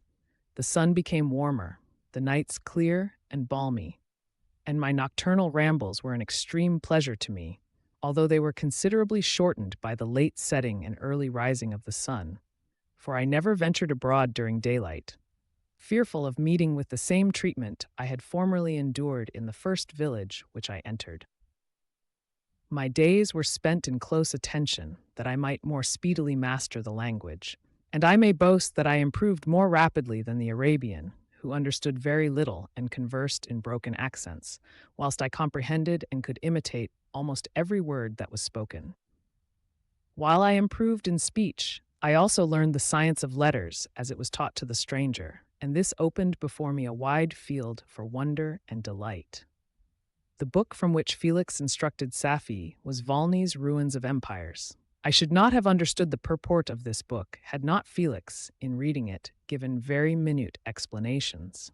He had chosen this work, he said, because the declamatory style was framed in imitation of the Eastern authors. Through this work, I obtained a cursory knowledge of history and a view of the several empires at present existing in the world. It gave me an insight into the manners, governments, and religions of the different nations of the earth. I heard of the slothful Asiatics, of the stupendous genius and mental activity of the Grecians, of the wars and wonderful virtue of the early Romans, of their subsequent degenerating, of the decline of that mighty empire, of chivalry, Christianity, and kings. I heard of the discovery of the American hemisphere and wept with Safie over the hapless fate of its original inhabitants. These wonderful narrations inspired me with strange feelings. Was man indeed at once so powerful, so virtuous and magnificent, yet so vicious and base? He appeared at one time a mere scion of the evil principle, and at another as all that can be conceived of noble and godlike. To be a great and virtuous man appeared the highest honor that can befall a sensitive being. To be base and vicious, as many on record have been, appeared the lowest degradation, a condition more abject than that of the blind mole or harmless worm. For a long time I could not conceive how one man could go forth to murder his fellow, or even why there were laws and governments. But when I heard details of vice and bloodshed, my wonder ceased, and I turned away with disgust and loathing. Every conversation of the cottagers now opened new wonders to me. While I listened to the instructions which Felix bestowed upon the Arabian, the strange system of human society was explained to me. I heard of the division of property, of immense wealth and squalid poverty, of rank, descent, and noble blood. The words induced me to turn towards myself. I learned that the possessions most esteemed by your fellow creatures were high and unsullied descent united with riches. A man might be respected with only one of these advantages, but without either he was considered, except in very rare instances, as a vagabond and a slave, doomed to waste his powers for the profits of the chosen few. And what was I? Of my creation and creator I was absolutely ignorant, but I knew that I possessed no money, no friends, no kind of property. I was, besides, endued with a figure hideously deformed and loathsome. I was not even of the same nature as man. I was more agile than they, and could subsist upon coarser diet. I bore the extremes of heat and cold with less injury to my frame. My stature far exceeded theirs. When I looked around, I saw and heard of none like me. Was I then a monster, a blot upon the earth, from which all men fled and whom all men disowned? I cannot describe to you the agony that these reflections inflicted upon me. I tried to dispel them, but sorrow only increased with knowledge. Oh, that I had forever remained in my native wood, nor known, nor felt beyond the sensations of hunger, thirst, and heat. Of what a strange nature is knowledge. It clings to the mind when it has once seized on it like a lichen on the rock. I wished sometimes to shake off all thought and feeling, but I learned that there was but one means to overcome the sensation of pain, and that was death, a state which I feared yet did not understand. I admired virtue and good feelings, and loved the gentle manners and amiable qualities of my cottagers, but I was shut out from intercourse with them, except through means which I obtained by stealth, when I was unseen and unknown, and which rather increased than satisfied the desire I had of becoming one among my fellows. The gentle words of Agatha and the animated smiles of the charming Arabian were not for me. The mild exhortations of the old man and the lively conversation of the loved Felix were not for me. Miserable, unhappy wretch. Other lessons were impressed upon me even more deeply. I heard of the difference of sexes, and the birth and growth of children, how the father doted on the smiles of the infant and the lively sallies of the older child, how all the life and cares of the mother were wrapped up in the precious charge, how the mind of youth expanded and gained knowledge of brother, sister, and all the various relationships which bind one human being to another in mutual bonds. But where were my friends and relations? No father had watched my infant days, no mother had blessed me with smiles and caresses, or if they had, all my past life was now a blot, a blind vacancy in which I distinguished nothing. From my earliest remembrance, I had been as I then was in height and proportion. I had never yet seen a being resembling me, or who claimed any intercourse with me. What was I? The question again recurred, to be answered only with groans. I will soon explain to what these feelings tended, but allow me now to return to the cottagers, whose story excited in me such various feelings of indignation, delight, and wonder, but which all terminated in additional love and reverence for my protectors. For so I loved, in an innocent, half-painful self-deceit, to call them. Chapter 14. Some time elapsed before I learned the history of my friends. It was one which could not fail to impress itself deeply on my mind, unfolding as it did a number of circumstances, each interesting and wonderful to one so utterly inexperienced as I was. The name of the old man was de Lacy. He was descended from a good family in France, where he had lived for many years in affluence, respected by his superiors and beloved by his equals. His son was bred in the service of his country, and Agatha had ranked with ladies of the highest distinction. A few months before my arrival, they had lived in a large and luxurious city called Paris, surrounded by friends and possessed of every enjoyment which virtue, refinement of intellect, or taste, accompanied by a moderate fortune, could afford. The father of Sophie had been the cause of their ruin. He was a Turkish merchant and had inhabited Paris for many years, when, for some reason, which I could not learn, he became obnoxious to the government. He was seized and cast into prison the very day that Sophie arrived from Constantinople to join him. He was tried and condemned to death. The injustice of his sentence was very flagrant. All Paris was indignant, and it was judged that his religion and wealth, rather than the crime alleged against him, had been the cause of his condemnation. Felix had accidentally been present at the trial. His horror and indignation were uncontrollable when he heard the decision of the court. He made at that moment a solemn vow to deliver him, and then looked around for the means. After many fruitless attempts to gain admittance to the prison, he found a strongly grated window in an unguarded part of the building, which lighted the dungeon of the unfortunate Mohammedan, who, loaded with chains, waited in despair the execution of the barbarous sentence. Felix visited the grate at night and made known to the prisoner his intentions in his favor.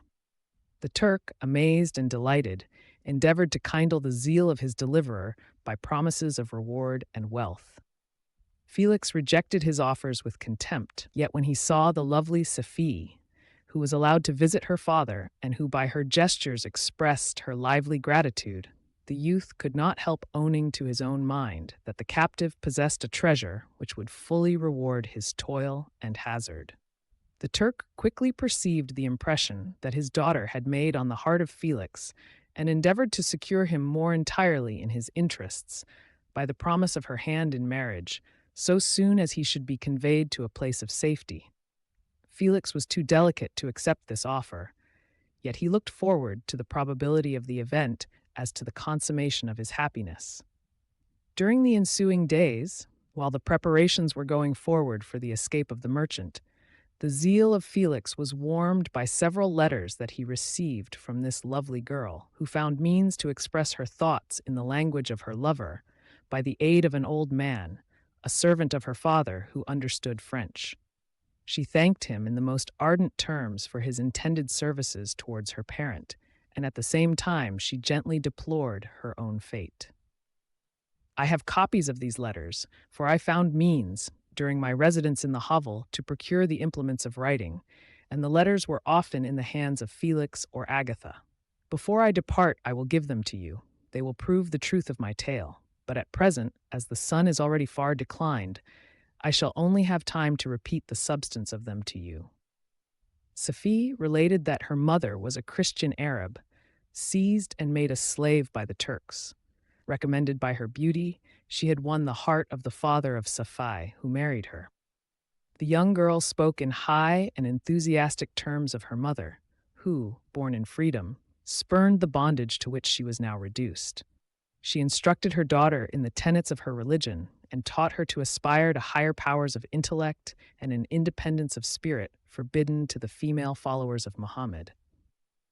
This lady died, but her lessons were indelibly impressed on the mind of Saifi, who sickened at the prospect of again returning to Asia and being immured within the walls of a harem, allowed only to occupy herself with infantile amusements, ill-suited to the temper of her soul, now accustomed to grand ideas and a noble emulation for virtue. The prospect of marrying a Christian and remaining in a country where women were allowed to take a rank in society was enchanting to her. The day for the execution of the Turk was fixed, but on the night previous to it he quitted his prison and before morning was distant many leagues from Paris. Felix had procured passports in the name of his father, sister, and himself. He had previously communicated his plan to the former, who aided the deceit by quitting his house under the pretense of a journey and concealed himself with his daughter in an obscure part of Paris. Felix conducted the fugitives through France to Lyons and across Mont Cenis to Leghorn, where the merchant had decided to wait a favorable opportunity of passing into some part of the Turkish dominions. Safi resolved to remain with her father until the moment of his departure, before which time the Turk renewed his promise that she should be united to his deliverer, and Felix remained with them in expectation of that event. And in the meantime he enjoyed the society of the Arabian, who exhibited towards him the simplest and tenderest affection. They conversed with one another through the means of an interpreter, and sometimes with the interpretation of looks, and Safi sang to him the divine airs of her native country. The Turk allowed this intimacy to take place and encouraged the hopes of the youthful lovers, while in his heart he had formed far other plans. He loathed the idea that his daughter should be united to a Christian, but he feared the resentment of Felix if he should appear lukewarm, for he knew that he was still in the power of his deliverer if he should choose to betray him to the Italian state which they inhabited. He revolved 1,000 plans by which he should be enabled to prolong the deceit until it might be no longer necessary, and secretly to take his daughter with him when he departed. His plans were facilitated by the news which arrived from Paris. The government of France were greatly enraged at the escape of their victim and spared no pains to detect and punish his deliverer.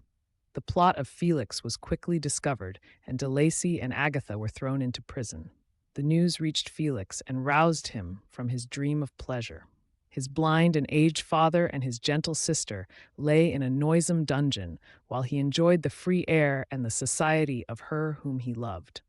This idea was torture to him. He quickly arranged with the Turk that if the latter should find a favorable opportunity for escape before Felix could return to Italy, Safi should remain as a boarder at a convent at Leghorn. And then, quitting the lovely Arabian, he hastened to Paris and delivered himself up to the vengeance of the law, hoping to free De Lacy and Agatha by this proceeding. He did not succeed.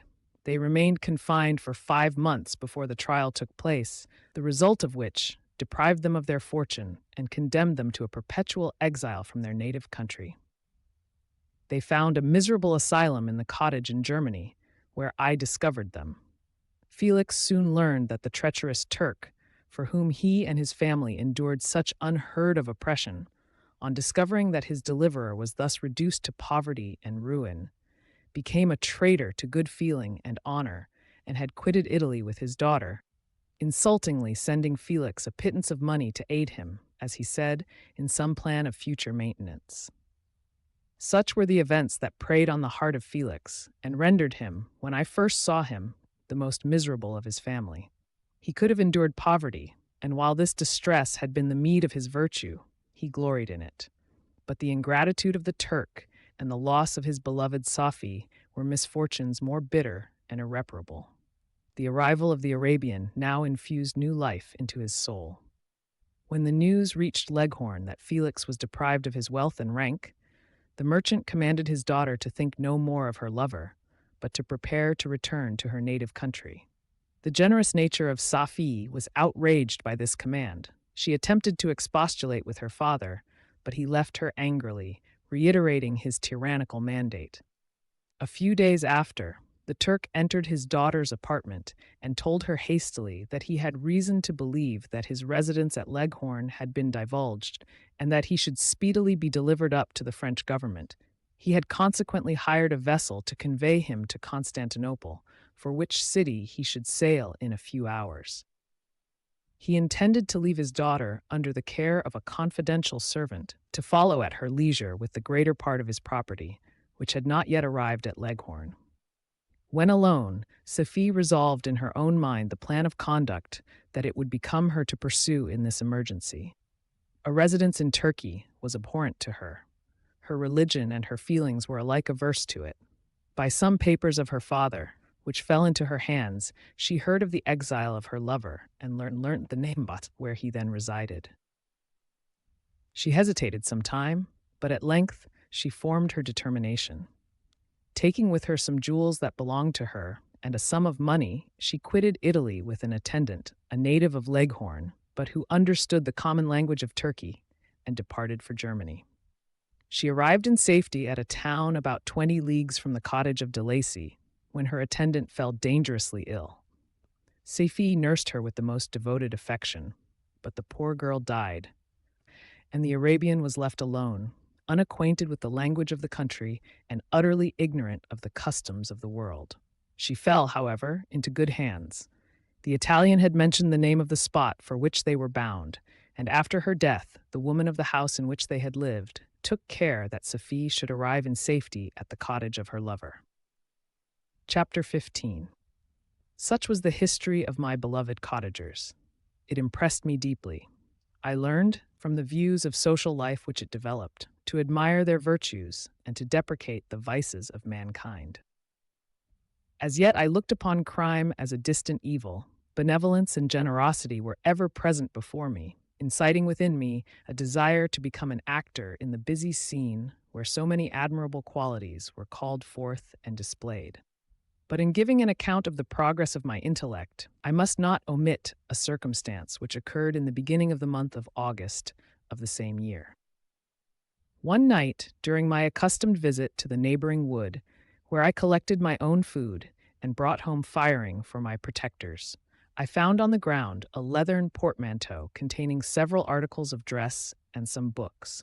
I eagerly seized the prize and returned with it to my hovel. Fortunately, the books were written in the language, the elements of which I had acquired at the cottage. They consisted of Paradise Lost, a volume of Plutarch's Lives, and the Sorrows of Werter. The possession of these treasures gave me extreme delight.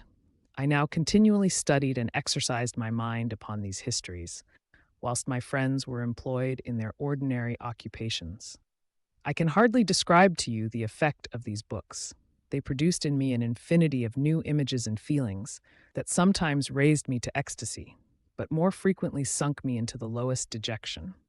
In the Sorrows of Werter, besides the interest of its simple and affecting story, so many opinions are canvassed and so many lights thrown upon what had hitherto been to me obscure subjects that I found in it a never-ending source of speculation and astonishment. The gentle and domestic manners it described, combined with lofty sentiments and feelings, which had for their object something out of self, accorded well with my experience among my protectors, and with the wants which were forever alive in my own bosom. But I thought Werter himself a more divine being than I had ever beheld or imagined. His character contained no pretension, but it sank deep. The disquisitions upon death and suicide were calculated to fill me with wonder. I did not pretend to enter into the merits of the case, yet I inclined towards the opinions of the hero, whose extinction I wept without precisely understanding it. As I read, however, I applied much personally to my own feelings and condition. I found myself similar, yet at the same time strangely unlike to the beings concerning whom I read and to whose conversation I was a listener. I sympathized with and partly understood them, but I was unformed in mind. I was dependent on none and related to none. The path of my departure was free, and there was none to lament my annihilation. My person was hideous and my stature gigantic. What did this mean? Who was I? What was I? Whence did I come? What was my destination? These questions continually recurred, but I was unable to solve them. The volume of Plutarch's Lives which I possessed contained the histories of the first founders of the ancient republics. This book had a far different effect upon me from the sorrows of Werter. I learned from Werter's imaginations despondency and gloom, but Plutarch taught me high thoughts. He elevated me above the wretched sphere of my own reflections to admire and love the heroes of past ages. Many things I read surpassed my understanding and experience. I had a very confused knowledge of kingdoms, wide extents of country, mighty rivers, and boundless seas. But I was perfectly unacquainted with towns and large assemblages of men. The cottage of my protectors had been the only school in which I had studied human nature, but this book developed new and mightier scenes of action. I read of men concerned in public affairs, governing or massacring their species. I felt the greatest ardor for virtue rise within me and abhorrence for vice, as far as I understood the signification of those terms, relative as they were, as I applied them to pleasure and pain alone. Induced by these feelings, I was of course led to admire peaceable lawgivers, Numa, Solon, and Lycurgus, in preference to Romulus and Theseus. The patriarchal lives of my protectors caused these impressions to take a firm hold on my mind. Perhaps, if my first introduction to humanity had been made by a young soldier, burning for glory and slaughter, I should have been imbued with different sensations. But Paradise Lost excited different and far deeper emotions. I read it, as I had read the other volumes which had fallen into my hands, as a true history. It moved every feeling of wonder and awe that the picture of an omnipotent God warring with his creatures was capable of exciting. I often referred the several situations as their similarity struck me to my own. Like Adam, I was apparently united by no link to any other being in existence. But his state was far different from mine in every other respect. He had come forth from the hands of God a perfect creature, happy and prosperous, guarded by the especial care of his Creator. He was allowed to converse with and acquire knowledge from beings of a superior nature, but I was wretched, helpless, and alone. Many times I considered Satan as the fitter emblem of my condition, for often like him, when I viewed the bliss of my protectors, the bitter gall of envy rose within me. Another circumstance strengthened and confirmed these feelings. Soon after my arrival in the hovel, I discovered some papers in the pocket of the dress, which I had taken from your laboratory. At first I had neglected them, but now that I was able to decipher the characters in which they were written, I began to study them with diligence. It was your journal of the 4 months that preceded my creation. You minutely described in these papers every step you took in the progress of your work. This history was mingled with accounts of domestic occurrences. You doubtless recollect these papers. Here they are. Everything is related in them which bears reference to my accursed origin. The whole detail of that series of disgusting circumstances which produced it is set in view. The minutest description of my odious and loathsome person is given, in language which painted your own horrors and rendered mine indelible. I sickened as I read. "Hateful day when I received life!" I exclaimed in agony. "Accursed Creator, why did you form a monster so hideous that even you turned from me in disgust? God, in pity, made man beautiful and alluring, after his own image, but my form is a filthy type of yours, more horrid even from the very resemblance. Satan had his companions, fellow devils, to admire and encourage him, but I am solitary and abhorred. These were the reflections of my hours of despondency and solitude. But when I contemplated the virtues of the cottagers, their amiable and benevolent dispositions, I persuaded myself that when they should become acquainted with my admiration of their virtues, they would compassionate me and overlook my personal deformity. Could they turn from their door one, however monstrous, who solicited their compassion and friendship? I resolved, at least, not to despair, but in every way to fit myself for an interview with them, which would decide my fate. I postponed this attempt for some months longer, for the importance attached to its success inspired me with a dread lest I should fail. Besides, I found that my understanding improved so much with every day's experience that I was unwilling to commence this undertaking until a few more months should have added to my sagacity. Several changes, in the meantime, took place in the cottage. The presence of Safie diffused happiness among its inhabitants, and I also found that a greater degree of plenty reigned there. Felix and Agatha spent more time in amusement and conversation, and were assisted in their labors by servants. They did not appear rich, but they were contented and happy. Their feelings were serene and peaceful, while mine became every day more tumultuous. Increase of knowledge only discovered to me more clearly what a wretched outcast I was. I cherished hope, it is true, but it vanished when I beheld my person reflected in water or my shadow in the moonshine, even as that frail image and that inconstant shade. I endeavored to crush these fears and to fortify myself for the trial which in a few months I resolved to undergo. And sometimes I allowed my thoughts, unchecked by reason, to ramble in the fields of paradise, and dared to fancy amiable and lovely creatures sympathizing with my feelings and cheering my gloom. Their angelic countenances breathed smiles of consolation. But it was all a dream.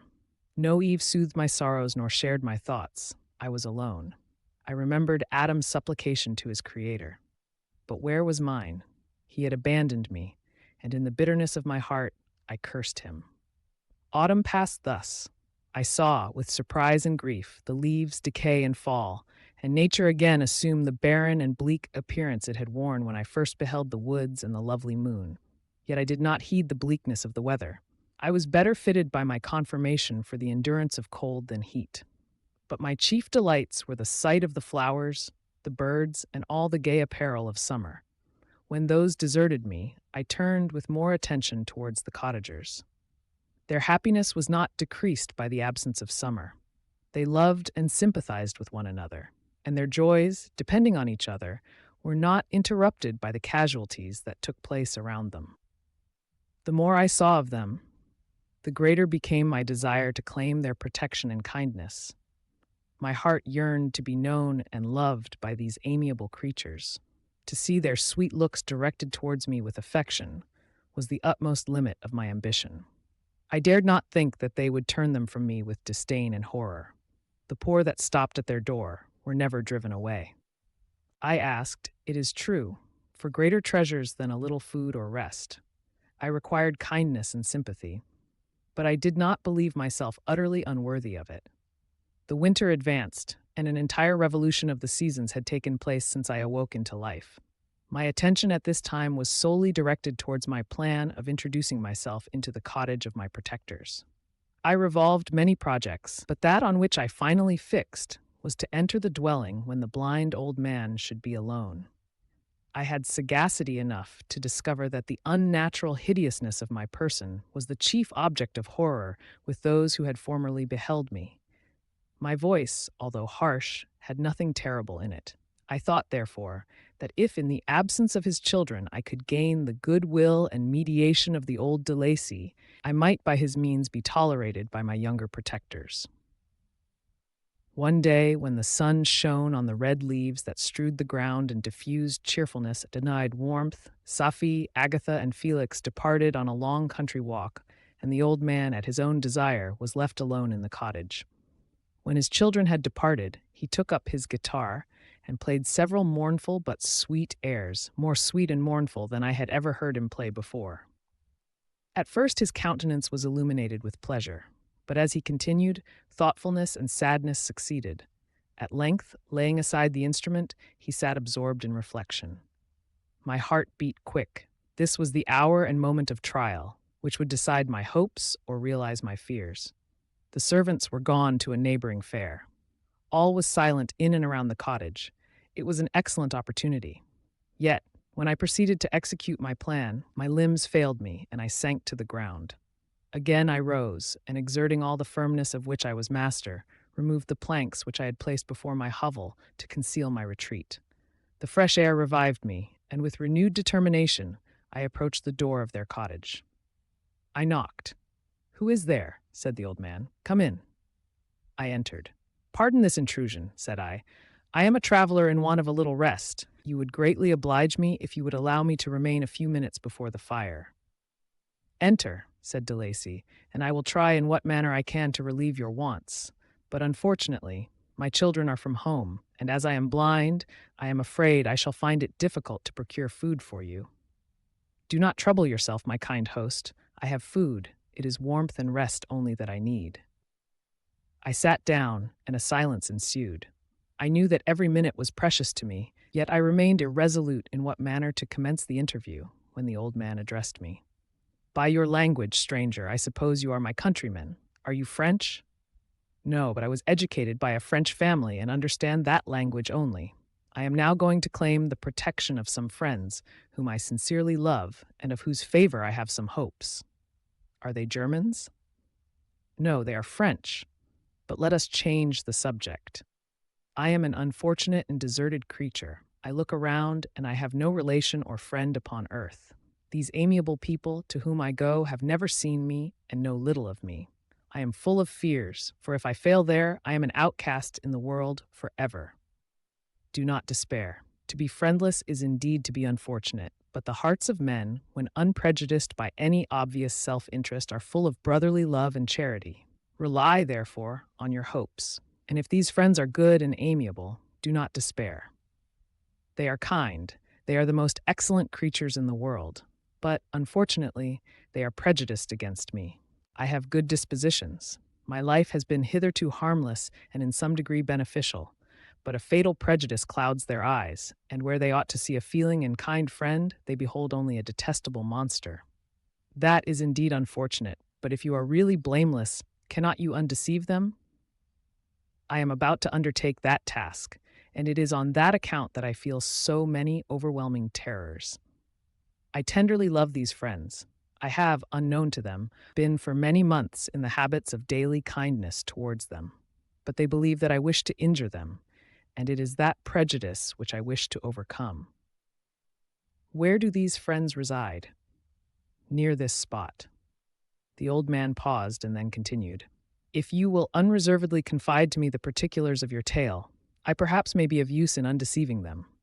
I am blind and cannot judge of your countenance, but there is something in your words which persuades me that you are sincere. I am poor and an exile, but it will afford me true pleasure to be in any way serviceable to a human creature." "Excellent man, I thank you and accept your generous offer.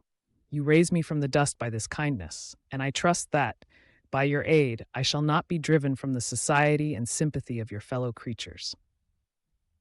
"Heaven forbid. Even if you were really criminal, for that can only drive you to desperation and not instigate you to virtue. I also am unfortunate. I and my family have been condemned, although innocent. Judge, therefore, if I do not feel for your misfortunes. How can I thank you, my best and only benefactor? From your lips first have I heard the voice of kindness directed towards me. I shall be forever grateful, and your present humanity assures me of success with those friends whom I am on the point of meeting. May I know the names and residence of those friends?" I paused. This, I thought, was the moment of decision, which was to rob me of or bestow happiness on me forever. I struggled vainly for firmness sufficient to answer him, but the effort destroyed all my remaining strength. I sank on the chair and sobbed aloud. At that moment I heard the steps of my younger protectors. I had not a moment to lose, but seizing the hand of the old man, I cried, "Now is the time. Save and protect me. You and your family are the friends whom I seek. Do not you desert me in the hour of trial." "Great God!" exclaimed the old man. "Who are you?" At that instant, the cottage door was opened, and Felix, Sapphire, and Agatha entered. Who can describe their horror and consternation on beholding me? Agatha fainted, and Sapphire, unable to attend to her friend, rushed out of the cottage.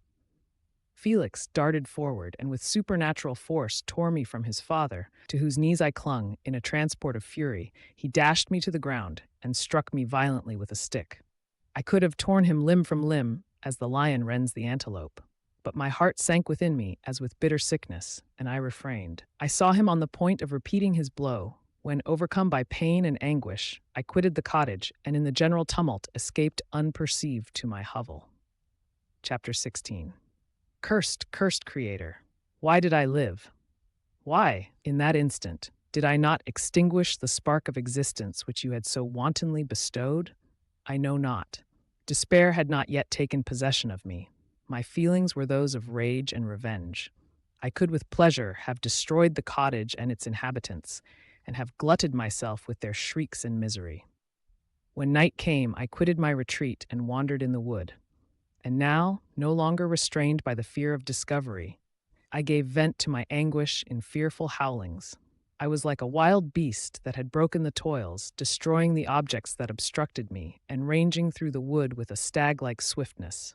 Oh, what a miserable night I passed! The cold stars shone in mockery, and the bare trees waved their branches above me. Now and then the sweet voice of a bird burst forth amidst the universal stillness. All, save I, were at rest or in enjoyment. I, like the archfiend, bore a hell within me, and finding myself unsympathized with, wished to tear up the trees, spread havoc and destruction around me, and then to have sat down and enjoyed the ruin. But this was a luxury of sensation that could not endure. I became fatigued with excess of bodily exertion, and sank on the damp grass in the sick impotence of despair. There was none among the myriads of men that existed who would pity or assist me. And should I feel kindness towards my enemies? No.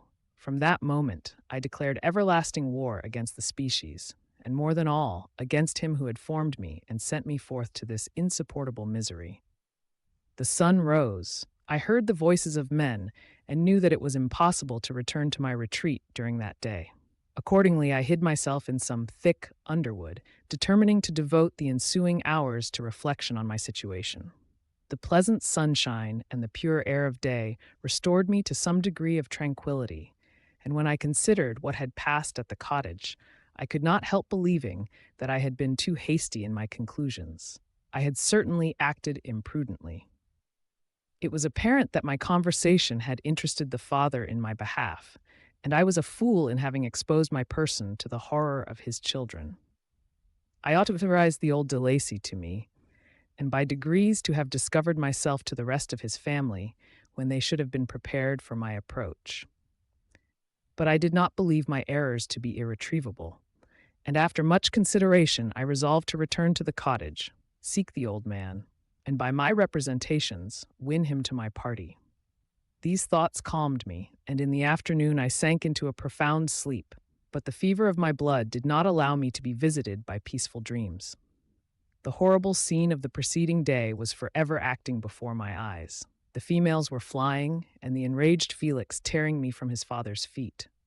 I awoke exhausted, and finding that it was already night, I crept forth from my hiding place and went in search of food. When my hunger was appeased, I directed my steps towards the well-known path that conducted to the cottage. All there was at peace.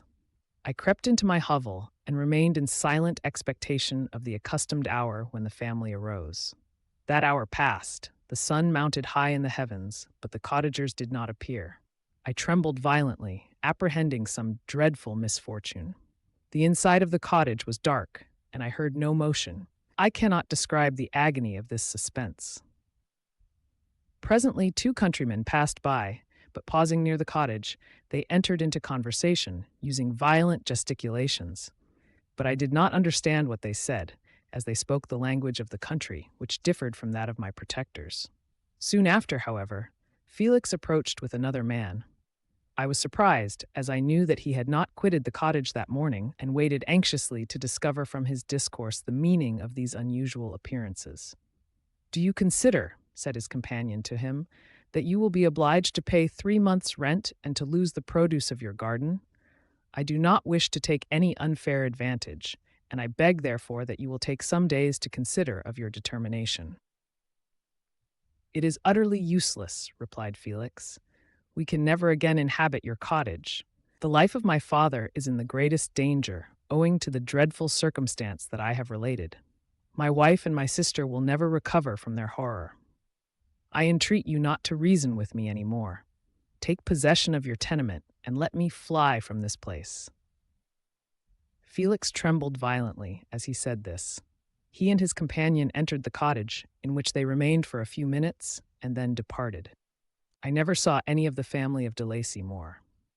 I continued for the remainder of the day in my hovel in a state of utter and stupid despair. My protectors had departed and had broken the only link that held me to the world. For the first time, the feelings of revenge and hatred filled my bosom, and I did not strive to control them, but allowing myself to be borne away by the stream, I bent my mind towards injury and death. When I thought of my friends, of the mild voice of de Lacy, the gentle eyes of Agatha, and the exquisite beauty of the Arabian, these thoughts vanished, and a gush of tears somewhat soothed me. But again, when I reflected that they had spurned and deserted me, anger returned, a rage of anger, and unable to injure anything human, I turned my fury towards inanimate objects. As night advanced, I placed a variety of combustibles around the cottage, and after having destroyed every vestige of cultivation in the garden, I waited with forced impatience until the moon had sunk to commence my operations. As the night advanced, a fierce wind arose from the woods and quickly dispersed the clouds that had loitered in the heavens. The blast tore along like a mighty avalanche and produced a kind of insanity in my spirits that burst all bounds of reason and reflection.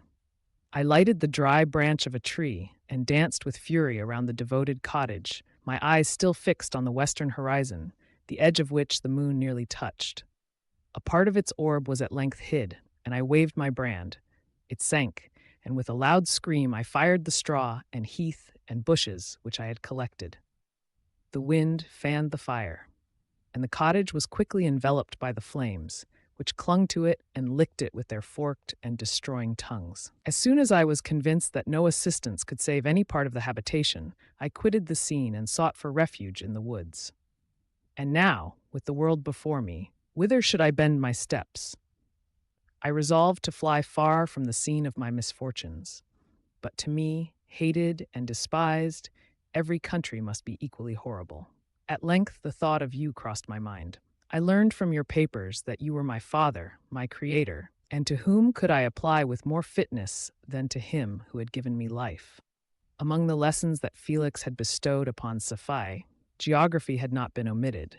I had learned from these the relative situations of the different countries of the earth. You had mentioned Geneva as the name of your native town, and towards this place I resolved to proceed. But how was I to direct myself? I knew that I must travel in a southwesterly direction to reach my destination, but the sun was my only guide. I did not know the names of the towns that I was to pass through, nor could I ask information from a single human being. But I did not despair. From you only could I hope for succor, although towards you I felt no sentiment but that of hatred. Unfeeling, heartless creator, you had endowed me with perceptions and passions, and then cast me abroad an object for the scorn and horror of mankind. But on you only had I any claim for pity and redress, and from you I determined to seek that justice which I vainly attempted to gain from any other being that wore the human form. My travels were long and the sufferings I endured intense. It was late in autumn when I quitted the district where I had so long resided. I traveled only at night, fearful of encountering the visage of a human being. Nature decayed around me, and the sun became heatless. Rain and snow poured around me. Mighty rivers were frozen. The surface of the earth was hard and chill and bare, and I found no shelter. Oh, earth! How often did I imprecate curses on the cause of my being? The mildness of my nature had fled, and all within me was turned to gall and bitterness. The nearer I approached to your habitation, the more deeply did I feel the spirit of revenge enkindled in my heart. Snow fell, and the waters were hardened, but I rested not. A few incidents now and then directed me, and I possessed a map of the country, but I often wandered wide from my path. The agony of my feelings allowed me no respite. No incident occurred from which my rage and misery could not extract its food, but a circumstance that happened when I arrived on the confines of Switzerland, when the sun had recovered its warmth and the earth again began to look green, confirmed in an especial manner the bitterness and horror of my feelings. I generally rested during the day and traveled only when I was secured by night from the view of man. One morning, however, finding that my path lay through a deep wood, I ventured to continue my journey after the sun had risen. The day, which was one of the first of spring, cheered even me by the loveliness of its sunshine and the balminess of the air. I felt emotions of gentleness and pleasure that had long appeared dead revive within me. Half surprised by the novelty of these sensations, I allowed myself to be borne away by them, and forgetting my solitude and deformity, dared to be happy. Soft tears again bedewed my cheeks, and I even raised my humid eyes with thankfulness towards the blessed sun, which bestowed such joy upon me.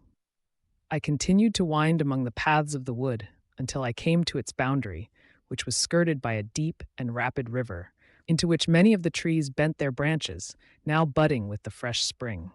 Here I paused, not exactly knowing what path to pursue, when I heard the sound of voices that induced me to conceal myself under the shade of a cypress. I was scarcely hid when a young girl came running towards the spot where I was concealed, laughing, as if she ran from someone in sport. She continued her course along the precipitous sides of the river, when suddenly her foot slipped and she fell into the rapid stream. I rushed from my hiding place and with extreme labor, from the force of the current, saved her and dragged her to shore. She was senseless, and I endeavored by every means in my power to restore animation, when I was suddenly interrupted by the approach of a rustic, who was probably the person from whom she had playfully fled. On seeing me, he darted towards me, and tearing the girl from my arms, hastened towards the deeper parts of the wood. I followed speedily. I hardly knew why, but when the man saw me draw near, he aimed a gun, which he carried at my body, and fired. I sank to the ground, and my injurer, with increased swiftness, escaped into the wood. This was then the reward of my benevolence. I had saved a human being from destruction, and as a recompense, I now writhed under the miserable pain of a wound which shattered the flesh and bone. The feelings of kindness and gentleness which I had entertained but a few moments before gave place to hellish rage and gnashing of teeth. Inflamed by pain, I vowed eternal hatred and vengeance to all mankind. But the agony of my wound overcame me. My pulses paused, and I fainted. For some weeks I led a miserable life in the woods, endeavoring to cure the wound which I had received. The ball had entered my shoulder, and I knew not whether it had remained there or passed through. At any rate, I had no means of extracting it. My sufferings were augmented also by the oppressive sense of the injustice and ingratitude of their infliction. My daily vows rose for revenge, a deep and deadly revenge, such as would alone compensate for the outrages and anguish I had endured. After some weeks, my wound healed, and I continued my journey. The labors I endured were no longer to be alleviated by the bright sun or gentle breezes of spring. All joy was but a mockery which insulted my desolate state and made me feel more painfully that I was not made for the enjoyment of pleasure. But my toils now drew near a close, and in 2 months from this time I reached the environs of Geneva. It was evening when I arrived, and I retired to a hiding place among the fields that surround it to meditate in what manner I should apply to you. I was oppressed by fatigue and hunger, and far too unhappy to enjoy the gentle breezes of evening or the prospect of the sun setting behind the stupendous mountains of Jura. At this time a slight sleep relieved me from the pain of reflection, which was disturbed by the approach of a beautiful child who came running into the recess I had chosen, with all the sportiveness of infancy. Suddenly, as I gazed on him, an idea seized me that this little creature was unprejudiced and had lived too short a time to have imbibed a horror of deformity. If, therefore, I could seize him and educate him as my companion and friend, I should not be so desolate in this peopled earth.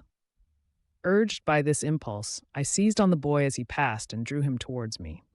As soon as he beheld my form, he placed his hands before his eyes and uttered a shrill scream. I drew his hand forcibly from his face and said, "Child, what is the meaning of this? I do not intend to hurt you. Listen to me." He struggled violently. "Let me go," he cried. "Monster, ugly wretch, you wish to eat me and tear me to pieces. You are an ogre. Let me go, or I will tell my papa." "Boy, you will never see your father again. You must come with me."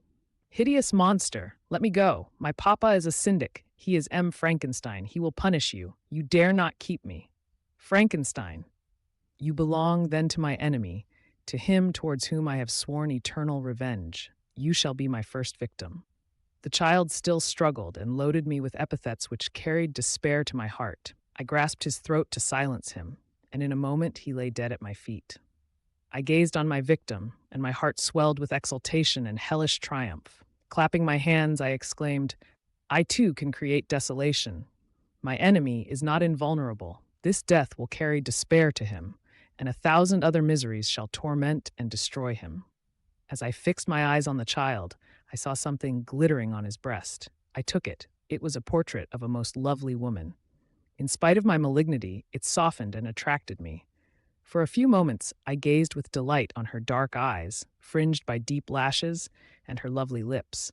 But presently my rage returned. I remembered that I was forever deprived of the delights that such beautiful creatures could bestow, and that she whose resemblance I contemplated would, in regarding me, have changed that air of divine benignity to one expressive of disgust and affright. Can you wonder that such thoughts transported me with rage? I only wonder that at that moment, instead of venting my sensations in exclamations and agony, I did not rush among mankind and perish in the attempt to destroy them. While I was overcome by these feelings, I left the spot where I had committed the murder, and seeking a more secluded hiding place, I entered a barn which had appeared to me to be empty. A woman was sleeping on some straw. She was young, not indeed so beautiful as her whose portrait I held, but of an agreeable aspect and blooming in the loveliness of youth and health. Here, I thought, is one of those whose joy-imparting smiles are bestowed on all but me.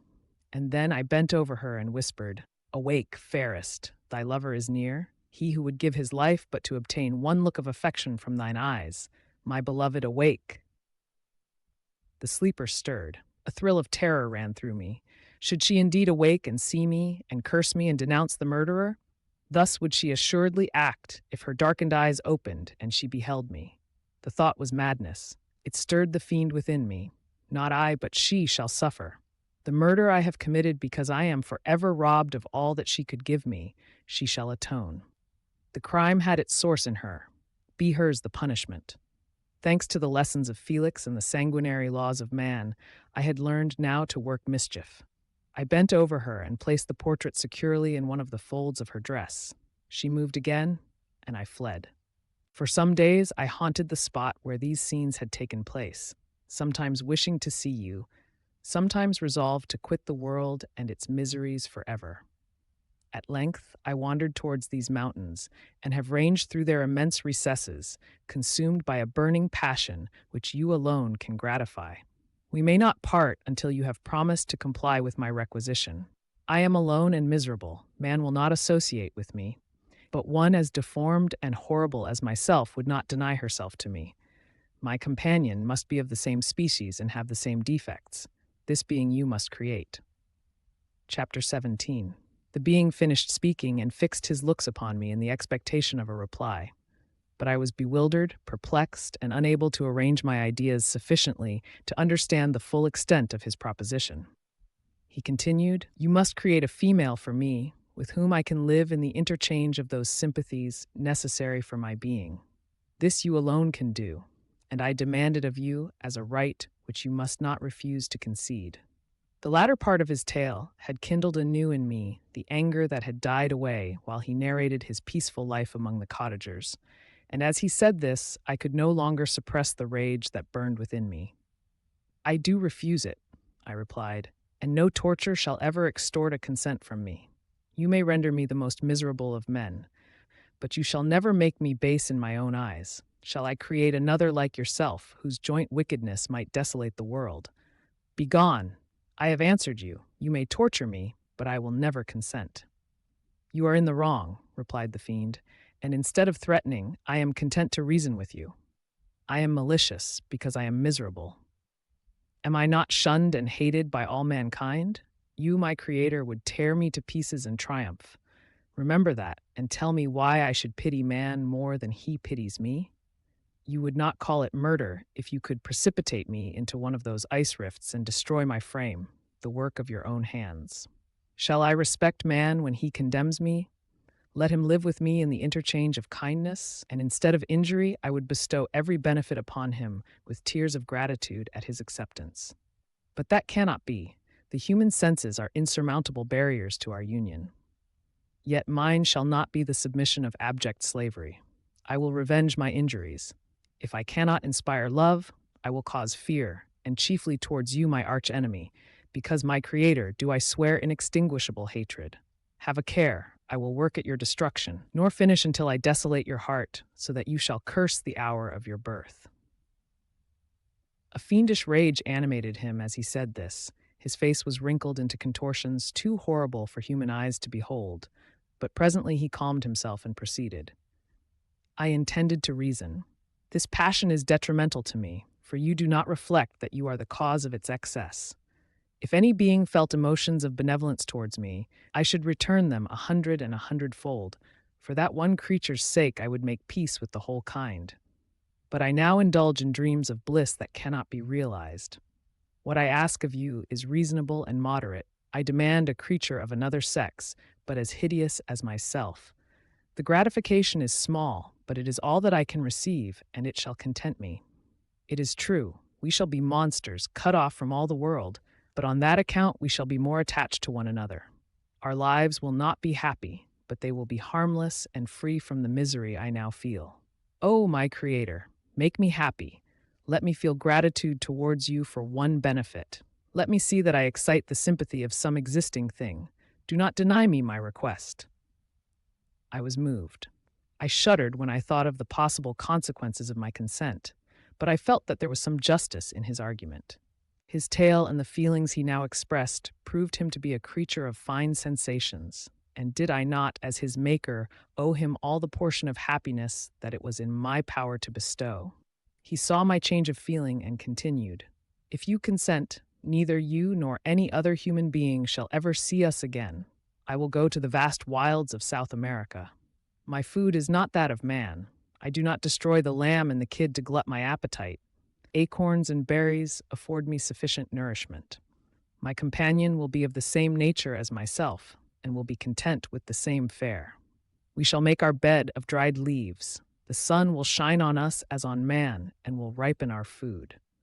The picture I present to you is peaceful and human, and you must feel that you could deny it only in the wantonness of power and cruelty. Pitiless as you have been towards me, I now see compassion in your eyes. Let me seize the favorable moment and persuade you to promise what I so ardently desire. You propose, replied I, to fly from the habitations of man, to dwell in those wilds where the beasts of the field will be your only companions. How can you, who long for the love and sympathy of man, persevere in this exile? You will return and again seek their kindness, and you will meet with their detestation. Your evil passions will be renewed, and you will then have a companion to aid you in the task of destruction. This may not be. Cease to argue the point, for I cannot consent. How inconstant are your feelings? But a moment ago you were moved by my representations, and why do you again harden yourself to my complaints? I swear to you, by the earth which I inhabit, and by you that made me, that with the companion you bestow, I will quit the neighborhood of man and dwell, as it may chance, in the most savage of places. My evil passions will have fled, for I shall meet with sympathy. My life will flow quietly away, and in my dying moments I shall not curse my Maker. His words had a strange effect upon me. I compassionated him, and sometimes felt a wish to console him, but when I looked upon him, when I saw the filthy mass that moved and talked, my heart sickened, and my feelings were altered to those of horror and hatred. I tried to stifle these sensations. I thought that as I could not sympathize with him, I had no right to withhold from him the small portion of happiness which was yet in my power to bestow. You swear, I said, to be harmless, but have you not already shown a degree of malice that should reasonably make me distrust you? May not even this be a feint that will increase your triumph by affording a wider scope for your revenge? How is this? I must not be trifled with, and I demand an answer. If I have no ties and no affections, hatred and vice must be my portion. The love of another will destroy the cause of my crimes, and I shall become a thing of whose existence everyone will be ignorant. My vices are the children of a forced solitude that I abhor, and my virtues will necessarily arise when I live in communion with an equal. I shall feel the affections of a sensitive being and become linked to the chain of existence and events from which I am now excluded. I paused some time to reflect on all he had related and the various arguments which he had employed.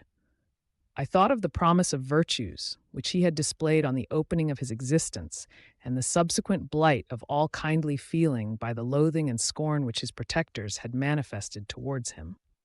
His power and threats were not omitted in my calculations. A creature who could exist in the ice caves of the glaciers and hide himself from pursuit among the ridges of inaccessible precipices was a being possessing faculties it would be vain to cope with. After a long pause of reflection, I concluded that the justice due both to him and my fellow creatures demanded of me that I should comply with his request. Turning to him, therefore, I said, I consent to your demand, on your solemn oath to quit Europe forever, and every other place in the neighborhood of man, as soon as I shall deliver into your hands a female who will accompany you in your exile. I swear, he cried, by the sun and by the blue sky of heaven, and by the fire of love that burns my heart, that if you grant my prayer, while they exist, you shall never behold me again. Depart to your home and commence your labors. I shall watch their progress with unutterable anxiety, and fear not but that when you are ready, I shall appear. Saying this, he suddenly quitted me, fearful, perhaps, of any change in my sentiments. I saw him descend the mountain with greater speed than the flight of an eagle, and quickly lost among the undulations of the sea of ice. His tale had occupied the whole day, and the sun was upon the verge of the horizon when he departed. I knew that I ought to hasten my descent towards the valley, as I should soon be encompassed in darkness, but my heart was heavy and my steps slow. The labor of winding among the little paths of the mountain and fixing my feet firmly as I advanced perplexed me, occupied as I was by the emotions which the occurrences of the day had produced. Night was far advanced when I came to the halfway resting place and seated myself beside the fountain.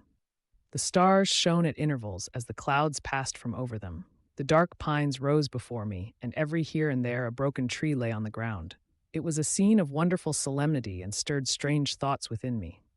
I wept bitterly, and clasping my hands in agony, I exclaimed, Oh, stars and clouds and winds, ye are all about to mock me. If ye really pity me, crush sensation and memory, let me become as naught. But if not, depart, depart, and leave me in darkness.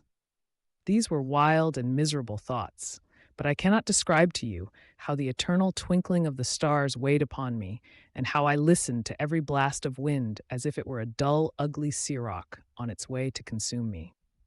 Morning dawned before I arrived at the village of Chamonix. I took no rest, but returned immediately to Geneva. Even in my own heart, I could give no expression to my sensations. They weighed on me with a mountain's weight, and their excess destroyed my agony beneath them. Thus I returned home, and entering the house, presented myself to the family. My haggard and wild appearance awoke intense alarm, but I answered no question. Scarcely did I speak. I felt as if I were placed under a ban, as if I had no right to claim their sympathies, as if never more might I enjoy companionship with them. Yet even thus I loved them to adoration, and to save them, I resolved to dedicate myself to my most abhorred task. The prospect of such an occupation made every other circumstance of existence pass before me like a dream, and that thought only had to me the reality of life. Chapter 18. Day after day, week after week, passed away on my return to Geneva, and I could not collect the courage to recommence my work. I feared the vengeance of the disappointed fiend, yet I was unable to overcome my repugnance to the task which was enjoined me. I found that I could not compose a female without again devoting several months to profound study and laborious disquisition. I had heard of some discoveries having been made by an English philosopher, the knowledge of which was material to my success, and I sometimes thought of obtaining my father's consent to visit England for this purpose. But I clung to every pretense of delay and shrank from taking the first step in an undertaking whose immediate necessity began to appear less absolute to me. A change indeed had taken place in me. My health, which had hitherto declined, was now much restored, and my spirits, when unchecked by the memory of my unhappy promise, rose proportionably. My father saw this change with pleasure, and he turned his thoughts towards the best method of eradicating the remains of my melancholy, which every now and then would return by fits, and with a devouring blackness overcast the approaching sunshine. At these moments I took refuge in the most perfect solitude. I passed whole days on the lake alone in a little boat, watching the clouds and listening to the rippling of the waves, silent and listless. But the fresh air and bright sun seldom failed to restore me to some degree of composure, and on my return I met the salutations of my friends with a readier smile and a more cheerful heart. It was after my return from one of these rambles that my father, calling me aside, thus addressed me. "I am happy to remark, my dear son, that you have resumed your former pleasures and seem to be returning to yourself. And yet you are still unhappy and still avoid our society. For some time I was lost in conjecture as to the cause of this, but yesterday an idea struck me, and if it is well founded, I conjure you to avow it. Reserve on such a point would be not only useless, but draw down treble misery on us all." I trembled violently at his exordium, and my father continued, "I confess, my son, that I have always looked forward to your marriage with our dear Elizabeth as the tie of our domestic comfort and the stay of my declining years. You were attached to each other from your earliest infancy. You studied together, and appeared, in dispositions and tastes, entirely suited to one another. But so blind is the experience of man that what I conceive to be the best assistance to my plan may have entirely destroyed it. You, perhaps, regard her as your sister, without any wish that she might become your wife. Nay, you may have met with another whom you may love, and considering yourself as bound in honor to Elizabeth, this struggle may occasion the poignant misery which you appear to feel. My dear father, reassure yourself. I love my cousin tenderly and sincerely. I never saw any woman who excited, as Elizabeth does, my warmest admiration and affection. My future hopes and prospects are entirely bound up in the expectation of our union. The expression of your sentiments of this subject, my dear Victor, gives me more pleasure than I have for some time experienced. If you feel thus, we shall assuredly be happy, however present events may cast a gloom over us. But it is this gloom, which appears to have taken so strong a hold of your mind, that I wish to dissipate. Tell me, therefore, whether you object to an immediate solemnization of the marriage. We have been unfortunate, and recent events have drawn us from that everyday tranquility befitting my years and infirmities. You are younger, yet I do not suppose, possessed as you are of a competent fortune, that an early marriage would at all interfere with any future plans of honor and utility that you may have formed. Do not suppose, however, that I wish to dictate happiness to you, or that a delay on your part would cause me any serious uneasiness. Interpret my words with candor and answer me, I conjure you, with confidence and sincerity. I listened to my father in silence and remained for some time incapable of offering any reply. I revolved rapidly in my mind a multitude of thoughts and endeavored to arrive at some conclusion. Alas, to me the idea of an immediate union with my Elizabeth was one of horror and dismay. I was bound by a solemn promise which I had not yet fulfilled and dared not break, or if I did, what manifold miseries might not impend over me and my devoted family. Could I enter into a festival with this deadly weight, yet hanging round my neck and bowing me to the ground? I must perform my engagement and let the monster depart with his mate before I allowed myself to enjoy the delight of a union from which I expected peace.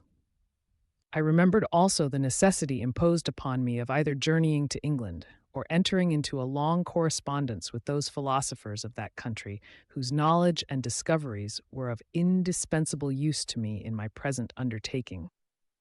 The latter method of obtaining the desired intelligence was dilatory and unsatisfactory, Besides, I had an insurmountable aversion to the idea of engaging myself in my loathsome task in my father's house, while in habits of familiar intercourse with those I loved. I knew that 1,000 fearful accidents might occur, the slightest of which would disclose a tale to thrill all connected with me with horror. I was aware also that I should often lose all self-command, all capacity of hiding the harrowing sensations that would possess me during the progress of my unearthly occupation. I must absent myself from all I loved while thus employed. Once commenced, it would quickly be achieved, and I might be restored to my family in peace and happiness. My promise fulfilled, the monster would depart forever. Or, so my fond fancy imaged, some accident might meanwhile occur to destroy him and put an end to my slavery forever. These feelings dictated my answer to my father. I expressed a wish to visit England, but concealing the true reasons of this request, I clothed my desires under a guise which excited no suspicion, while I urged my desire with an earnestness that easily induced my father to comply. After so long a period of an absorbing melancholy that resembled madness in its intensity and effects, he was glad to find that I was capable of taking pleasure in the idea of such a journey, and he hoped that change of scene and varied amusement would, before my return, have restored me entirely to myself. The duration of my absence was left to my own choice. A few months, or at most a year, was the period contemplated. One paternal kind precaution he had taken to ensure my having a companion. Without previously communicating with me, he had, in concert with Elizabeth, arranged that Clerval should join me at Strasbourg. This interfered with the solitude I coveted for the prosecution of my task. Yet at the commencement of my journey, the presence of my friend could in no way be an impediment, and truly I rejoiced that thus I should be saved many hours of lonely, maddening reflection. Nay, Henry might stand between me and the intrusion of my foe. If I were alone, would he not at times force his abhorred presence on me to remind me of my task or to contemplate its progress? To England, therefore, I was bound, and it was understood that my union with Elizabeth should take place immediately on my return. My father's age rendered him extremely averse to delay. For myself, there was one reward I promised myself from my detested toils, one consolation for my unparalleled sufferings. It was the prospect of that day when, enfranchised from my miserable slavery, I might claim Elizabeth and forget the past in my union with her. I now made arrangements for my journey, but one feeling haunted me, which filled me with fear and agitation. During my absence, I should leave my friends unconscious of the existence of their enemy and unprotected from his attacks, exasperated as he might be by my departure. But he had promised to follow me wherever I might go, and would he not accompany me to England? This imagination was dreadful in itself, but soothing inasmuch as it supposed the safety of my friends. I was agonized with the idea of the possibility that the reverse of this might happen. But through the whole period during which I was the slave of my creature, I allowed myself to be governed by the impulses of the moment, and my present sensations strongly intimated that the fiend would follow me and exempt my family from the danger of his machinations. It was in the latter end of September that I again quitted my native country. My journey had been my own suggestion, and Elizabeth therefore acquiesced, but she was filled with disquiet at the idea of my suffering, away from her, the inroads of misery and grief. It had been her care which provided me a companion in Clerval, and yet a man is blind to 1,000-minute circumstances which call forth a woman's sedulous attention. She longed to bid me hasten my return. 1,000 conflicting emotions rendered her mute as she bade me a tearful, silent farewell. I threw myself into the carriage that was to convey me away, hardly knowing whither I was going, and careless of what was passing around. I remembered only, and it was with a bitter anguish that I reflected on it, to order that my chemical instruments should be packed to go with me. Filled with dreary imaginations, I passed through many beautiful and majestic scenes, but my eyes were fixed and unobserving. I could only think of the bourne of my travels and the work which was to occupy me whilst they endured. After some days spent in listless indolence, during which I traversed many leagues, I arrived at Strasbourg, where I waited 2 days for Clerval. He came. Alas, how great was the contrast between us! He was alive to every new scene, joyful when he saw the beauties of the setting sun, and more happy when he beheld it rise and recommence a new day. He pointed out to me the shifting colors of the landscape and the appearances of the sky. "This is what it is to live," he cried. "Now I enjoy existence. But you, my dear Frankenstein, wherefore are you desponding and sorrowful?" In truth, I was occupied by gloomy thoughts, and neither saw the descent of the evening star nor the golden sunrise reflected in the Rhine. And you, my friend, would be far more amused with the journal of Clerval, who observed the scenery with an eye of feeling and delight, than in listening to my reflections. I, a miserable wretch, haunted by a curse that shut up every avenue to enjoyment. We had agreed to descend the Rhine in a boat from Strasbourg to Rotterdam, whence we might take shipping for London. During this voyage we passed many willowy islands and saw several beautiful towns. We stayed a day at Mannheim, and on the 5th from our departure from Strasbourg arrived at Mainz. The course of the Rhine below Mainz becomes much more picturesque. The river descends rapidly and winds between hills, not high, but steep, and of beautiful forms. We saw many ruined castles standing on the edges of precipices, surrounded by black woods, high and inaccessible. This part of the Rhine, indeed, presents a singularly variegated landscape. In one spot you view rugged hills, ruined castles overlooking tremendous precipices, with the dark Rhine rushing beneath. And on the sudden turn of a promontory, flourishing vineyards with green sloping banks and a meandering river and populous towns occupy the scene. We traveled at the time of the vintage and heard the song of the laborers as we glided down the stream. Even I, depressed in mind, and my spirits continually agitated by gloomy feelings, even I was pleased. I lay at the bottom of the boat, and as I gazed on the cloudless blue sky, I seemed to drink in a tranquility to which I had long been a stranger. And if these were my sensations, who can describe those of Henry? He felt as if he had been transported to fairyland and enjoyed a happiness seldom tasted by man. "I have seen," he said, "the most beautiful scenes of my own country. I have visited the lakes of Lucerne and Uri, where the snowy mountains descend almost perpendicularly to the water, casting black and impenetrable shades, which would cause a gloomy and mournful appearance were it not for the most verdant islands that relieve the eye by their gay appearance.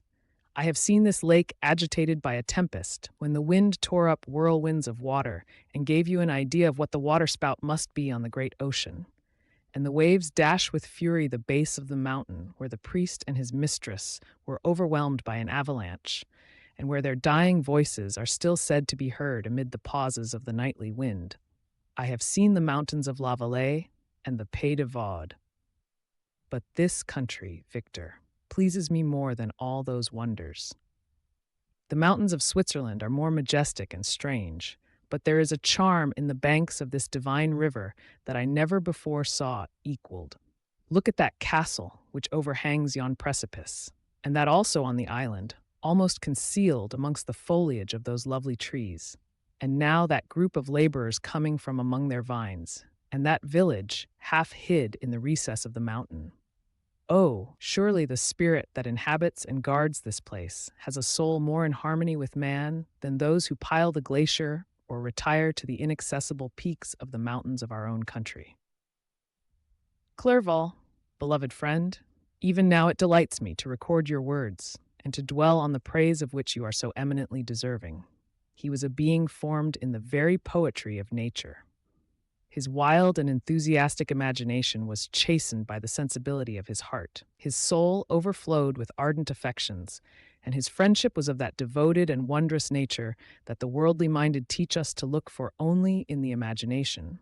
But even human sympathies were not sufficient to satisfy his eager mind. The scenery of external nature, which others regard only with admiration, he loved with ardor. The sounding cataract haunted him like a passion. The tall rock, the mountain, and the deep and gloomy wood, their colors and their forms were then to him an appetite, a feeling, and a love that had no need of a remoter charm, by thought supplied, or any interest unborrowed from the eye. And where does he now exist? Is this gentle and lovely being lost forever? Has this mind, so replete with ideas, imaginations fanciful and magnificent, which formed a world whose existence depended on the life of its creator, has this mind perished? Does it now only exist in my memory? No, it is not thus. Your form so divinely wrought and beaming with beauty has decayed, but your spirit still visits and consoles your unhappy friend. Pardon this gush of sorrow. These ineffectual words are but a slight tribute to the unexampled worth of Henry, but they soothe my heart, overflowing with the anguish which his remembrance creates. I will proceed with my tale. Beyond Cologne, we descended to the plains of Holland, and we resolved to post the remainder of our way, for the wind was contrary, and the stream of the river was too gentle to aid us. Our journey here lost the interest arising from beautiful scenery, but we arrived in a few days at Rotterdam, whence we proceeded by sea to England. It was on a clear morning, in the latter days of December, that I first saw the white cliffs of Britain. The banks of the Thames presented a new scene. They were flat but fertile, and almost every town was marked by the remembrance of some story. We saw Tilbury Fort and remembered the Spanish Armada, Gravesend, Woolwich, and Greenwich, places which I had heard of even in my country. At length we saw the numerous steeples of London, St. Paul's towering above all, and the tower famed in English history. Chapter 19. London was our present point of rest. We determined to remain several months in this wonderful and celebrated city. Clerval desired the intercourse of the men of genius and talent who flourished at this time, but this was with me a secondary object. I was principally occupied with the means of obtaining the information necessary for the completion of my promise, and quickly availed myself of the letters of introduction that I had brought with me, addressed to the most distinguished natural philosophers. If this journey had taken place during my days of study and happiness, it would have afforded me inexpressible pleasure. But a blight had come over my existence, and I only visited these people for the sake of the information they might give me on the subject in which my interest was so terribly profound. Company was irksome to me. When alone, I could fill my mind with the sights of heaven and earth. The voice of Henry soothed me, and I could thus cheat myself into a transitory peace. But busy, uninteresting, joyous faces brought back despair to my heart. I saw an insurmountable barrier placed between me and my fellow men. This barrier was sealed with the blood of William and Justine, and to reflect on the events connected with those names filled my soul with anguish. But in Clerval, I saw the image of my former self. He was inquisitive and anxious to gain experience and instruction. The difference of manners which he observed was to him an inexhaustible source of instruction and amusement. He was also pursuing an object he had long had in view. His design was to visit India, in the belief that he had in his knowledge of its various languages, and in the views he had taken of its society, the means of materially assisting the progress of European colonization and trade. In Britain only could he further the execution of his plan. He was forever busy, and the only check to his enjoyments was my sorrowful and dejected mind. I tried to conceal this as much as possible, that I might not debar him from the pleasures natural to one who was entering on a new scene of life, undisturbed by any care or bitter recollection. I often refused to accompany him, alleging another engagement that I might remain alone.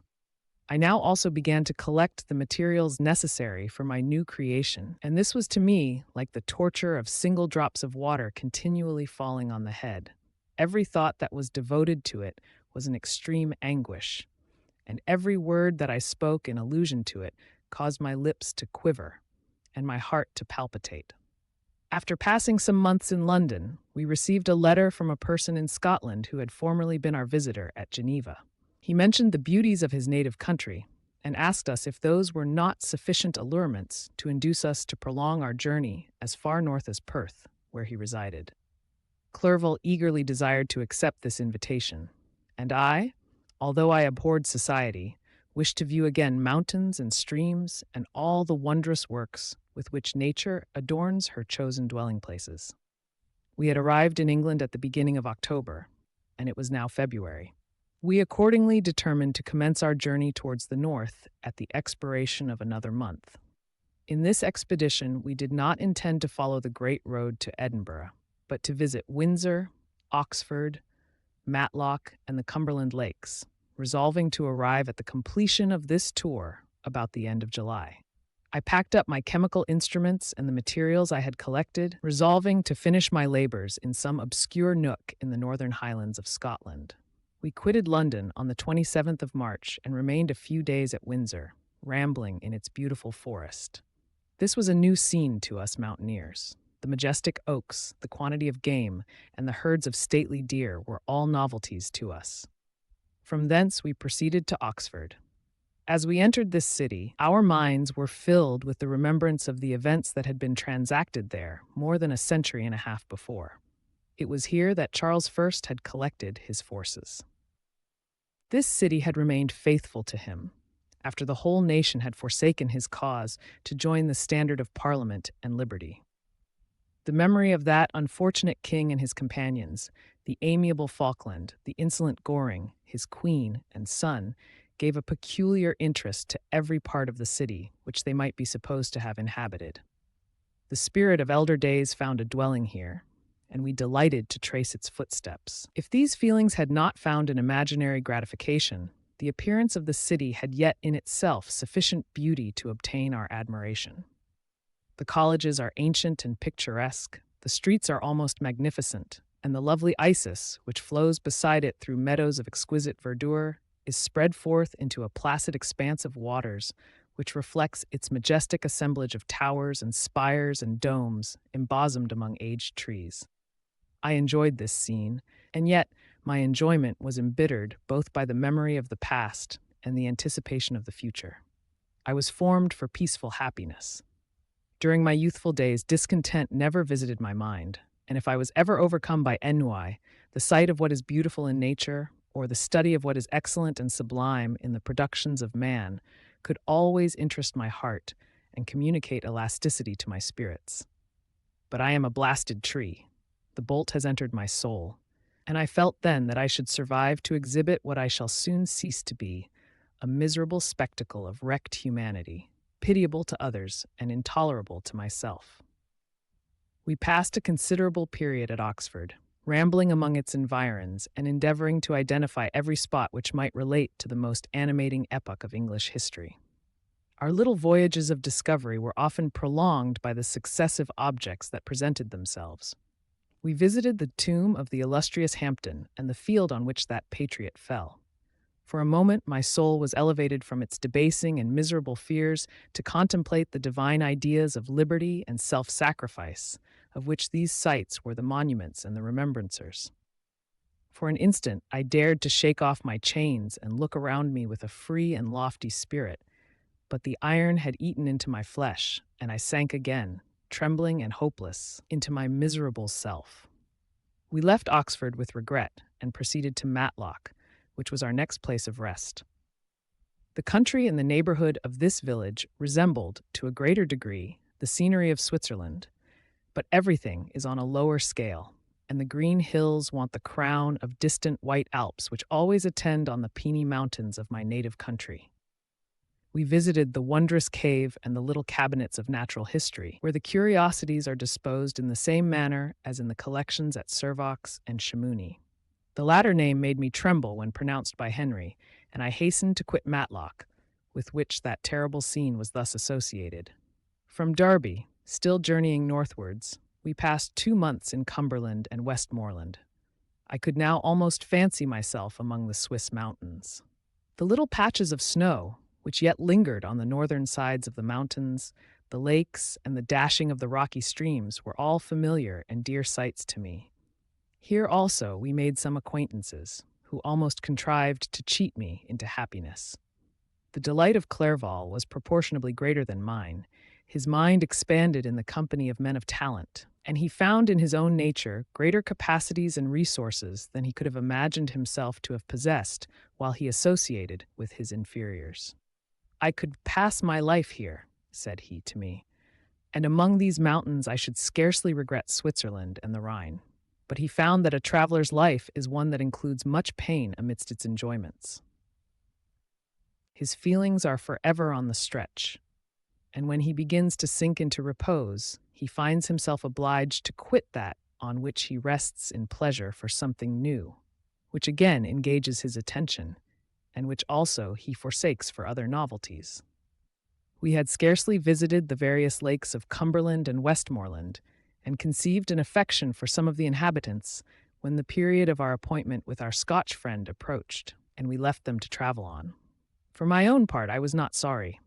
I had now neglected my promise for some time, and I feared the effects of the daemon's disappointment. He might remain in Switzerland and wreak his vengeance on my relatives. This idea pursued me and tormented me at every moment from which I might otherwise have snatched repose and peace. I waited for my letters with feverish impatience. If they were delayed, I was miserable and overcome by 1,000 fears. And when they arrived and I saw the superscription of Elizabeth or my father, I hardly dared to read and ascertain my fate. Sometimes I thought that the fiend followed me and might expedite my remissness by murdering my companion. When these thoughts possessed me, I would not quit Henry for a moment, but followed him as his shadow, to protect him from the fancied rage of his destroyer. I felt as if I had committed some great crime, the consciousness of which haunted me. I was guiltless, but I had indeed drawn down a horrible curse upon my head, as mortal as that of crime. I visited Edinburgh with languid eyes and mind, and yet that city might have interested the most unfortunate being. Clerval did not like it so well as Oxford, for the antiquity of the latter city was more pleasing to him.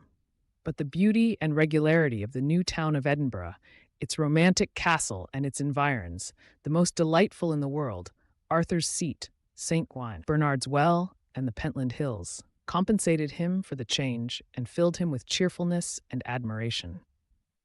But I was impatient to arrive at the termination of my journey. We left Edinburgh in a week, passing through Coupar, St. Andrews, and along the banks of the Tay, to Perth, where our friend expected us. But I was in no mood to laugh and talk with strangers, or enter into their feelings or plans with the good humor expected from a guest. And accordingly I told Clerval that I wished to make the tour of Scotland alone. "Do you," said I, "enjoy yourself, and let this be our rendezvous. I may be absent a month or two, but do not interfere with my motions, I entreat you. Leave me to peace and solitude for a short time, and when I return, I hope it will be with a lighter heart, more congenial to your own temper." Henry wished to dissuade me, but seeing me bent on this plan, ceased to remonstrate. He entreated me to write often.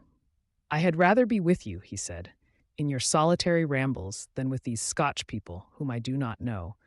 Hasten then, my dear friend, to return, that I may again feel myself somewhat at home, which I cannot do in your absence." Having parted from my friend, I determined to visit some remote spot of Scotland and finish my work in solitude. I did not doubt but that the monster followed me and would discover himself to me when I should have finished, that he might receive his companion. With this resolution, I traversed the northern highlands and fixed on one of the remotest of the Orkneys as the scene of my labors. It was a place fitted for such a work, being hardly more than a rock whose high sides were continually beaten upon by the waves. The soil was barren, scarcely affording pasture for a few miserable cows, and oatmeal for its inhabitants, which consisted of 5 persons, whose gaunt and scraggy limbs gave tokens of their miserable fare. Vegetables and bread, when they indulged in such luxuries, and even fresh water, was to be procured from the mainland, which was about 5 miles distant. On the whole island there were but 3 miserable huts, and one of these was vacant when I arrived. This I hired. It contained but 2 rooms, and these exhibited all the squalidness of the most miserable penury. The thatch had fallen in, the walls were unplastered, and the door was off its hinges. I ordered it to be repaired, bought some furniture, and took possession, an incident which would doubtless have occasioned some surprise had not all the senses of the cottagers been benumbed by want and squalid poverty. As it was, I lived ungazed at and unmolested, hardly thanked for the pittance of food and clothes which I gave, so much does suffering blunt even the coarsest sensations of men. In this retreat I devoted the morning to labor, but in the evening, when the weather permitted, I walked on the stony beach of the sea to listen to the waves as they roared and dashed at my feet. It was a monotonous yet ever-changing scene. I thought of Switzerland. It was far different from this desolate and appalling landscape. Its hills are covered with vines, and its cottages are scattered thickly in the plains. Its fair lakes reflect a blue and gentle sky, and when troubled by the winds, their tumult is but as the play of a lively infant when compared to the roarings of the giant ocean. In this manner, I distributed my occupations when I first arrived, but as I proceeded in my labor, it became every day more horrible and irksome to me. Sometimes I could not prevail on myself to enter my laboratory for several days, and at other times I toiled day and night in order to complete my work. It was, indeed, a filthy process in which I was engaged. During my first experiment, a kind of enthusiastic frenzy had blinded me to the horror of my employment. My mind was intently fixed on the consummation of my labor, and my eyes were shut to the horror of my proceedings. But now I went to it in cold blood, and my heart often sickened at the work of my hands. Thus situated, employed in the most detestable occupation, immersed in a solitude where nothing could for an instant call my attention from the actual scene in which I was engaged, my spirits became unequal. I grew restless and nervous. Every moment I feared to meet my persecutor. Sometimes I sat with my eyes fixed on the ground, fearing to raise them lest they should encounter the object which I so much dreaded to behold. I feared to wander from the sight of my fellow creatures, lest when alone he should come to claim his companion. In the meantime I worked on, and my labor was already considerably advanced. I looked towards its completion with a tremulous and eager hope, which I dared not trust myself to question, but which was intermixed with obscure forebodings of evil that made my heart sicken in my bosom.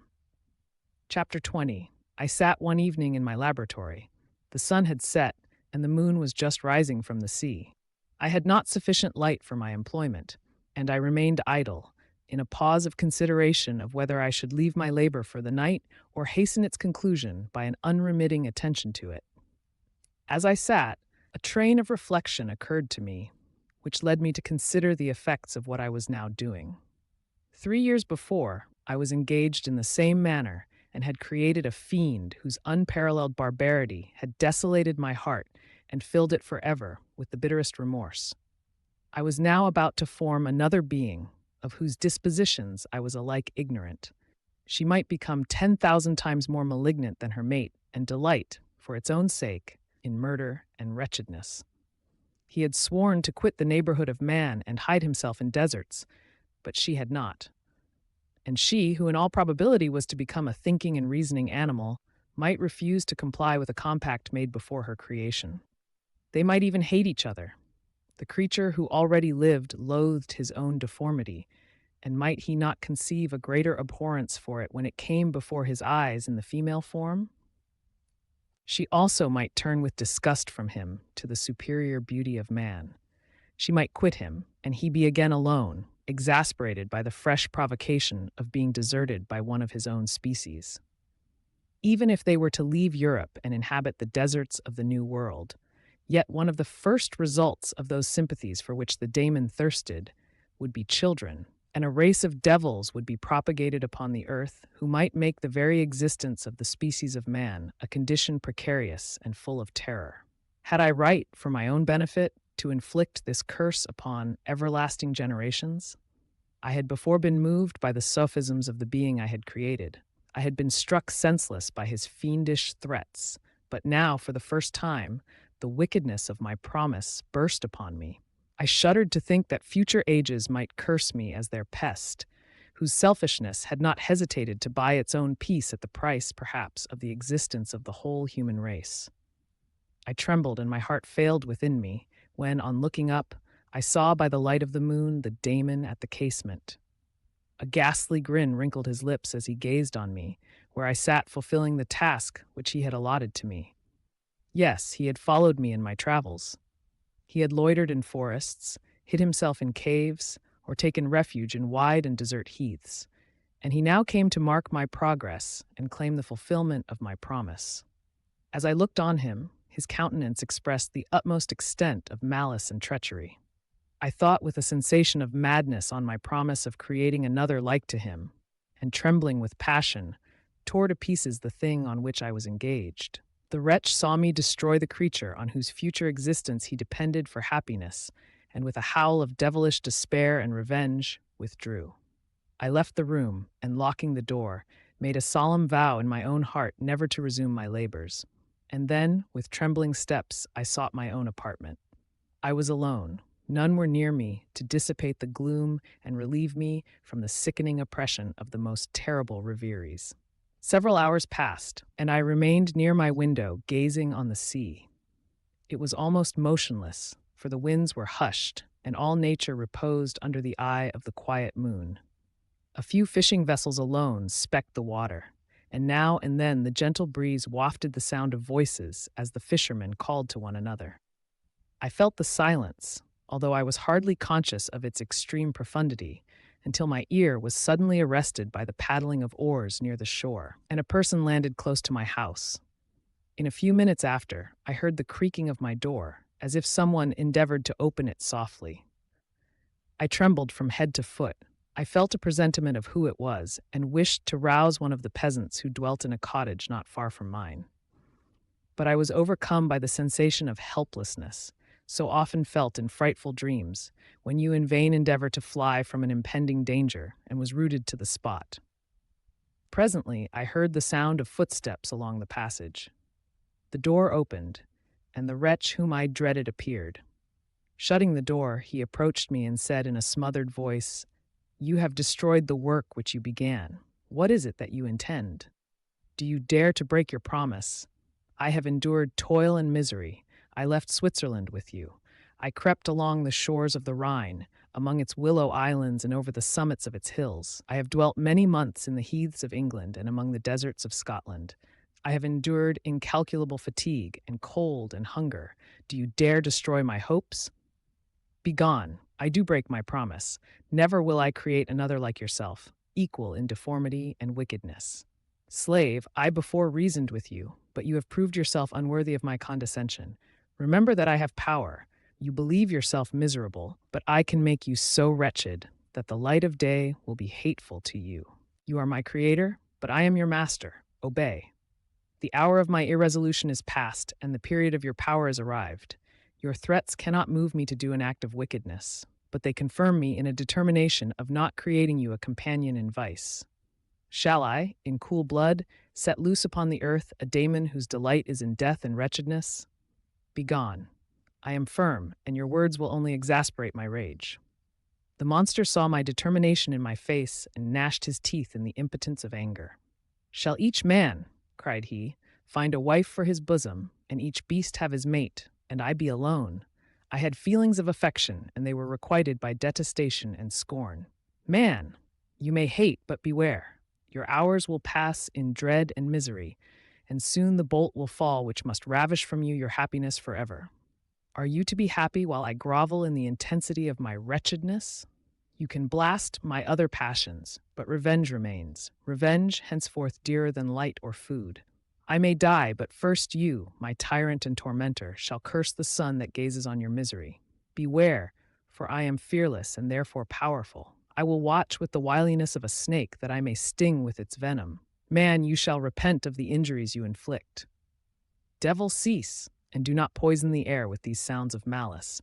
I have declared my resolution to you, and I am no coward to bend beneath words. Leave me, I am inexorable. It is well, I go, but remember, I shall be with you on your wedding night." I started forward and exclaimed, "Villain, before you sign my death warrant, be sure that you are yourself safe." I would have seized him, but he eluded me and quitted the house with precipitation. In a few moments I saw him in his boat, which shot across the waters with an arrowy swiftness and was soon lost amidst the waves. All was again silent, but his words rang in my ears. I burned with rage to pursue the murderer of my peace and precipitate him into the ocean. I walked up and down my room hastily and perturbed, while my imagination conjured up 1,000 images to torment and sting me. Why had I not followed him and closed with him in mortal strife? But I had suffered him to depart, and he had directed his course towards the mainland. I shuddered to think who might be the next victim, sacrificed to his insatiate revenge. And then I thought again of his words, "I will be with you on your wedding night." That, then, was the period fixed for the fulfillment of my destiny. In that hour I should die and at once satisfy and extinguish his malice. The prospect did not move me to fear. Yet when I thought of my beloved Elizabeth, of her tears and endless sorrow when she should find her lover so barbarously snatched from her. Tears, the first I had shed for many months, streamed from my eyes, and I resolved not to fall before my enemy without a bitter struggle. The night passed away, and the sun rose from the ocean. My feelings became calmer, if it may be called calmness, when the violence of rage sinks into the depths of despair. I left the house, the horrid scene of the last night's contention, and walked on the beach of the sea, which I almost regarded as an insuperable barrier between me and my fellow creatures. Nay, a wish that such should prove the fact stole across me. I desired that I might pass my life on that barren rock, warily, it is true, but uninterrupted by any sudden shock of misery. If I returned, it was to be sacrificed or to see those whom I most loved die under the grasp of a daemon whom I had myself created. I walked about the isle like a restless spectre, separated from all it loved and miserable in the separation. When it became noon and the sun rose higher, I lay down on the grass and was overpowered by a deep sleep. I had been awake the whole of the preceding night, my nerves were agitated, and my eyes inflamed by watching and misery. The sleep into which I now sank refreshed me, and when I awoke, I again felt as if I belonged to a race of human beings like myself, and I began to reflect upon what had passed with greater composure. Yet still the words of the fiend rang in my ears like a death knell. They appeared like a dream, yet distinct and oppressive as a reality. The sun had far descended, and I still sat on the shore, satisfying my appetite, which had become ravenous with an oaten cake, when I saw a fishing boat land close to me, and one of the men brought me a packet. It contained letters from Geneva and one from Clerval, entreating me to join him. He said that he was wearing away his time fruitlessly where he was, that letters from the friends he had formed in London desired his return to complete the negotiation they had entered into for his Indian enterprise. He could not any longer delay his departure, but as his journey to London might be followed, even sooner than he now conjectured, by his longer voyage, he entreated me to bestow as much of my society on him as I could spare. He besought me, therefore, to leave my solitary isle and to meet him at Perth, that we might proceed southwards together. This letter in a degree recalled me to life, and I determined to quit my island at the expiration of 2 days. Yet before I departed, there was a task to perform, on which I shuddered to reflect. I must pack up my chemical instruments, and for that purpose I must enter the room which had been the scene of my odious work, and I must handle those utensils, the sight of which was sickening to me. The next morning, at daybreak, I summoned sufficient courage and unlocked the door of my laboratory. The remains of the half-finished creature, whom I had destroyed, lay scattered on the floor, and I almost felt as if I had mangled the living flesh of a human being. I paused to collect myself, and then entered the chamber. With trembling hand, I conveyed the instruments out of the room, but I reflected that I ought not to leave the relics of my work to excite the horror and suspicion of the peasants, and I accordingly put them into a basket with a great quantity of stones, and laying them up, determined to throw them into the sea that very night. And in the meantime I sat upon the beach, employed in cleaning and arranging my chemical apparatus. Nothing could be more complete than the alteration that had taken place in my feelings since the night of the appearance of the daemon. I had before regarded my promise with a gloomy despair as a thing that, with whatever consequences, must be fulfilled. But I now felt as if a film had been taken from before my eyes, and that I for the first time saw clearly. The idea of renewing my labors did not for one instant occur to me. The threat I had heard weighed on my thoughts, but I did not reflect that a voluntary act of mine could avert it. I had resolved in my own mind that to create another like the fiend I had first made would be an act of the basest and most atrocious selfishness, and I banished from my mind every thought that could lead to a different conclusion. Between 2 and 3 in the morning, the moon rose, and I then, putting my basket aboard a little skiff, sailed out about 4 miles from the shore. The scene was perfectly solitary. A few boats were returning towards land, but I sailed away from them. I felt as if I was about the commission of a dreadful crime and avoided with shuddering anxiety any encounter with my fellow creatures. At one time, the moon, which had before been clear, was suddenly overspread by a thick cloud, and I took advantage of the moment of darkness and cast my basket into the sea. I listened to the gurgling sound as it sank and then sailed away from the spot. The sky became clouded, but the air was pure, although chilled by the northeast breeze that was then rising. But it refreshed me and filled me with such agreeable sensations that I resolved to prolong my stay on the water, and fixing the rudder in a direct position, stretched myself at the bottom of the boat. Clouds hid the moon, everything was obscure, and I heard only the sound of the boat as its keel cut through the waves. The murmur lulled me, and in a short time I slept soundly. I do not know how long I remained in this situation, but when I awoke, I found that the sun had already mounted considerably. The wind was high, and the waves continually threatened the safety of my little skiff. I found that the wind was northeast and must have driven me far from the coast from which I had embarked. I endeavored to change my course, but quickly found that if I again made the attempt, the boat would be instantly filled with water. Thus situated, my only resource was to drive before the wind. I confess that I felt a few sensations of terror.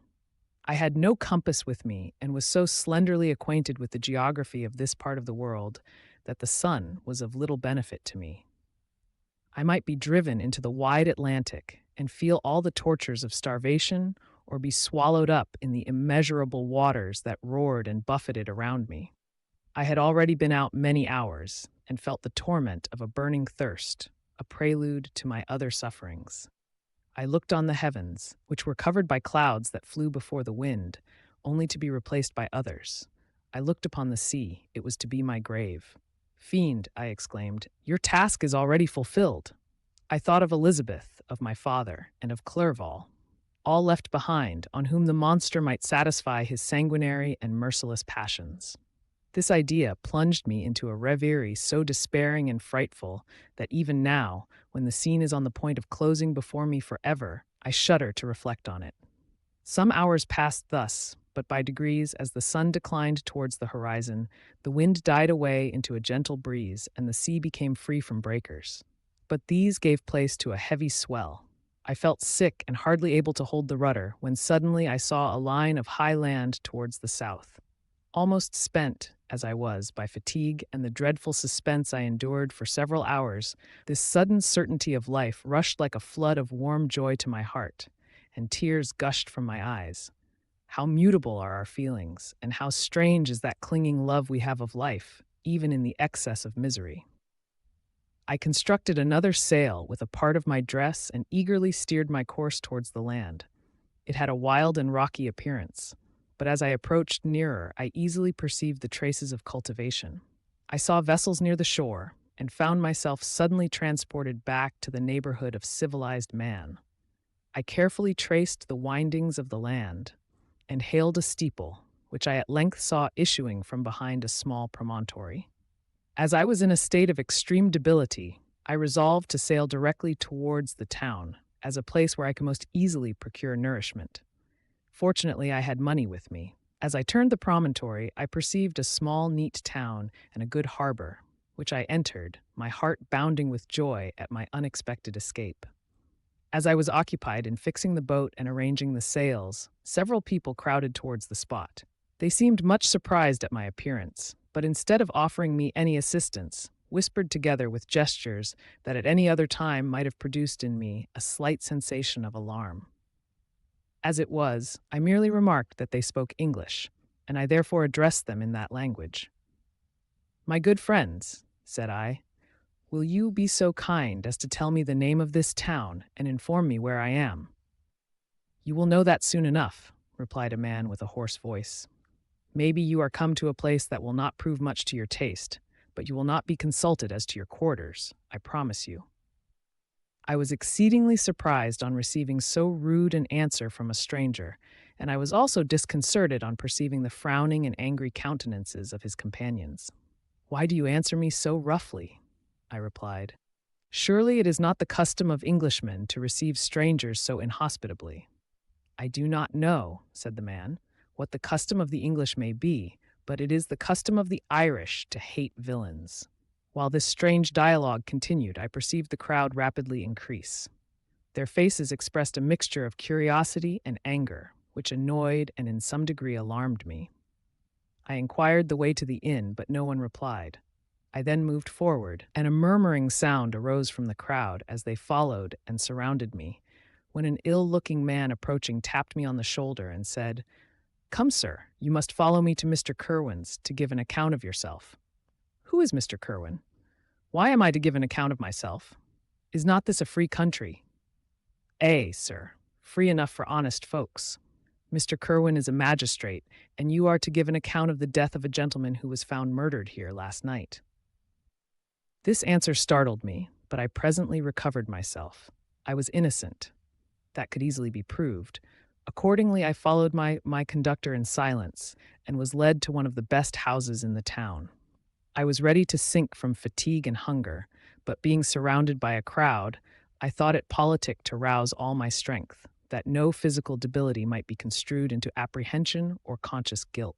Little did I then expect the calamity that was in a few moments to overwhelm me and extinguish in horror and despair all fear of ignominy or death. I must pause here, for it requires all my fortitude to recall the memory of the frightful events which I am about to relate in proper detail to my recollection. Chapter 21. I was soon introduced into the presence of the magistrate, an old benevolent man with calm and mild manners. He looked upon me, however, with some degree of severity, and then, turning towards my conductors, he asked who appeared as witnesses on this occasion. About half a dozen men came forward, and, one being selected by the magistrate, he deposed that he had been out fishing the night before with his son and brother-in-law, Daniel Nugent, when, about 10 o'clock, they observed a strong northerly blast rising, and they accordingly put in for port. It was a very dark night, as the moon had not yet risen. They did not land at the harbor, but, as they had been accustomed, at a creek about 2 miles below. He walked on first, carrying a part of the fishing tackle, and his companions followed him at some distance.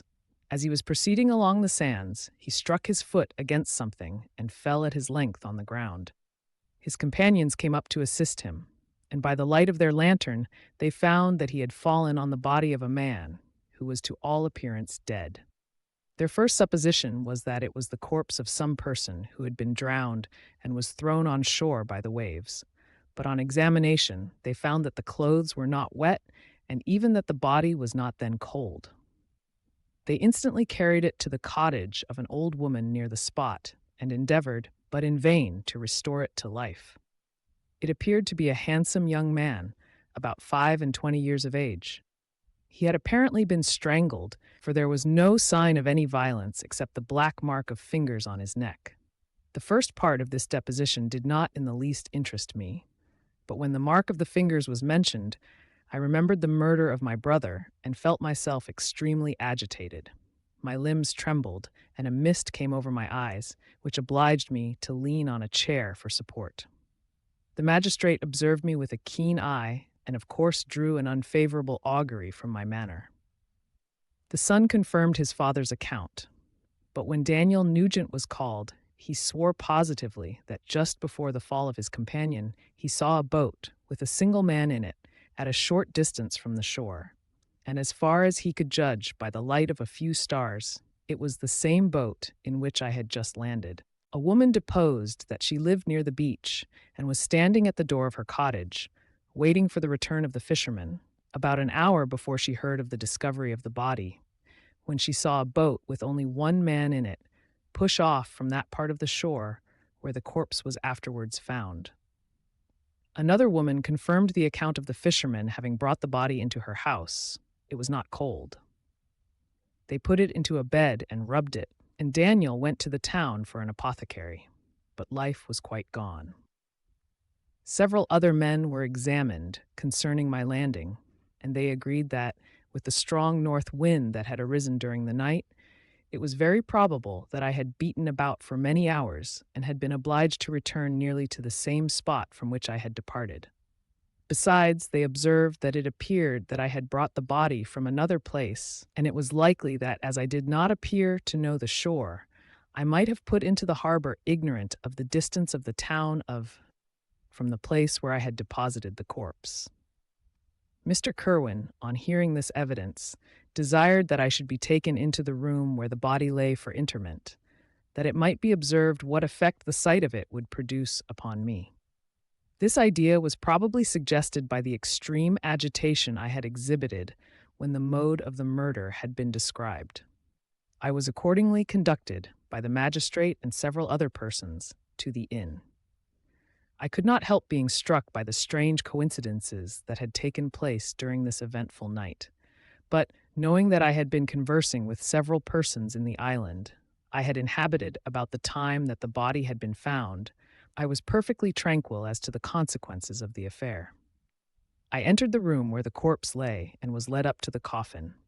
How can I describe my sensations on beholding it?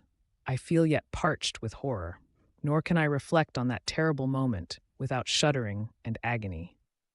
The examination, the presence of the magistrate and witnesses passed like a dream from my memory when I saw the lifeless form of Henry Clerval stretched before me.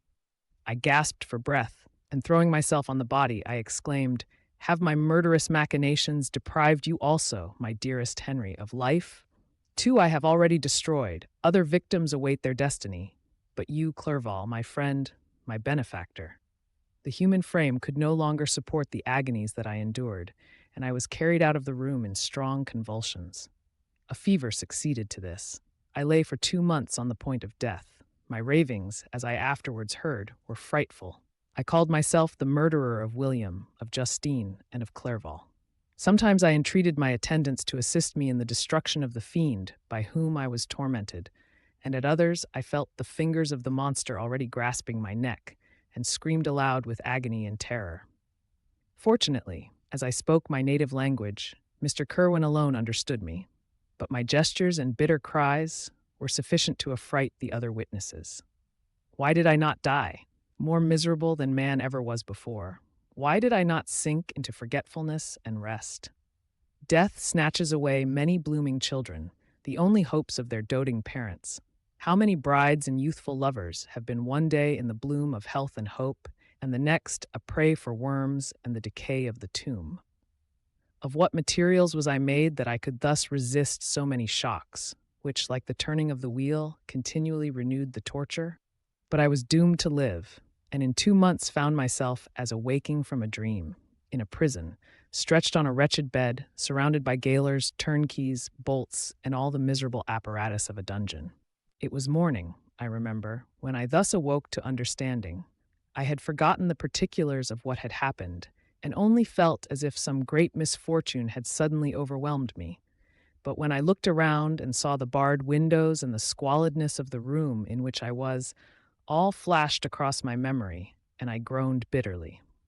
This sound disturbed an old woman who was sleeping in a chair beside me. She was a hired nurse, the wife of one of the turnkeys, and her countenance expressed all those bad qualities which often characterize that class.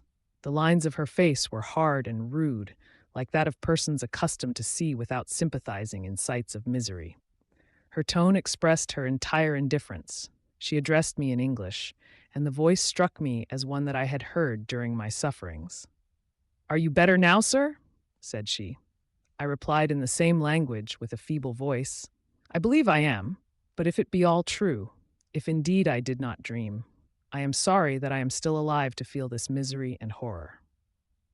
"For that matter," replied the old woman, "if you mean about the gentleman you murdered, I believe that it were better for you if you were dead, for I fancy it will go hard with you. However, that's none of my business. I am sent to nurse you and get you well. I do my duty with a safe conscience. It were well if everybody did the same."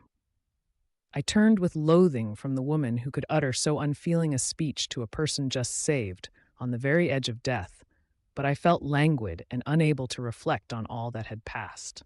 The whole series of my life appeared to me as a dream.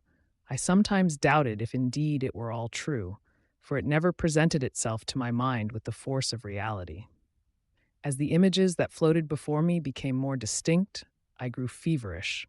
A darkness pressed around me. No one was near me who soothed me with the gentle voice of love. No dear hand supported me. The physician came and prescribed medicines, and the old woman prepared them for me. but utter carelessness was visible in the first, and the expression of brutality was strongly marked in the visage of the second. Who could be interested in the fate of a murderer but the hangman, who would gain his fee? These were my first reflections, but I soon learned that Mr. Kerwin had shown me extreme kindness. He had caused the best room in the prison to be prepared for me.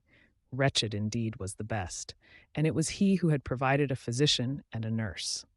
It is true, he seldom came to see me, for although he ardently desired to relieve the sufferings of every human creature, he did not wish to be present at the agonies and miserable ravings of a murderer. He came, therefore, sometimes to see that I was not neglected, but his visits were short and with long intervals. One day, while I was gradually recovering, I was seated in a chair, my eyes half open and my cheeks livid like those in death. I was overcome by gloom and misery, and often reflected I had better seek death than desire to remain in a world which to me was replete with wretchedness. At one time I considered whether I should not declare myself guilty and suffer the penalty of the law, less innocent than poor Justine had been. Such were my thoughts when the door of my apartment was opened and Mr. Kerwin entered. His countenance expressed sympathy and compassion. He drew a chair close to mine and addressed me in French. "I fear that this place is very shocking to you. Can I do anything to make you more comfortable? I thank you, but all that you mention is nothing to me. On the whole earth there is no comfort which I am capable of receiving.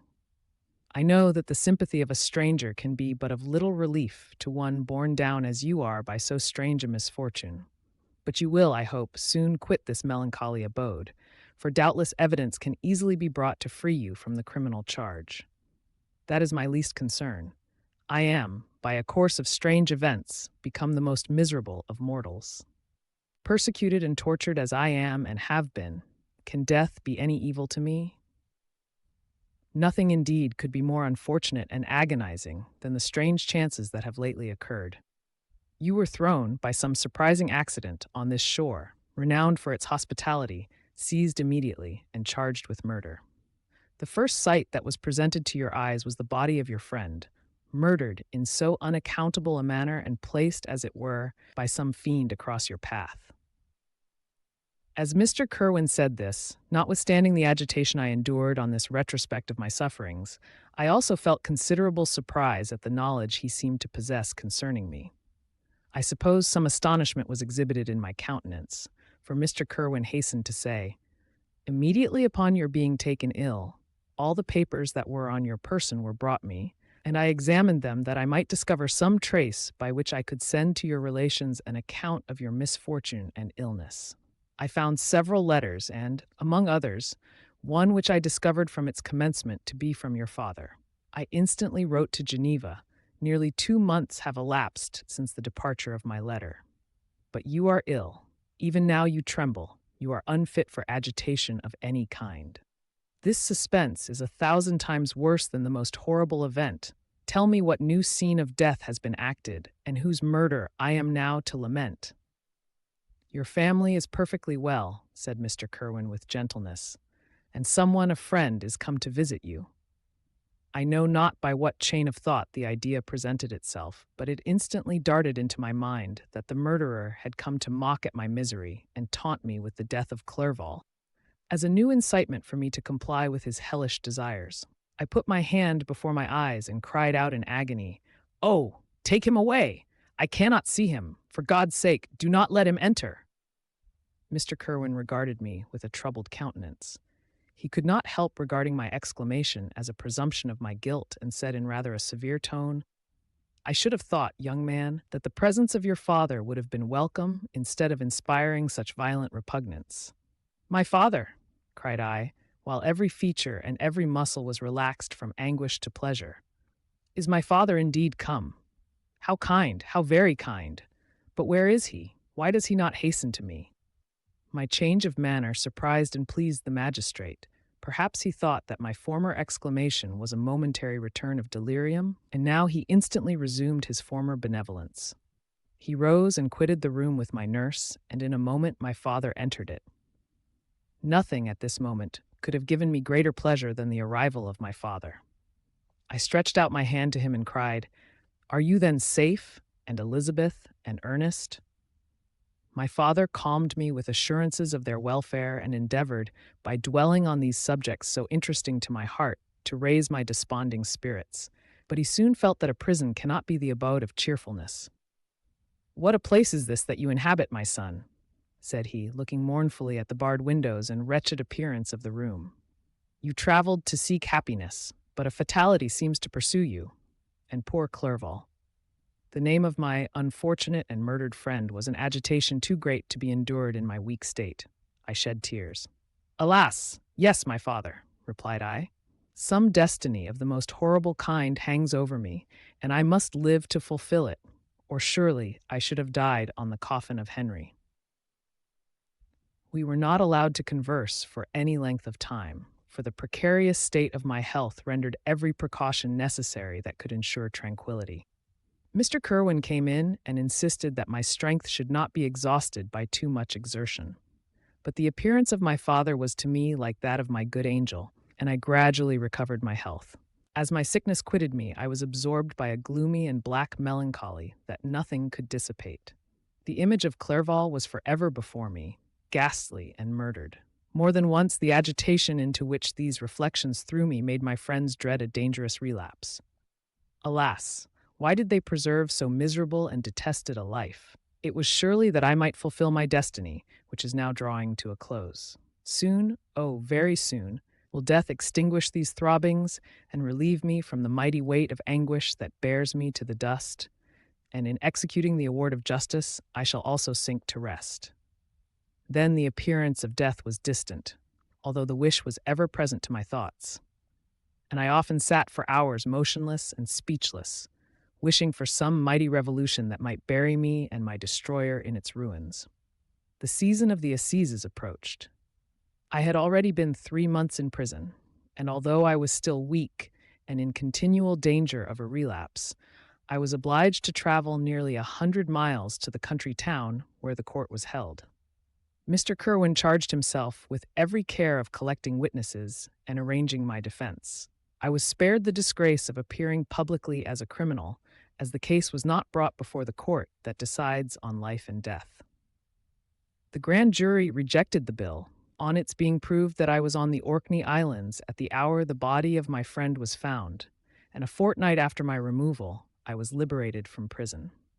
My father was enraptured on finding me freed from the vexations of a criminal charge, that I was again allowed to breathe the fresh atmosphere and permitted to return to my native country. I did not participate in these feelings, for to me the walls of a dungeon or a palace were alike hateful. The cup of life was poisoned forever, and although the sun shone upon me as upon the happy and gay of heart, I saw around me nothing but a dense and frightful darkness, penetrated by no light but the glimmer of 2 eyes that glared upon me. Sometimes they were the expressive eyes of Henry, languishing in death, the dark orbs nearly covered by the lids and the long black lashes that fringed them. Sometimes it was the watery, clouded eyes of the monster, as I first saw them in my chamber at Ingolstadt. My father tried to awaken in me the feelings of affection. He talked of Geneva, which I should soon visit, of Elizabeth and Ernest, but these words only drew deep groans from me. Sometimes, indeed, I felt a wish for happiness, and thought with melancholy delight of my beloved cousin, or longed, with a devouring malady du pays, to see once more the blue lake and rapid Rhone that had been so dear to me in early childhood. But my general state of feeling was a torpor in which a prison was as welcome a residence as the divinest scene in nature, and these fits were seldom interrupted but by paroxysms of anguish and despair. At these moments I often endeavored to put an end to the existence I loathed, and it required unceasing attendance and vigilance to restrain me from committing some dreadful act of violence. Yet one duty remained to me, the recollection of which finally triumphed over my selfish despair. It was necessary that I should return without delay to Geneva, there to watch over the lives of those I so fondly loved, and to lie in wait for the murderer, that if any chance led me to the place of his concealment, or if he dared again to blast me by his presence, I might, with unfailing aim, put an end to the existence of the monstrous image which I had endued with the mockery of a soul still more monstrous. My father still desired to delay our departure, fearful that I could not sustain the fatigues of a journey, for I was a shattered wreck, the shadow of a human being. My strength was gone. I was a mere skeleton, and fever night and day preyed upon my wasted frame. Still, as I urged our leaving Ireland with such inquietude and impatience, my father thought it best to yield. We took our passage on board a vessel bound for Havre de Grace and sailed with a fair wind from the Irish shores. It was midnight. I lay on the deck looking at the stars and listening to the dashing of the waves. I hailed the darkness that shut Ireland from my sight, and my pulse beat with a feverish joy when I reflected that I should soon see Geneva. The past appeared to me in the light of a frightful dream. Yet the vessel in which I was, the wind that blew me from the detested shore of Ireland, and the sea which surrounded me, told me too forcibly that I was deceived by no vision, and that Clerval, my friend and dearest companion, had fallen a victim to me and the monster of my creation. I repassed, in my memory, my whole life, my quiet happiness while residing with my family in Geneva, the death of my mother, and my departure for Ingolstadt.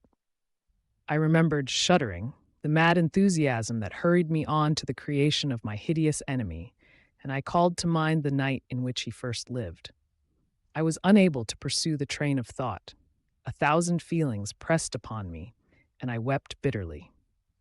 Ever since my recovery from the fever, I had been in the custom of taking every night a small quantity of laudanum, for it was by means of this drug only that I was enabled to gain the rest necessary for the preservation of life. Oppressed by the recollection of my various misfortunes, I now swallowed double my usual quantity and soon slept profoundly. But sleep did not afford me respite from thought and misery. My dreams presented 1,000 objects that scared me. Towards morning, I was possessed by a kind of nightmare. I felt the fiend's grasp in my neck and could not free myself from it. Groans and cries rang in my ears. My father, who was watching over me, perceiving my restlessness, awoke me. The dashing waves were around, the cloudy sky above.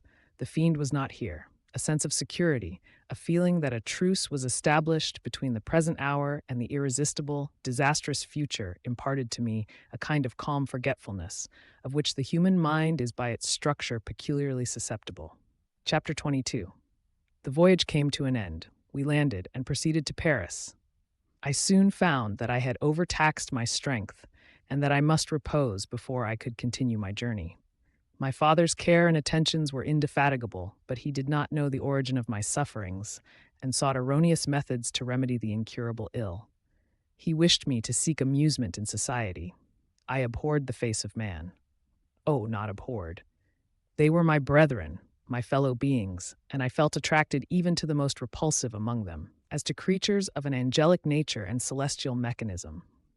But I felt that I had no right to share their intercourse. I had unchained an enemy among them, whose joy it was to shed their blood and to revel in their groans. How they would, each and all, abhor me and hunt me from the world. Did they know my unhallowed acts and the crimes which had their source in me? My father yielded at length to my desire to avoid society and strove by various arguments to banish my despair. Sometimes he thought that I felt deeply the degradation of being obliged to answer a charge of murder, and he endeavored to prove to me the futility of pride. "Alas, my father," said I, "how little do you know me? Human beings, their feelings and passions, would indeed be degraded if such a wretch as I felt pride. Justine, poor unhappy Justine, was as innocent as I, and she suffered the same charge. She died for it, and I am the cause of this. I murdered her. William, Justine, and Henry, they all died by my hands."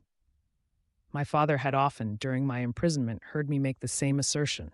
When I thus accused myself, he sometimes seemed to desire an explanation, and at others he appeared to consider it as the offspring of delirium, and that, during my illness, some idea of this kind had presented itself to my imagination, the remembrance of which I preserved in my convalescence.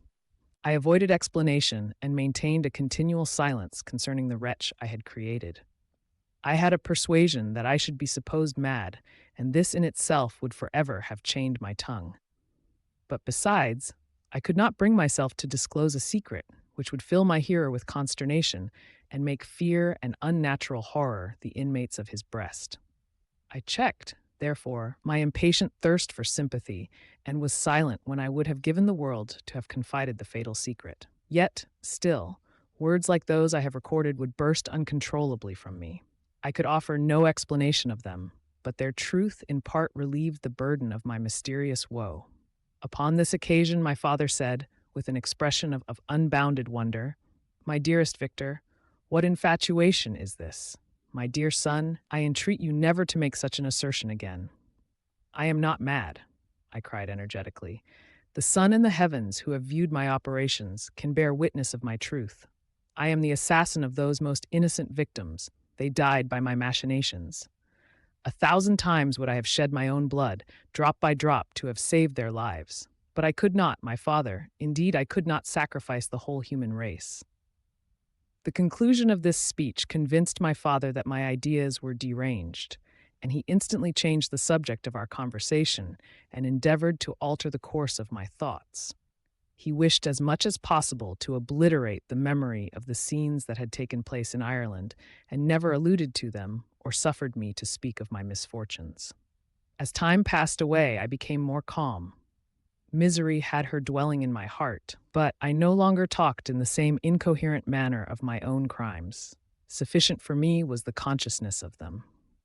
By the utmost self-violence, I curbed the imperious voice of wretchedness, which sometimes desired to declare itself to the whole world, and my manners were calmer and more composed than they had ever been since my journey to the Sea of Ice. A few days before we left Paris on our way to Switzerland, I received the following letter from Elizabeth. "My dear friend, it gave me the greatest pleasure to receive a letter from my uncle dated at Paris. You are no longer at a formidable distance, and I may hope to see you in less than a fortnight. My poor cousin, how much you must have suffered. I expect to see you looking even more ill than when you quitted Geneva. This winter has been passed most miserably, tortured as I have been by anxious suspense. Yet I hope to see peace in your countenance, and to find that your heart is not totally void of comfort and tranquility. Yet I fear that the same feelings now exist that made you so miserable a year ago, even perhaps augmented by time. I would not disturb you at this period, when so many misfortunes weigh upon you, but a conversation that I had with my uncle previous to his departure renders some explanation necessary before we meet." Explanation. You may possibly say, what can Elizabeth have to explain? If you really say this, my questions are answered and all my doubts satisfied. But you are distant from me, and it is possible that you may dread and yet be pleased with this explanation. And in a probability of this being the case, I dare not any longer postpone writing what, during your absence, I have often wished to express to you, but have never had the courage to begin. You well know, Victor, that our union had been the favorite plan of your parents ever since our infancy. We were told this when young, and taught to look forward to it as an event that would certainly take place.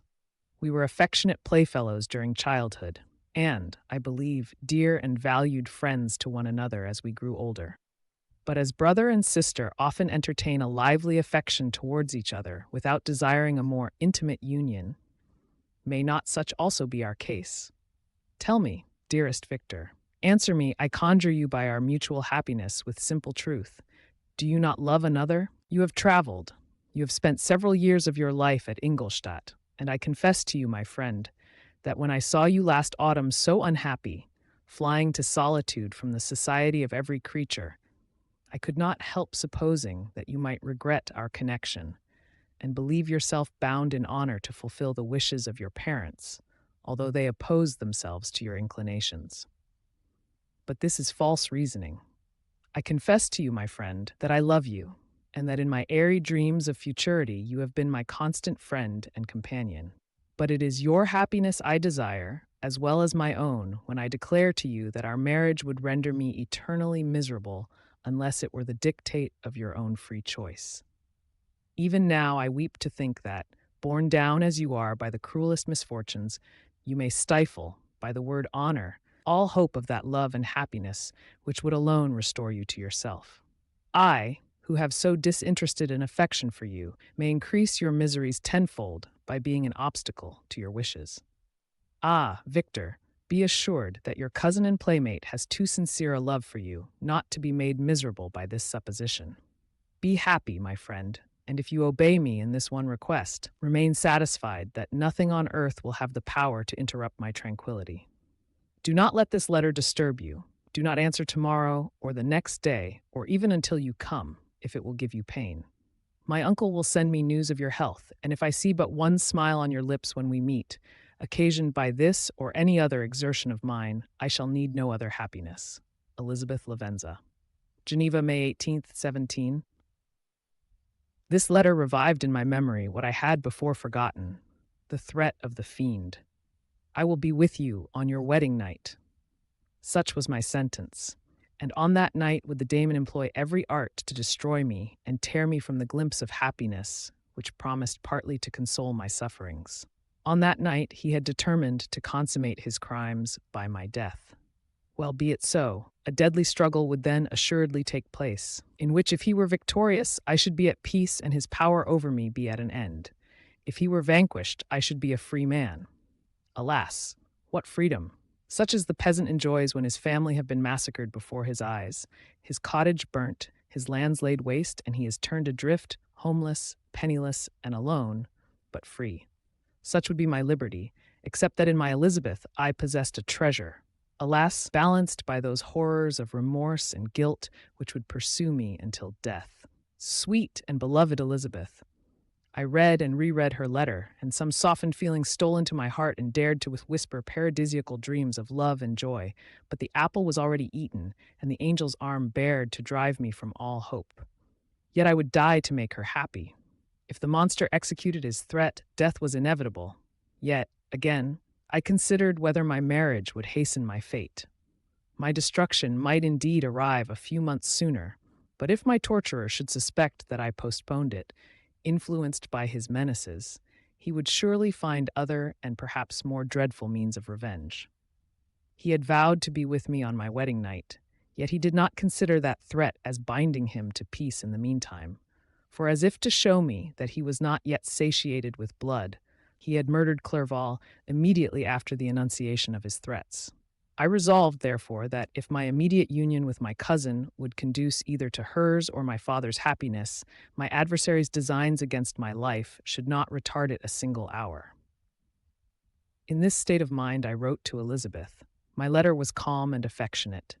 I fear, my beloved girl, I said, little happiness remains for us on earth, yet all that I may one day enjoy is centered in you. Chase away your idle fears. To you alone do I consecrate my life and my endeavors for contentment. I have one secret, Elizabeth, a dreadful one. When revealed to you, it will chill your frame with horror, and then, far from being surprised at my misery, you will only wonder that I survive what I have endured. I will confide this tale of misery and terror to you the day after our marriage shall take place. For my sweet cousin, there must be perfect confidence between us. But until then, I conjure you, do not mention or allude to it. This I most earnestly entreat, and I know you will comply. In about a week after the arrival of Elizabeth's letter, we returned to Geneva. The sweet girl welcomed me with warm affection, yet tears were in her eyes as she beheld my emaciated frame and feverish cheeks. I saw a change in her also. She was thinner and had lost much of that heavenly vivacity that had before charmed me, but her gentleness and soft looks of compassion made her a more fit companion for one blasted and miserable as I was. The tranquility which I now enjoyed did not endure. Memory brought madness with it, and when I thought of what had passed, a real insanity possessed me. Sometimes I was furious and burnt with rage, sometimes low and despondent. I neither spoke nor looked at anyone, but sat motionless, bewildered by the multitude of miseries that overcame me. Elizabeth alone had the power to draw me from these fits. Her gentle voice would soothe me when transported by passion and inspire me with human feelings when sunk in torpor. She wept with me and for me. When reason returned, she would remonstrate and endeavor to inspire me with resignation. Ah, it is well for the unfortunate to be resigned, but for the guilty there is no peace. The agonies of remorse poison the luxury there is otherwise sometimes found in indulging the excess of grief. Soon after my arrival, my father spoke of my immediate marriage with Elizabeth. I remained silent. Have you then some other attachment? None on earth. I love Elizabeth and look forward to our union with delight. Let the day therefore be fixed, and on it I will consecrate myself in life or death to the happiness of my cousin. My dear Victor, do not speak thus. Heavy misfortunes have befallen us, but let us only cling closer to what remains and transfer our love for those whom we have lost to those who yet live. Our circle will be small but bound close by the ties of affection and mutual misfortune. And when time shall have softened your despair, new and dear objects of care will be born to replace those of whom we have been so cruelly deprived. Such were the lessons of my father. But to me the remembrance of the threat returned, nor can you wonder that, omnipotent as the fiend had yet been in his deeds of blood, I should almost regard him as invincible, and that when he had pronounced the words, "I shall be with you on your wedding night," I should regard the threatened fate as unavoidable. But death was no evil to me if the loss of Elizabeth were balanced with it, and I therefore, with a contented and even cheerful countenance, agreed with my father that if my cousin would consent, the ceremony should take place in 10 days, and thus put, as I imagined, the seal to my fate. Great God! If for one instant I had thought what might be the hellish intention of my fiendish adversary, I would rather have banished myself forever from my native country and wandered a friendless outcast over the earth than have consented to this miserable marriage. But, as if possessed of magic powers, the monster had blinded me to his real intentions. And when I thought that I had prepared only my own death, I hastened that of a far dearer victim. As the period fixed for our marriage drew nearer, whether from cowardice or a prophetic feeling, I felt my heart sink within me. But I concealed my feelings by an appearance of hilarity that brought smiles and joy to the countenance of my father, but hardly deceived the ever-watchful and nicer eye of Elizabeth. She looked forward to our union with placid contentment, not unmingled with a little fear, which past misfortunes had impressed, that what now appeared certain and tangible happiness might soon dissipate into an airy dream, and leave no trace but deep and everlasting regret. Preparations were made for the event, congratulatory visits were received, and all wore a smiling appearance. I shut up, as well as I could, in my own heart, the anxiety that preyed there, and entered with seeming earnestness into the plans of my father, although they might only serve as the decorations of my tragedy. Through my father's exertions, a part of the inheritance of Elizabeth had been restored to her by the Austrian government. A small possession on the shores of Como belonged to her. It was agreed that, immediately after our union, we should proceed to Villa Lavenza and spend our first days of happiness beside the beautiful lake near which it stood. In the meantime, I took every precaution to defend my person in case the fiend should openly attack me.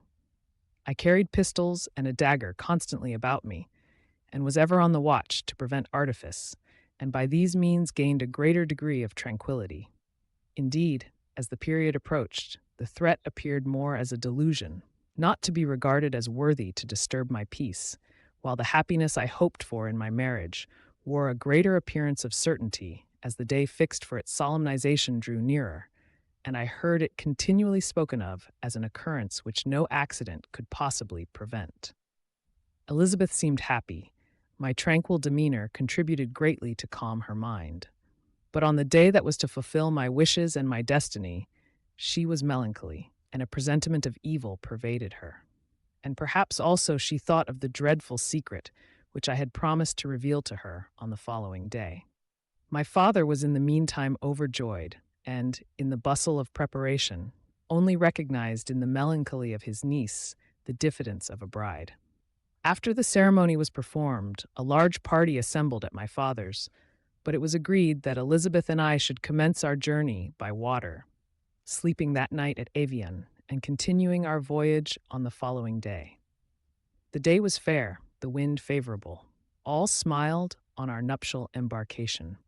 Those were the last moments of my life during which I enjoyed the feeling of happiness.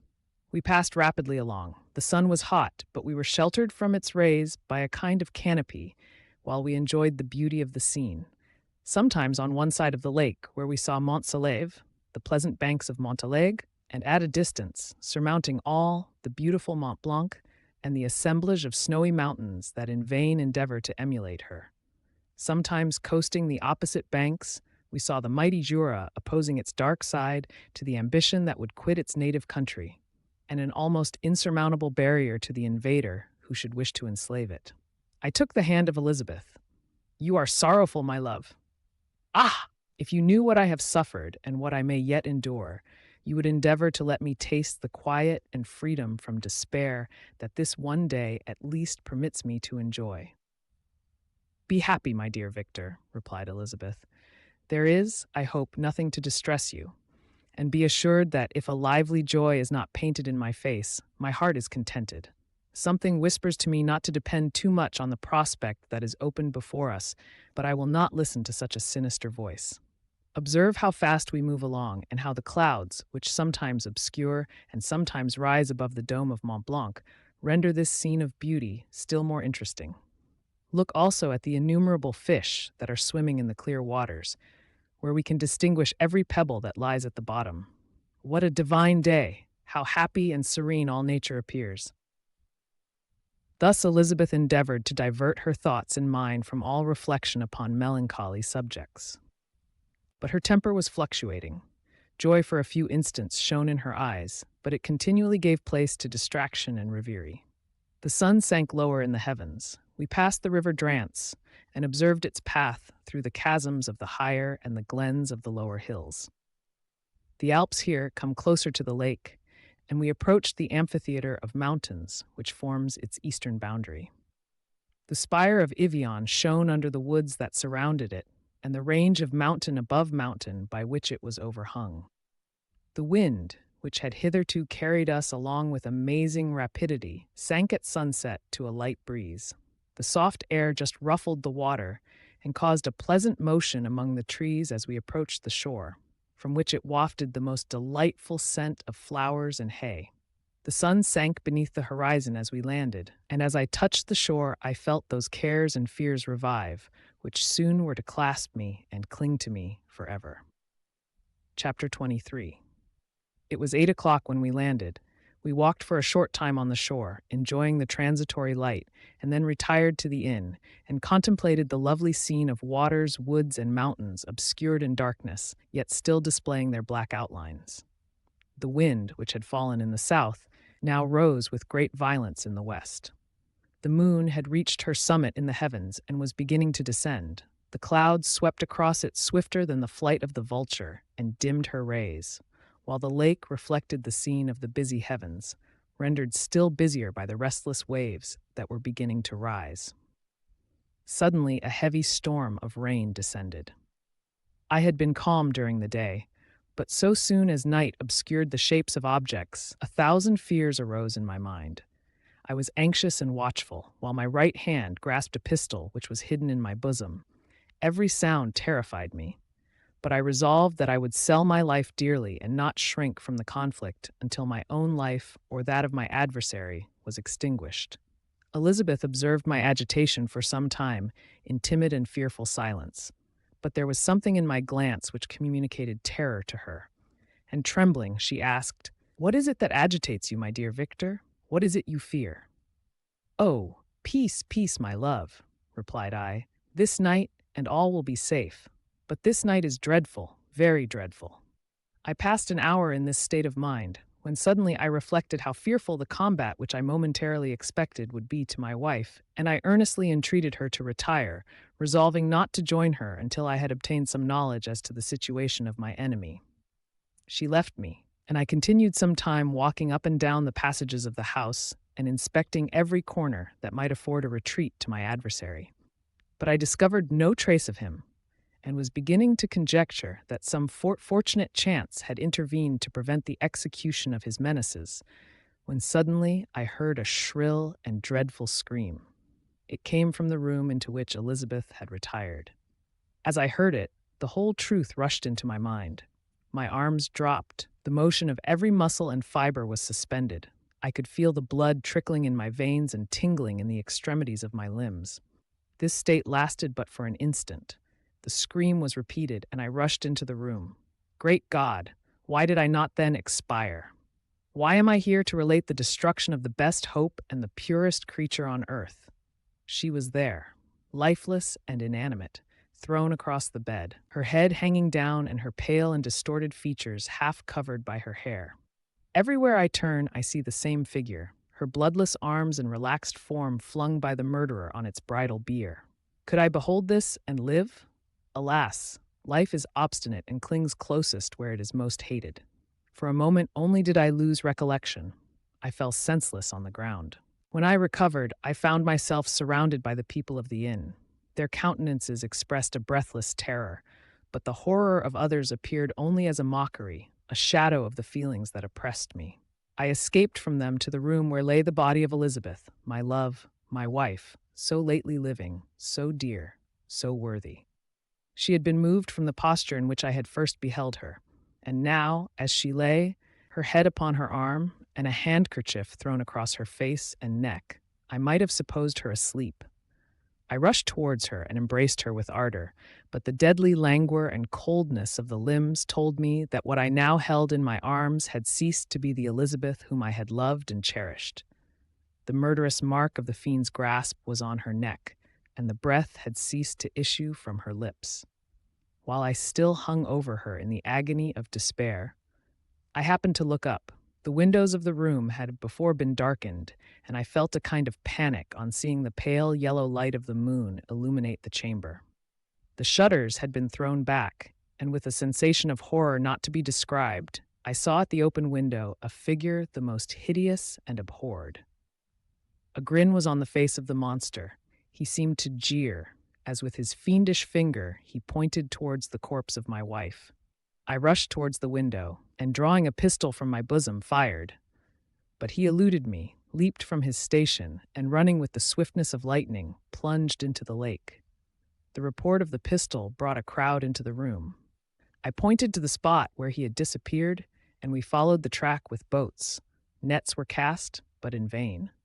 After passing several hours, we returned hopeless, most of my companions believing it to have been a form conjured up by my fancy.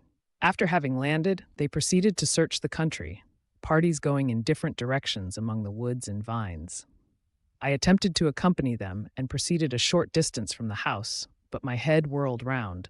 My steps were like those of a drunken man.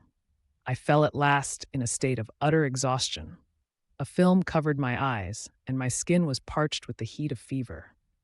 In this state, I was carried back and placed on a bed, hardly conscious of what had happened. My eyes wandered round the room as if to seek something that I had lost.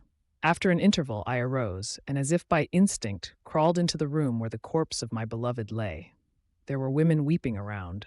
I hung over it and joined my sad tears to theirs. All this time, no distinct idea presented itself to my mind, but my thoughts rambled to various subjects, reflecting confusedly on my misfortunes and their cause. I was bewildered, in a cloud of wonder and horror. The death of William, the execution of Justine, the murder of Clerval, and lastly of my wife. Even at that moment, I knew not that my only remaining friends were safe from the malignity of the fiend. My father even now might be writhing under his grasp, and Ernest might be dead at his feet. This idea made me shudder and recalled me to action. I started up and resolved to return to Geneva with all possible speed. There were no horses to be procured, and I must return by the lake, but the wind was unfavorable and the rain fell in torrents. However, it was hardly morning, and I might reasonably hope to arrive by night. I hired men to row and took an oar myself, for I had always experienced relief from mental torment in bodily exercise. But the overflowing misery I now felt, and the excess of agitation that I endured, rendered me incapable of any exertion. I threw down the oar, and leaning my head upon my hands, gave way to every gloomy idea that arose. If I looked up, I saw scenes which were familiar to me in my happier time, and which I had contemplated but the day before in the company of her who was now but a shadow and a recollection. Tears streamed from my eyes.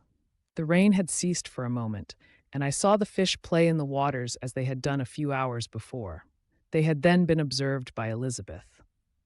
Nothing is so painful to the human mind as a great and sudden change. The sun might shine or the clouds might lower, but nothing could appear to me as it had done the day before. A fiend had snatched from me every hope of future happiness. No creature had ever been so miserable as I was. So frightful an event is single in the history of man. But why should I dwell upon the incidents that followed this last overwhelming event? Mine has been a tale of horrors. I have reached their acme, and what I must now relate can but be tedious to you.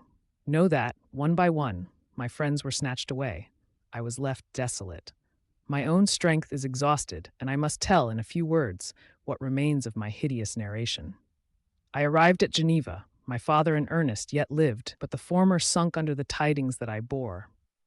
I see him now, excellent and venerable old man.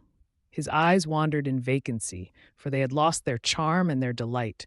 His Elizabeth, his more than daughter, whom he doted on with all that affection which a man feels, who in the decline of life, having few affections, clings more earnestly to those that remain.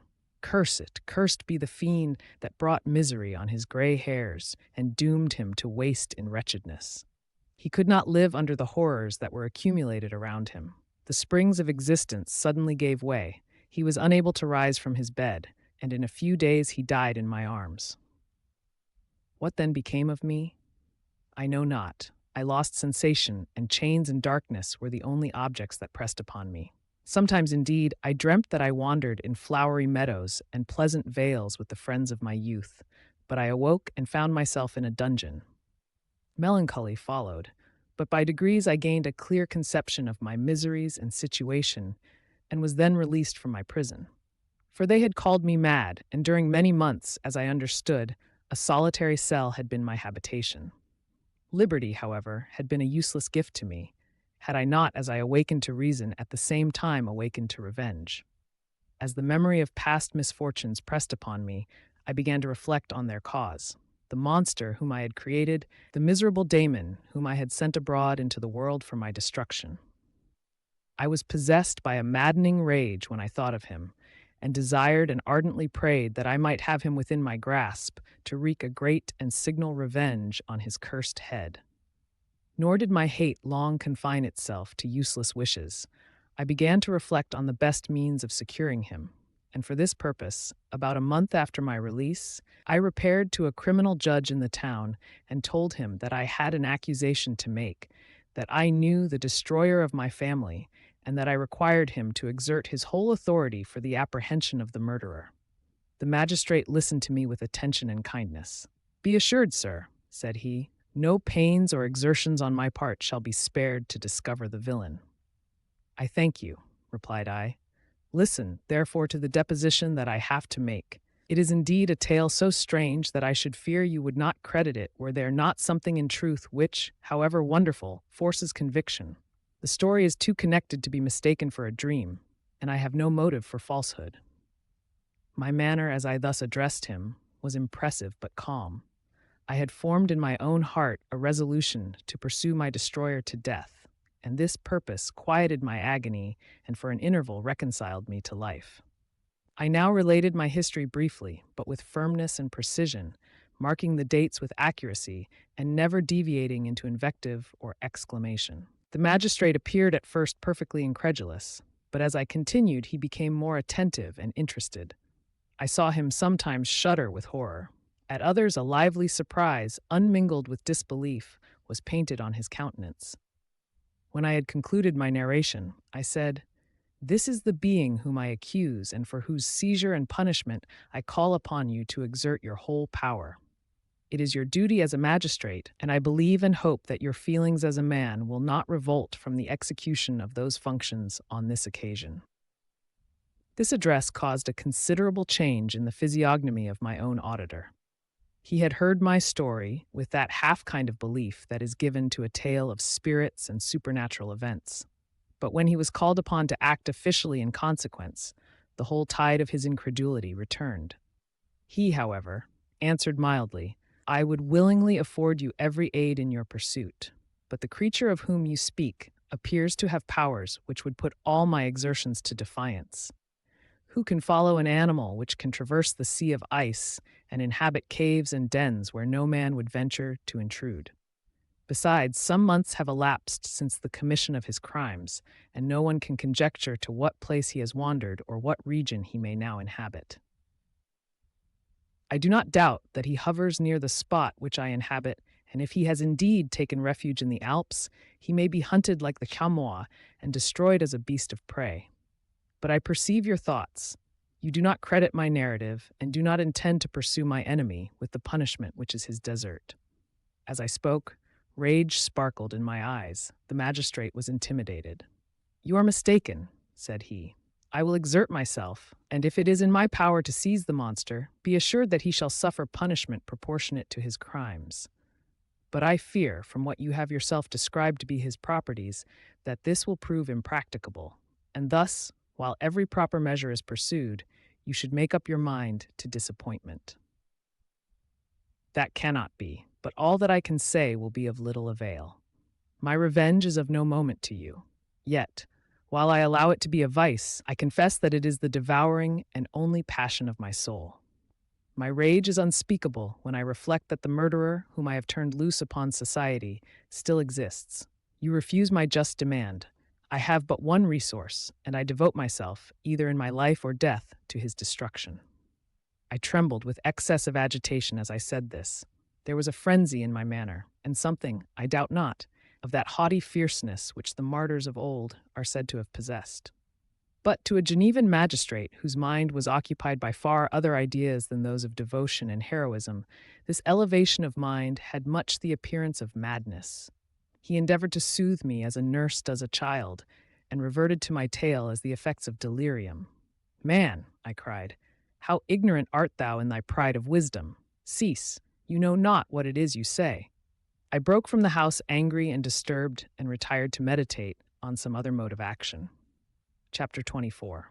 My present situation was one in which all voluntary thought was swallowed up and lost. I was hurried away by fury. Revenge alone endowed me with strength and composure. It molded my feelings and allowed me to be calculating and calm at periods when otherwise delirium or death would have been my portion. My first resolution was to quit Geneva forever. My country, which, when I was happy and beloved, was dear to me, now, in my adversity, became hateful. I provided myself with a sum of money, together with a few jewels which had belonged to my mother, and departed. And now my wanderings began, which are to cease but with life. I have traversed a vast portion of the earth, and have endured all the hardships which travelers in deserts and barbarous countries are wont to meet. How I have lived I hardly know. Many times have I stretched my failing limbs upon the sandy plain and prayed for death.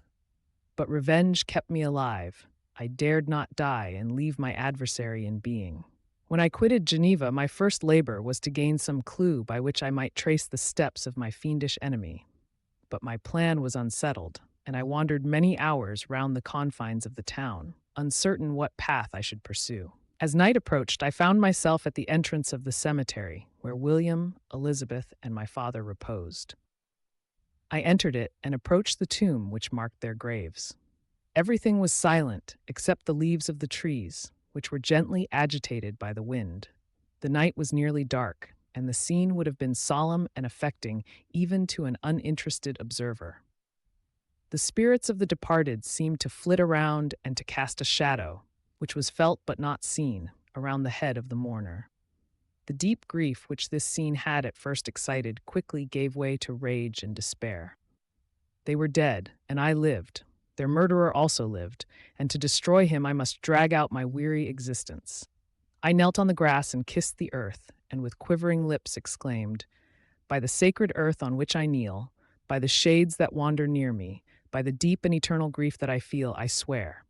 And by thee, O night, and the spirits that preside over thee, to pursue the daemon who caused this misery, until he or I shall perish in mortal conflict.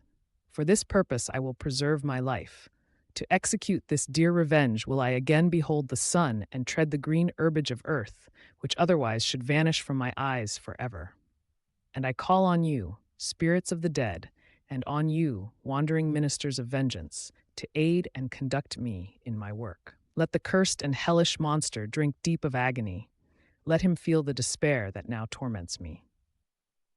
I had begun my adjuration with solemnity and an awe which almost assured me that the shades of my murdered friends heard and approved my devotion, but the furies possessed me as I concluded, and rage choked my utterance.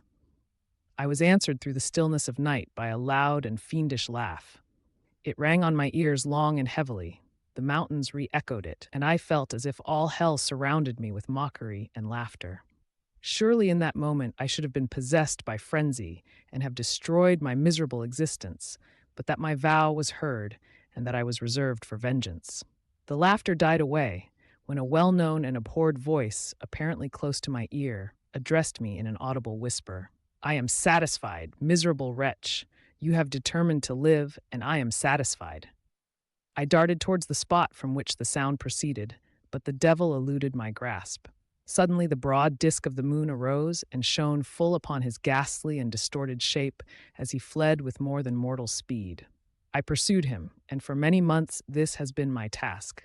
Guided by a slight clue, I followed the windings of the Rhone, but vainly.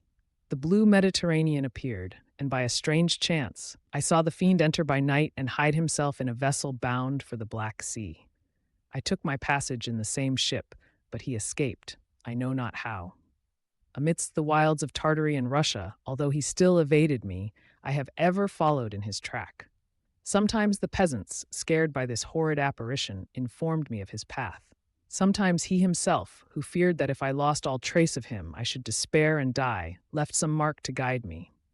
The snows descended on my head, and I saw the print of his huge step on the white plain. To you first entering on life, to whom care is new and agony unknown, how can you understand what I have felt and still feel? Cold, want, and fatigue were the least pains which I was destined to endure. I was cursed by some devil, and carried about with me my eternal hell. Yet still a spirit of good followed and directed my steps, and when I most murmured would suddenly extricate me from seemingly insurmountable difficulties. Sometimes, when nature, overcome by hunger, sank under the exhaustion, a repast was prepared for me in the desert that restored and inspired me. The fare was, indeed, coarse, such as the peasants of the country ate, but I will not doubt that it was set there by the spirits that I had invoked to aid me. Often, when all was dry, the heavens cloudless, and I was parched by thirst, a slight cloud would bedim the sky, shed the few drops that revived me, and vanish. I followed, when I could, the courses of the rivers, but the daemon generally avoided these, as it was here that the population of the country chiefly collected. In other places, human beings were seldom seen, and I generally subsisted on the wild animals that crossed my path. I had money with me and gained the friendship of the villagers by distributing it, or I brought with me some food that I had killed, which, after taking a small part, I always presented to those who had provided me with fire and utensils for cooking. My life, as it passed thus, was indeed hateful to me, and it was during sleep alone that I could taste joy. O blessed sleep! Often, when most miserable, I sank to repose, and my dreams lulled me even to rapture. The spirits that guarded me had provided these moments, or rather hours, of happiness, that I might retain strength to fulfill my pilgrimage. Deprived of this respite, I should have sunk under my hardships.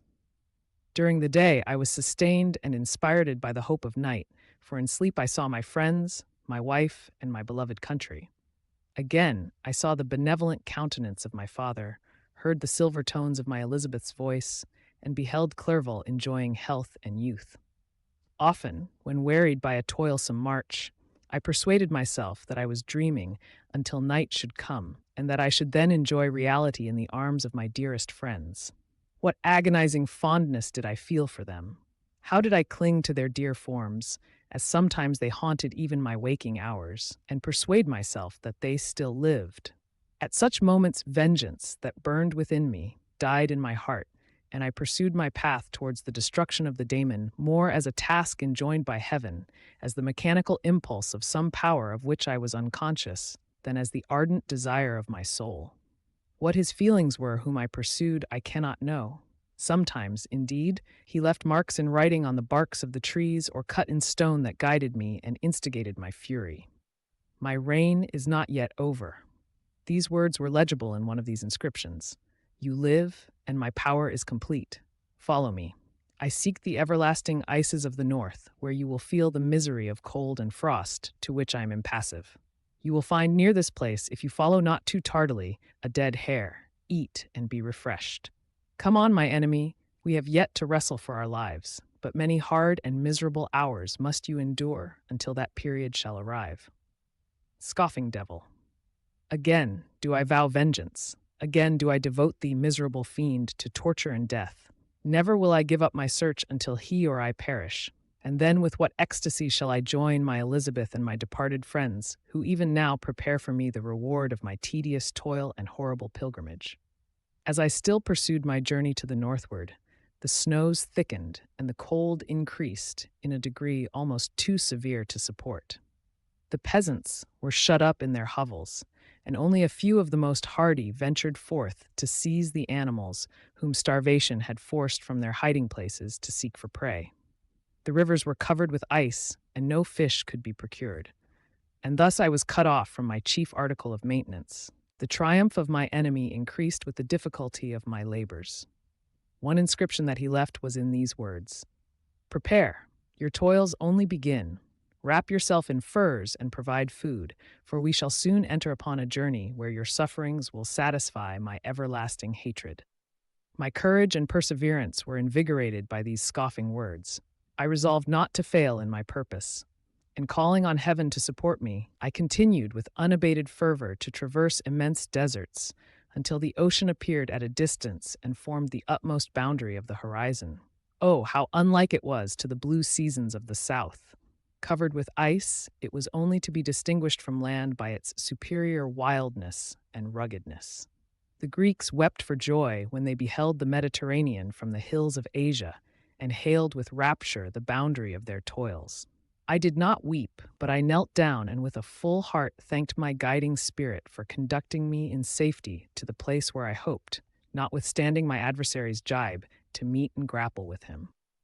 Some weeks before this period I had procured a sledge and dogs, and thus traversed the snows with inconceivable speed. I know not whether the fiend possessed the same advantages, but I found that, as before I had daily lost ground in the pursuit, I now gained on him, so much so that when I first saw the ocean he was but one day's journey in advance, and I hoped to intercept him before he should reach the beach. With new courage, therefore, I pressed on, and in 2 days arrived at a wretched hamlet on the seashore. I inquired of the inhabitants concerning the fiend, and gained accurate information. A gigantic monster, they said, had arrived the night before, armed with a gun and many pistols, putting to flight the inhabitants of a solitary cottage through fear of his terrific appearance. He had carried off their store of winter food, and placing it in a sledge, to draw which he had seized on a numerous drove of trained dogs, he had harnessed them, and the same night, to the joy of the horror-struck villagers, had pursued his journey across the sea in a direction that led to no land. And they conjectured that he must speedily be destroyed by the breaking of the ice or frozen by the eternal frosts. On hearing this information, I suffered a temporary access of despair. He had escaped me, and I must commence a destructive and almost endless journey across the mountainous ices of the ocean, amidst cold that few of the inhabitants could long endure, and which I, the native of a genial and sunny climate, could not hope to survive. Yet, at the idea that the fiend should live and be triumphant, my rage and vengeance returned, and like a mighty tide, overwhelmed every other feeling. After a slight repose, during which the spirits of the dead hovered round and instigated me to toil and revenge, I prepared for my journey. I exchanged my land sledge for one fashioned for the inequalities of the frozen ocean, and purchasing a plentiful stock of provisions, I departed from land. I cannot guess how many days have passed since then, but I have endured misery which nothing but the eternal sentiment of a just retribution burning within my heart could have enabled me to support. Immense and rugged mountains of ice often barred up my passage, and I often heard the thunder of the ground sea, which threatened my destruction. But again the frost came and made the paths of the sea secure. By the quantity of provision which I had consumed, I should guess that I had passed 3 weeks in this journey, and the continual protraction of hope, returning back upon the heart, often wrung bitter drops of despondency and grief from my eyes. Despair had indeed almost secured her prey, and I should soon have sunk beneath this misery. Once, after the poor animals that conveyed me had with incredible toil gained the summit of a sloping ice mountain, and one, sinking under his fatigue, died. I viewed the expanse before me with anguish when suddenly my eye caught a dark speck upon the dusky plain. I strained my sight to discover what it could be and uttered a wild cry of ecstasy when I distinguished a sledge in the distorted proportions of a well-known form within. Oh, with what a burning gush did hope revisit my heart! Warm tears filled my eyes, which I hastily wiped away, that they might not intercept the view I had of the daemon. But still my sight was dimmed by the burning drops, until, giving way to the emotions that oppressed me, I wept aloud. But this was not the time for delay. I disencumbered the dogs of their dead companion, gave them a plentiful portion of food, and after an hour's rest, which was absolutely necessary, and yet which was bitterly irksome to me, I continued my route. The sledge was still visible, nor did I again lose sight of it, except at the moments when for a short time some ice rock concealed it with its intervening crags. I indeed perceptibly gained on it, and when, after nearly 2 days to scaze that journey, I beheld my enemy at no more than a mile distant, my heart bounded within me.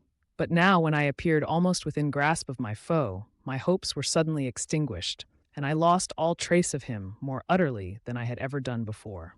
A ground sea was heard. The thunder of its progress, as the waters rolled and swelled beneath me, became every moment more ominous and terrific. I pressed on, but in vain. The wind arose, the sea roared, and, as with the mighty shock of an earthquake, it split and cracked with a tremendous and overwhelming sound.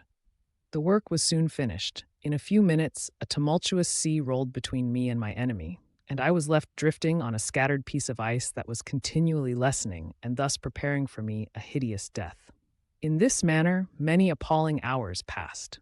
Several of my dogs died, and I myself was about to sink under the accumulation of distress when I saw your vessel riding at anchor and holding forth to me hopes of succor and life.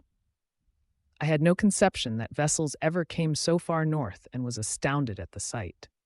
I quickly destroyed part of my sledge to construct oars, and by these means was enabled with infinite fatigue to move my ice raft in the direction of your ship. I had determined, if you were going southwards, still to trust myself to the mercy of the seas rather than abandon my purpose. I hoped to induce you to grant me a boat with which I could pursue my enemy. But your direction was northwards.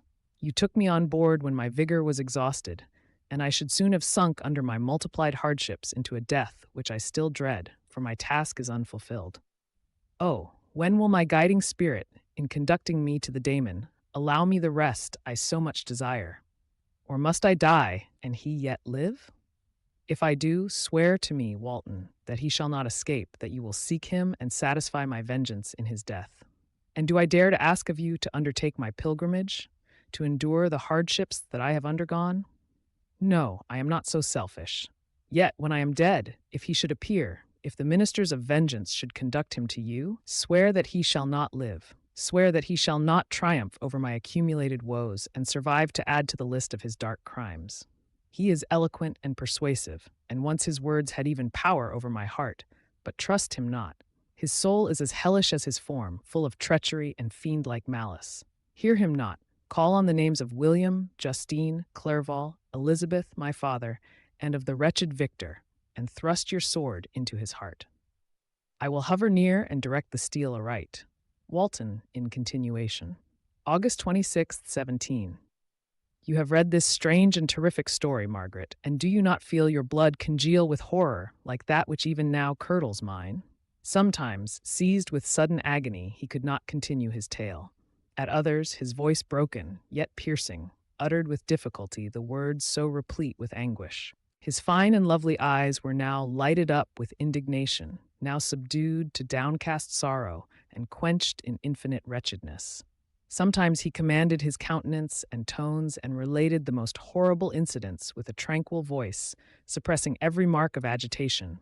Then, like a volcano bursting forth, his face would suddenly change to an expression of the wildest rage as he shrieked out imprecations on his persecutor. His tale is connected and told with an appearance of the simplest truth. Yet I own to you that the letters of Felix and Sephi, which he showed me, and the apparition of the monster seen from our ship, brought to me a greater conviction of the truth of his narrative than his asseverations, however earnest and connected. Such a monster has, then, really existence. I cannot doubt it, yet I am lost in surprise and admiration. Sometimes I endeavored to gain from Frankenstein the particulars of his creature's formation, but on this point he was impenetrable. "Are you mad, my friend?" said he. "Or whither does your senseless curiosity lead you? Would you also create for yourself and the world a demoniacal enemy? Peace, peace. Learn my miseries and do not seek to increase your own." Frankenstein discovered that I made notes concerning his history. He asked to see them, and then himself corrected and augmented them in many places, but principally in giving the life and spirit to the conversations he held with his enemy. "Since you have preserved my narration," said he, "I would not that a mutilated one should go down to posterity. Thus has a week passed away, while I have listened to the strangest tale that ever imagination formed. My thoughts and every feeling of my soul have been drunk up by the interest for my guest, which this tale and his own elevated and gentle manners have created. I wish to soothe him, yet can I counsel one so infinitely miserable, so destitute of every hope of consolation, to live? Oh no, the only joy that he can now know will be when he composes his shattered spirit to peace and death. Yet he enjoys one comfort, the offspring of solitude and delirium. He believes that when in dreams, he holds converse with his friends, and derives from that communion consolation for his miseries or excitements to his vengeance, that they are not the creations of his fancy, but the beings themselves who visit him from the regions of a remote world. This faith gives a solemnity to his reveries that render them to me almost as imposing and interesting as truth. Our conversations are not always confined to his own history and misfortunes. On every point of general literature, he displays unbounded knowledge and a quick and piercing apprehension. His eloquence is forcible and touching, nor can I hear him, when he relates a pathetic incident or endeavors to move the passions of pity or love, without tears. What a glorious creature must he have been in the days of his prosperity, when he is thus noble and godlike in ruin. He seems to feel his own worth and the greatness of his fall. "When younger," said he, "I believed myself destined for some great enterprise. My feelings are profound, but I possessed a coolness of judgment that fitted me for illustrious achievements. This sentiment of the worth of my nature supported me when others would have been oppressed, for I deemed it criminal to throw away in useless grief those talents that might be useful to my fellow creatures. When I reflected on the work I had completed, no less a one than the creation of a sensitive and rational animal, I could not rank myself with the herd of common projectors. But this thought, which supported me in the commencement of my career, now serves only to plunge me lower in the dust. All my speculations and hopes are as nothing, and like the archangel who aspired to omnipotence, I am chained in an eternal hell. My imagination was vivid, yet my powers of analysis and application were intense. By the union of these qualities I conceived the idea and executed the creation of a man. Even now I cannot recollect without passion my reveries while the work was incomplete. I trod heaven in my thoughts, now exulting in my powers, now burning with the idea of their effects. From my infancy I was imbued with high hopes and a lofty ambition, but how am I sunk? Oh, my friend, if you had known me as I once was, you would not recognize me in this state of degradation. Despondency rarely visited my heart. A high destiny seemed to bear me on until I fell, never, never again to rise. Must I then lose this admirable being? I have longed for a friend. I have sought one who would sympathize with and love me. Behold, on these desert seas I have found such a one, but I fear I have gained him only to know his value and lose him. I would reconcile him to life, but he repulses the idea. I thank you, Walton, he said, for your kind intentions towards so miserable a wretch. But when you speak of new ties and fresh affections, think you that any can replace those who are gone? Can any man be to me as Clerval was, or any woman another Elizabeth? Even where the affections are not strongly moved by any superior excellence, the companions of our childhood always possess a certain power over our minds, which hardly any later friend can obtain. They know our infantine dispositions, which, however they may be afterwards modified, are never eradicated. And they can judge of our actions with more certain conclusions as to the integrity of our motives. A sister or a brother can never, unless indeed such symptoms have been shown early, suspect the other of fraud or false dealing, when another friend, however strongly he may be attached, may, in spite of himself, be contemplated with suspicion. But I enjoyed friends, dear not only through habit and association, but from their own merits. And wherever I am, the soothing voice of my Elizabeth and the conversation of Clerval will be ever whispered in my ear. They are dead, and but one feeling in such a solitude can persuade me to preserve my life. If I were engaged in any high undertaking or design, fraught with extensive utility to my fellow creatures, then could I live to fulfill it. But such is not my destiny. I must pursue and destroy the being to whom I gave existence. Then my lot on earth will be fulfilled, and I may die. My beloved sister, September 2nd. I write to you, encompassed by peril and ignorant whether I am ever doomed to see again dear England and the dearer friends that inhabit it. I am surrounded by mountains of ice which admit of no escape and threaten every moment to crush my vessel. The brave fellows whom I have persuaded to be my companions look towards me for aid, but I have none to bestow. There is something terribly appalling in our situation, yet my courage and hopes do not desert me. Yet it is terrible to reflect that the lives of all these men are endangered through me. If we are lost, my mad schemes are the cause. And what, Margaret, will be the state of your mind? You will not hear of my destruction, and you will anxiously await my return. Years will pass, and you will have visitings of despair and yet be tortured by hope. Oh, my beloved sister, the sickening failing of your heartfelt expectations is, in prospect, more terrible to me than my own death. But you have a husband and lovely children. You may be happy. Heaven bless you and make you so. My unfortunate guest regards me with the tenderest compassion. He endeavors to fill me with hope and talks as if life were a possession which he valued. He reminds me how often the same accidents have happened to other navigators who have attempted this sea, and in spite of myself, he fills me with cheerful auguries. Even the sailors feel the power of his eloquence. When he speaks, they no longer despair. He rouses their energies, and while they hear his voice, they believe these vast mountains of ice are molehills which will vanish before the resolutions of man. These feelings are transitory.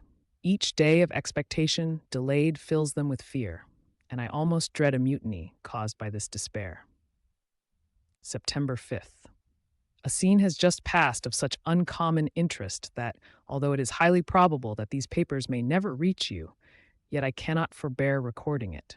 We are still surrounded by mountains of ice, still in imminent danger of being crushed in their conflict. The cold is excessive, and many of my unfortunate comrades have already found a grave amidst this scene of desolation. Frankenstein has daily declined in health. A feverish fire still glimmers in his eyes, but he is exhausted, and when suddenly roused to any exertion, he speedily sinks again into apparent lifelessness. I mentioned in my last letter the fears I entertained of a mutiny. This morning, as I sat watching the wan countenance of my friend, his eyes half closed and his limbs hanging listlessly, I was roused by half a dozen of the sailors, who demanded admission into the cabin. They entered, and their leader addressed me. He told me that he and his companions had been chosen by the other sailors to come in deputation to me to make me a requisition which, in justice, I could not refuse. We were immured in ice and should probably never escape, but they feared that if, as was possible, the ice should dissipate and a free passage be opened, I should be rash enough to continue my voyage and lead them into fresh dangers, after they might happily have surmounted this.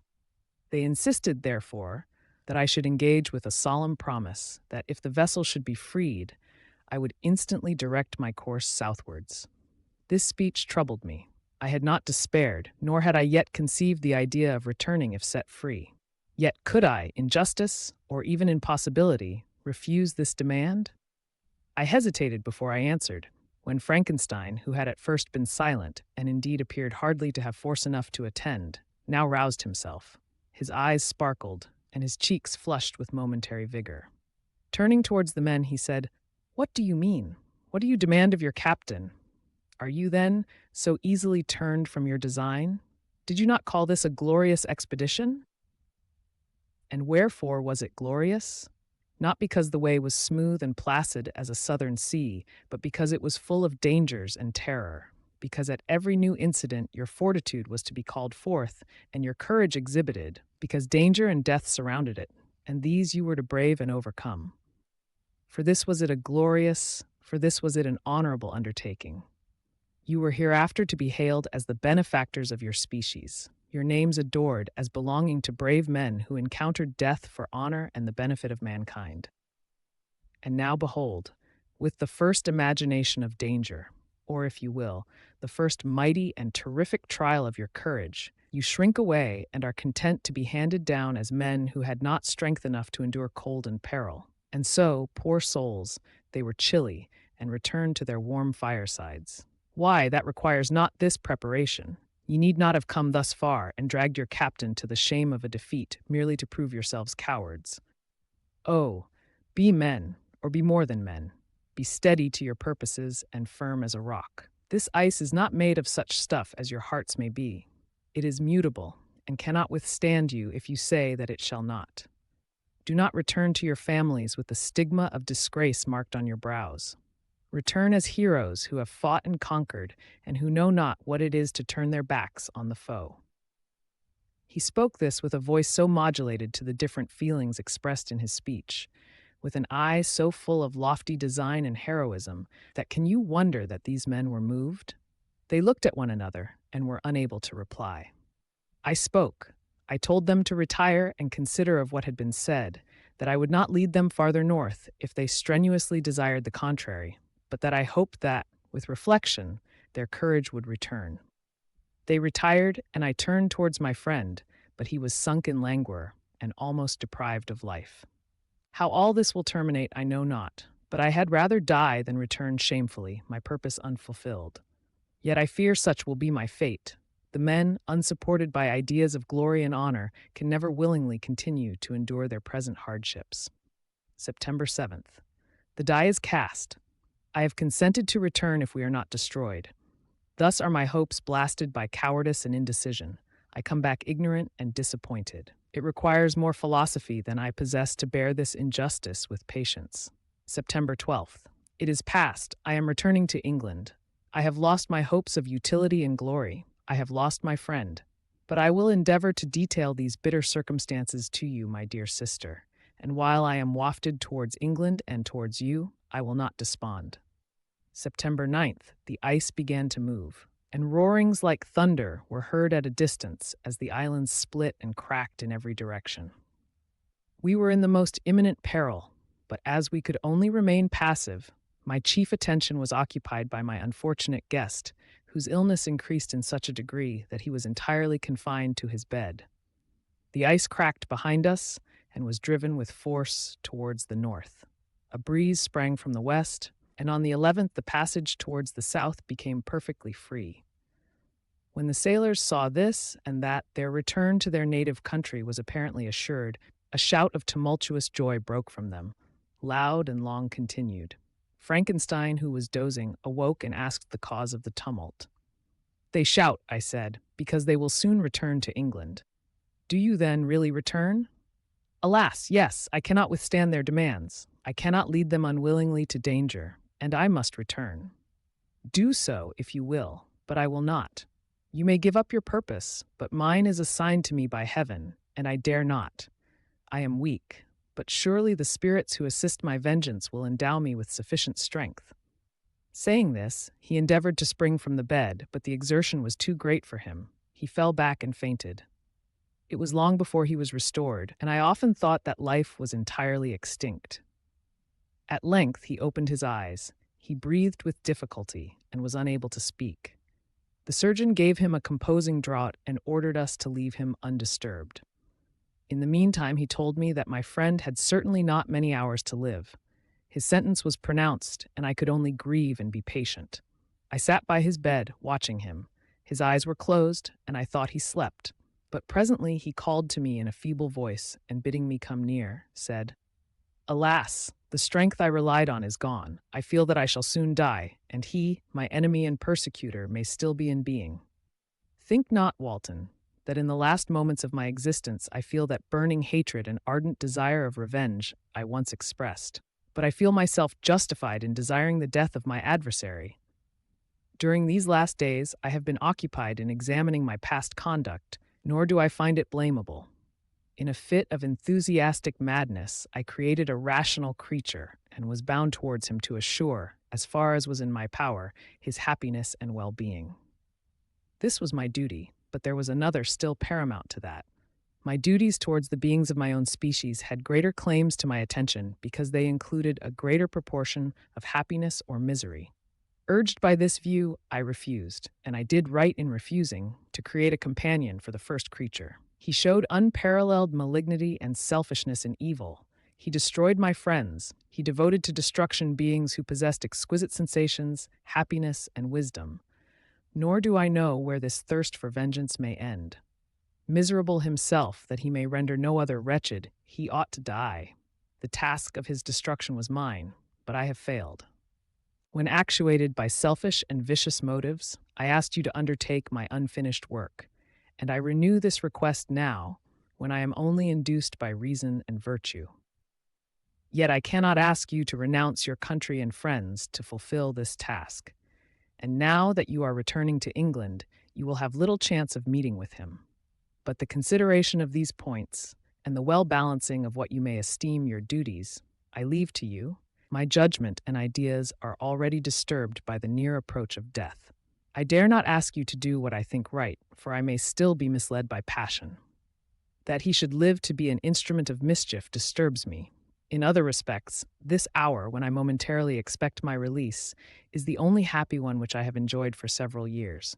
The forms of the beloved dead flit before me, and I hasten to their arms. Farewell, Walton. Seek happiness in tranquility, and avoid ambition, even if it be only the apparently innocent one of distinguishing yourself in science and discoveries. Yet why do I say this? I have myself been blasted in these hopes, yet another may succeed. His voice became fainter as he spoke, and at length, exhausted by his effort, he sank into silence. About half an hour afterwards, he attempted again to speak, but was unable. He pressed my hand feebly, and his eyes closed forever, while the irradiation of a gentle smile passed away from his lips. Margaret, what comment can I make on the untimely extinction of this glorious spirit? What can I say that will enable you to understand the depth of my sorrow? All that I should express would be inadequate and feeble. My tears flow, my mind is overshadowed by a cloud of disappointment. But I journey towards England, and I may there find consolation. I am interrupted. What do these sounds portend? It is midnight, the breeze blows fairly, and the watch on deck scarcely stir. Again there is a sound as of a human voice, but hoarser. It comes from the cabin, where the remains of Frankenstein still lie. I must arise and examine. Good night, my sister. Great God, what a scene has just taken place! I am yet dizzy with the remembrance of it. I hardly know whether I shall have the power to detail it, yet the tale which I have recorded would be incomplete without this final and wonderful catastrophe. I entered the cabin where lay the remains of my ill-fated and admirable friend. Over him hung a form which I cannot find words to describe, gigantic in stature, yet uncouth and distorted in its proportions. As he hung over the coffin, his face was concealed by long locks of ragged hair, but one vast hand was extended, in color and apparent texture like that of a mummy.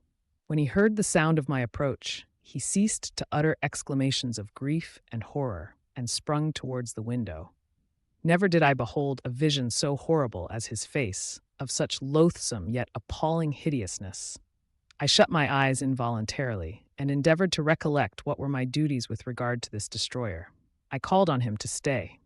He paused, looking on me with wonder, and again, turning towards the lifeless form of his creator, he seemed to forget my presence, and every feature and gesture seemed instigated by the wildest rage of some uncontrollable passion. "That is also my victim," he exclaimed. "In his murder, my crimes are consummated. The miserable series of my being is wound to its close. O Frankenstein, generous and self-devoted being, what does it avail that I now ask thee to pardon me? I, who irretrievably destroyed thee by destroying all thou lovedst. Alas, he is cold, he cannot answer me."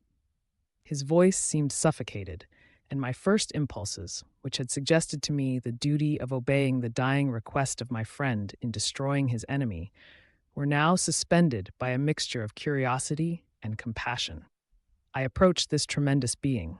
I dared not again raise my eyes to his face. There was something so scaring and unearthly in his ugliness. I attempted to speak, but the words died away on my lips. The monster continued to utter wild and incoherent self-reproaches. At length, I gathered resolution to address him in a pause of the tempest of his passion. "Your repentance," I said, "is now superfluous.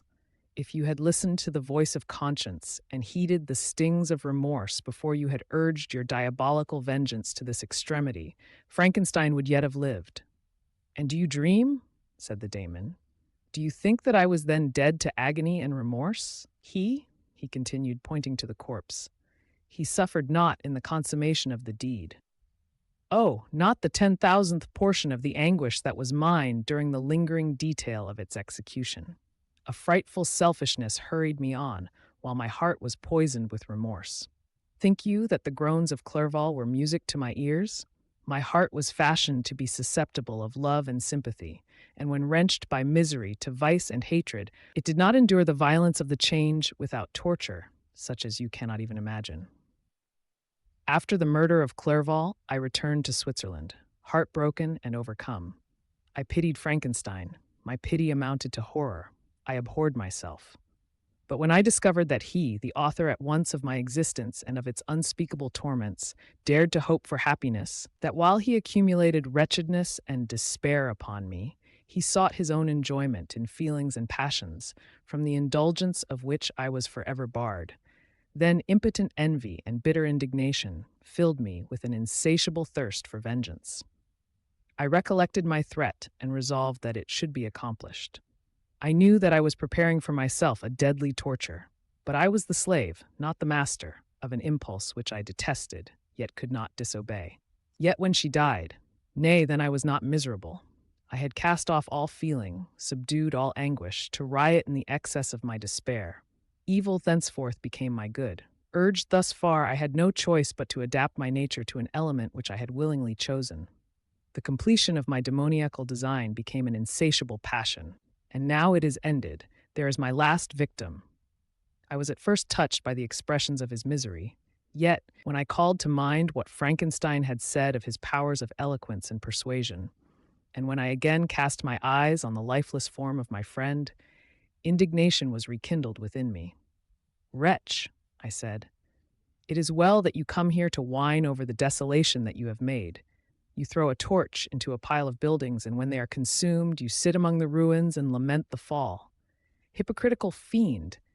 If he whom you mourn still lived, still would he be the object. Again would he become the prey of your accursed vengeance. It is not pity that you feel. You lament only because the victim of your malignity is withdrawn from your power." "Oh, it is not thus, interrupted the being.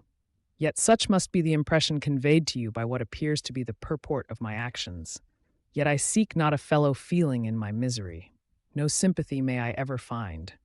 When I first sought it, it was the love of virtue, the feelings of happiness and affection with which my whole being overflowed, that I wished to be participated. But now that virtue has become to me a shadow, and that happiness and affection are turned into bitter and loathing despair, in what should I seek for sympathy? I am content to suffer alone, while my sufferings shall endure. When I die, I am well satisfied that abhorrence and opprobrium should load my memory. Once my fancy was soothed with dreams of virtue, of fame, and of enjoyment. Once I falsely hoped to meet with beings who, pardoning my outward form, would love me for the excellent qualities which I was capable of unfolding. I was nourished with high thoughts of honor and devotion. But now crime has degraded me beneath the meanest animal. No guilt, no mischief, no malignity, no misery can be found comparable to mine. When I run over the frightful catalogue of my sins, I cannot believe that I am the same creature whose thoughts were once filled with sublime and transcendent visions of the beauty and the majesty of goodness. But it is even so. The fallen angel becomes a malignant devil. Yet even that enemy of God and man had friends and associates in his desolation. I am alone. You, who call Frankenstein your friend, seem to have a knowledge of my crimes and his misfortunes. But in the detail which he gave you of them, he could not sum up the hours and months of misery which I endured wasting in impotent passions. For while I destroyed his hopes, I did not satisfy my own desires. They were forever ardent and craving. Still I desired love and fellowship, and I was still spurned. Was there no injustice in this? Am I to be thought the only criminal when all humankind sinned against me? Why do you not hate Felix, who drove his friend from his door with contumely? Why do you not execrate the rustic who sought to destroy the savior of his child? Nay, these are virtuous and immaculate beings. I, the miserable and the abandoned, am an abortion, to be spurned at and kicked and trampled on. Even now my blood boils at the recollection of this injustice. But it is true that I am a wretch. I have murdered the lovely and the helpless. I have strangled the innocent as they slept and grasped to death his throat, who never injured me or any other living thing. I have devoted my Creator, the select specimen of all that is worthy of love and admiration among men, to misery. I have pursued him even to that irremediable ruin. There he lies, white and cold in death. You hate me, but your abhorrence cannot equal that with which I regard myself. I look on the hands which executed the deed. I think on the heart in which the imagination of it was conceived, and long for the moment when these hands will meet my eyes, when that imagination will haunt my thoughts no more. Fear not that I shall be the instrument of future mischief. My work is nearly complete. Neither yours nor any man's death is needed to consummate the series of my being and accomplish that which must be done, but it requires my own. Do not think that I shall be slow to perform this sacrifice. I shall quit your vessel on the ice raft which brought me thither, and shall seek the most northern extremity of the globe. I shall collect my funeral pile and consume to ashes this miserable frame, that its remains may afford no light to any curious and unhallowed wretch who would create such another as I have been. I shall die. I shall no longer feel the agonies which now consume me or be the prey of feelings unsatisfied, yet unquenched. He is dead who called me into being, and when I shall be no more, the very remembrance of us both will speedily vanish. I shall no longer see the sun or stars or feel the winds play on my cheeks. Light, feeling, and sense will pass away, and in this condition must I find my happiness. Some years ago, when the images which this world affords first opened upon me, when I felt the cheering warmth of summer and heard the rustling of the leaves and the warbling of the birds, and these were all to me, I should have wept to die. Now it is my only consolation. Polluted by crimes and torn by the bitterest remorse, where can I find rest but in death? Farewell, I leave you, and in you the last of humankind whom these eyes will ever behold. Farewell, Frankenstein. If thou wert yet alive and yet cherished a desire of revenge against me, it would be better satiated in my life than in my destruction. But it was not so. Thou didst seek my extinction, that I might not cause greater wretchedness. And if yet, in some mode unknown to me, thou hadst not ceased to think and feel, thou wouldst not desire against me a vengeance greater than that which I feel. Blasted as thou wert, my agony was still superior to thine, for the bitter sting of remorse will not cease to rankle in my wounds until death shall close them forever. But soon, he cried with sad and solemn enthusiasm, I shall die, and what I now feel be no longer felt. Soon these burning miseries will be extinct. I shall ascend my funeral pile triumphantly and exult in the agony of the torturing flames. The light of that conflagration will fade away. My ashes will be swept into the sea by the winds. My spirit will sleep in peace, or if it thinks, it will not surely think thus. Farewell. He sprang from the cabin window as he said this, upon the ice raft, which lay close to the vessel. He was soon borne away by the waves and lost in darkness and distance.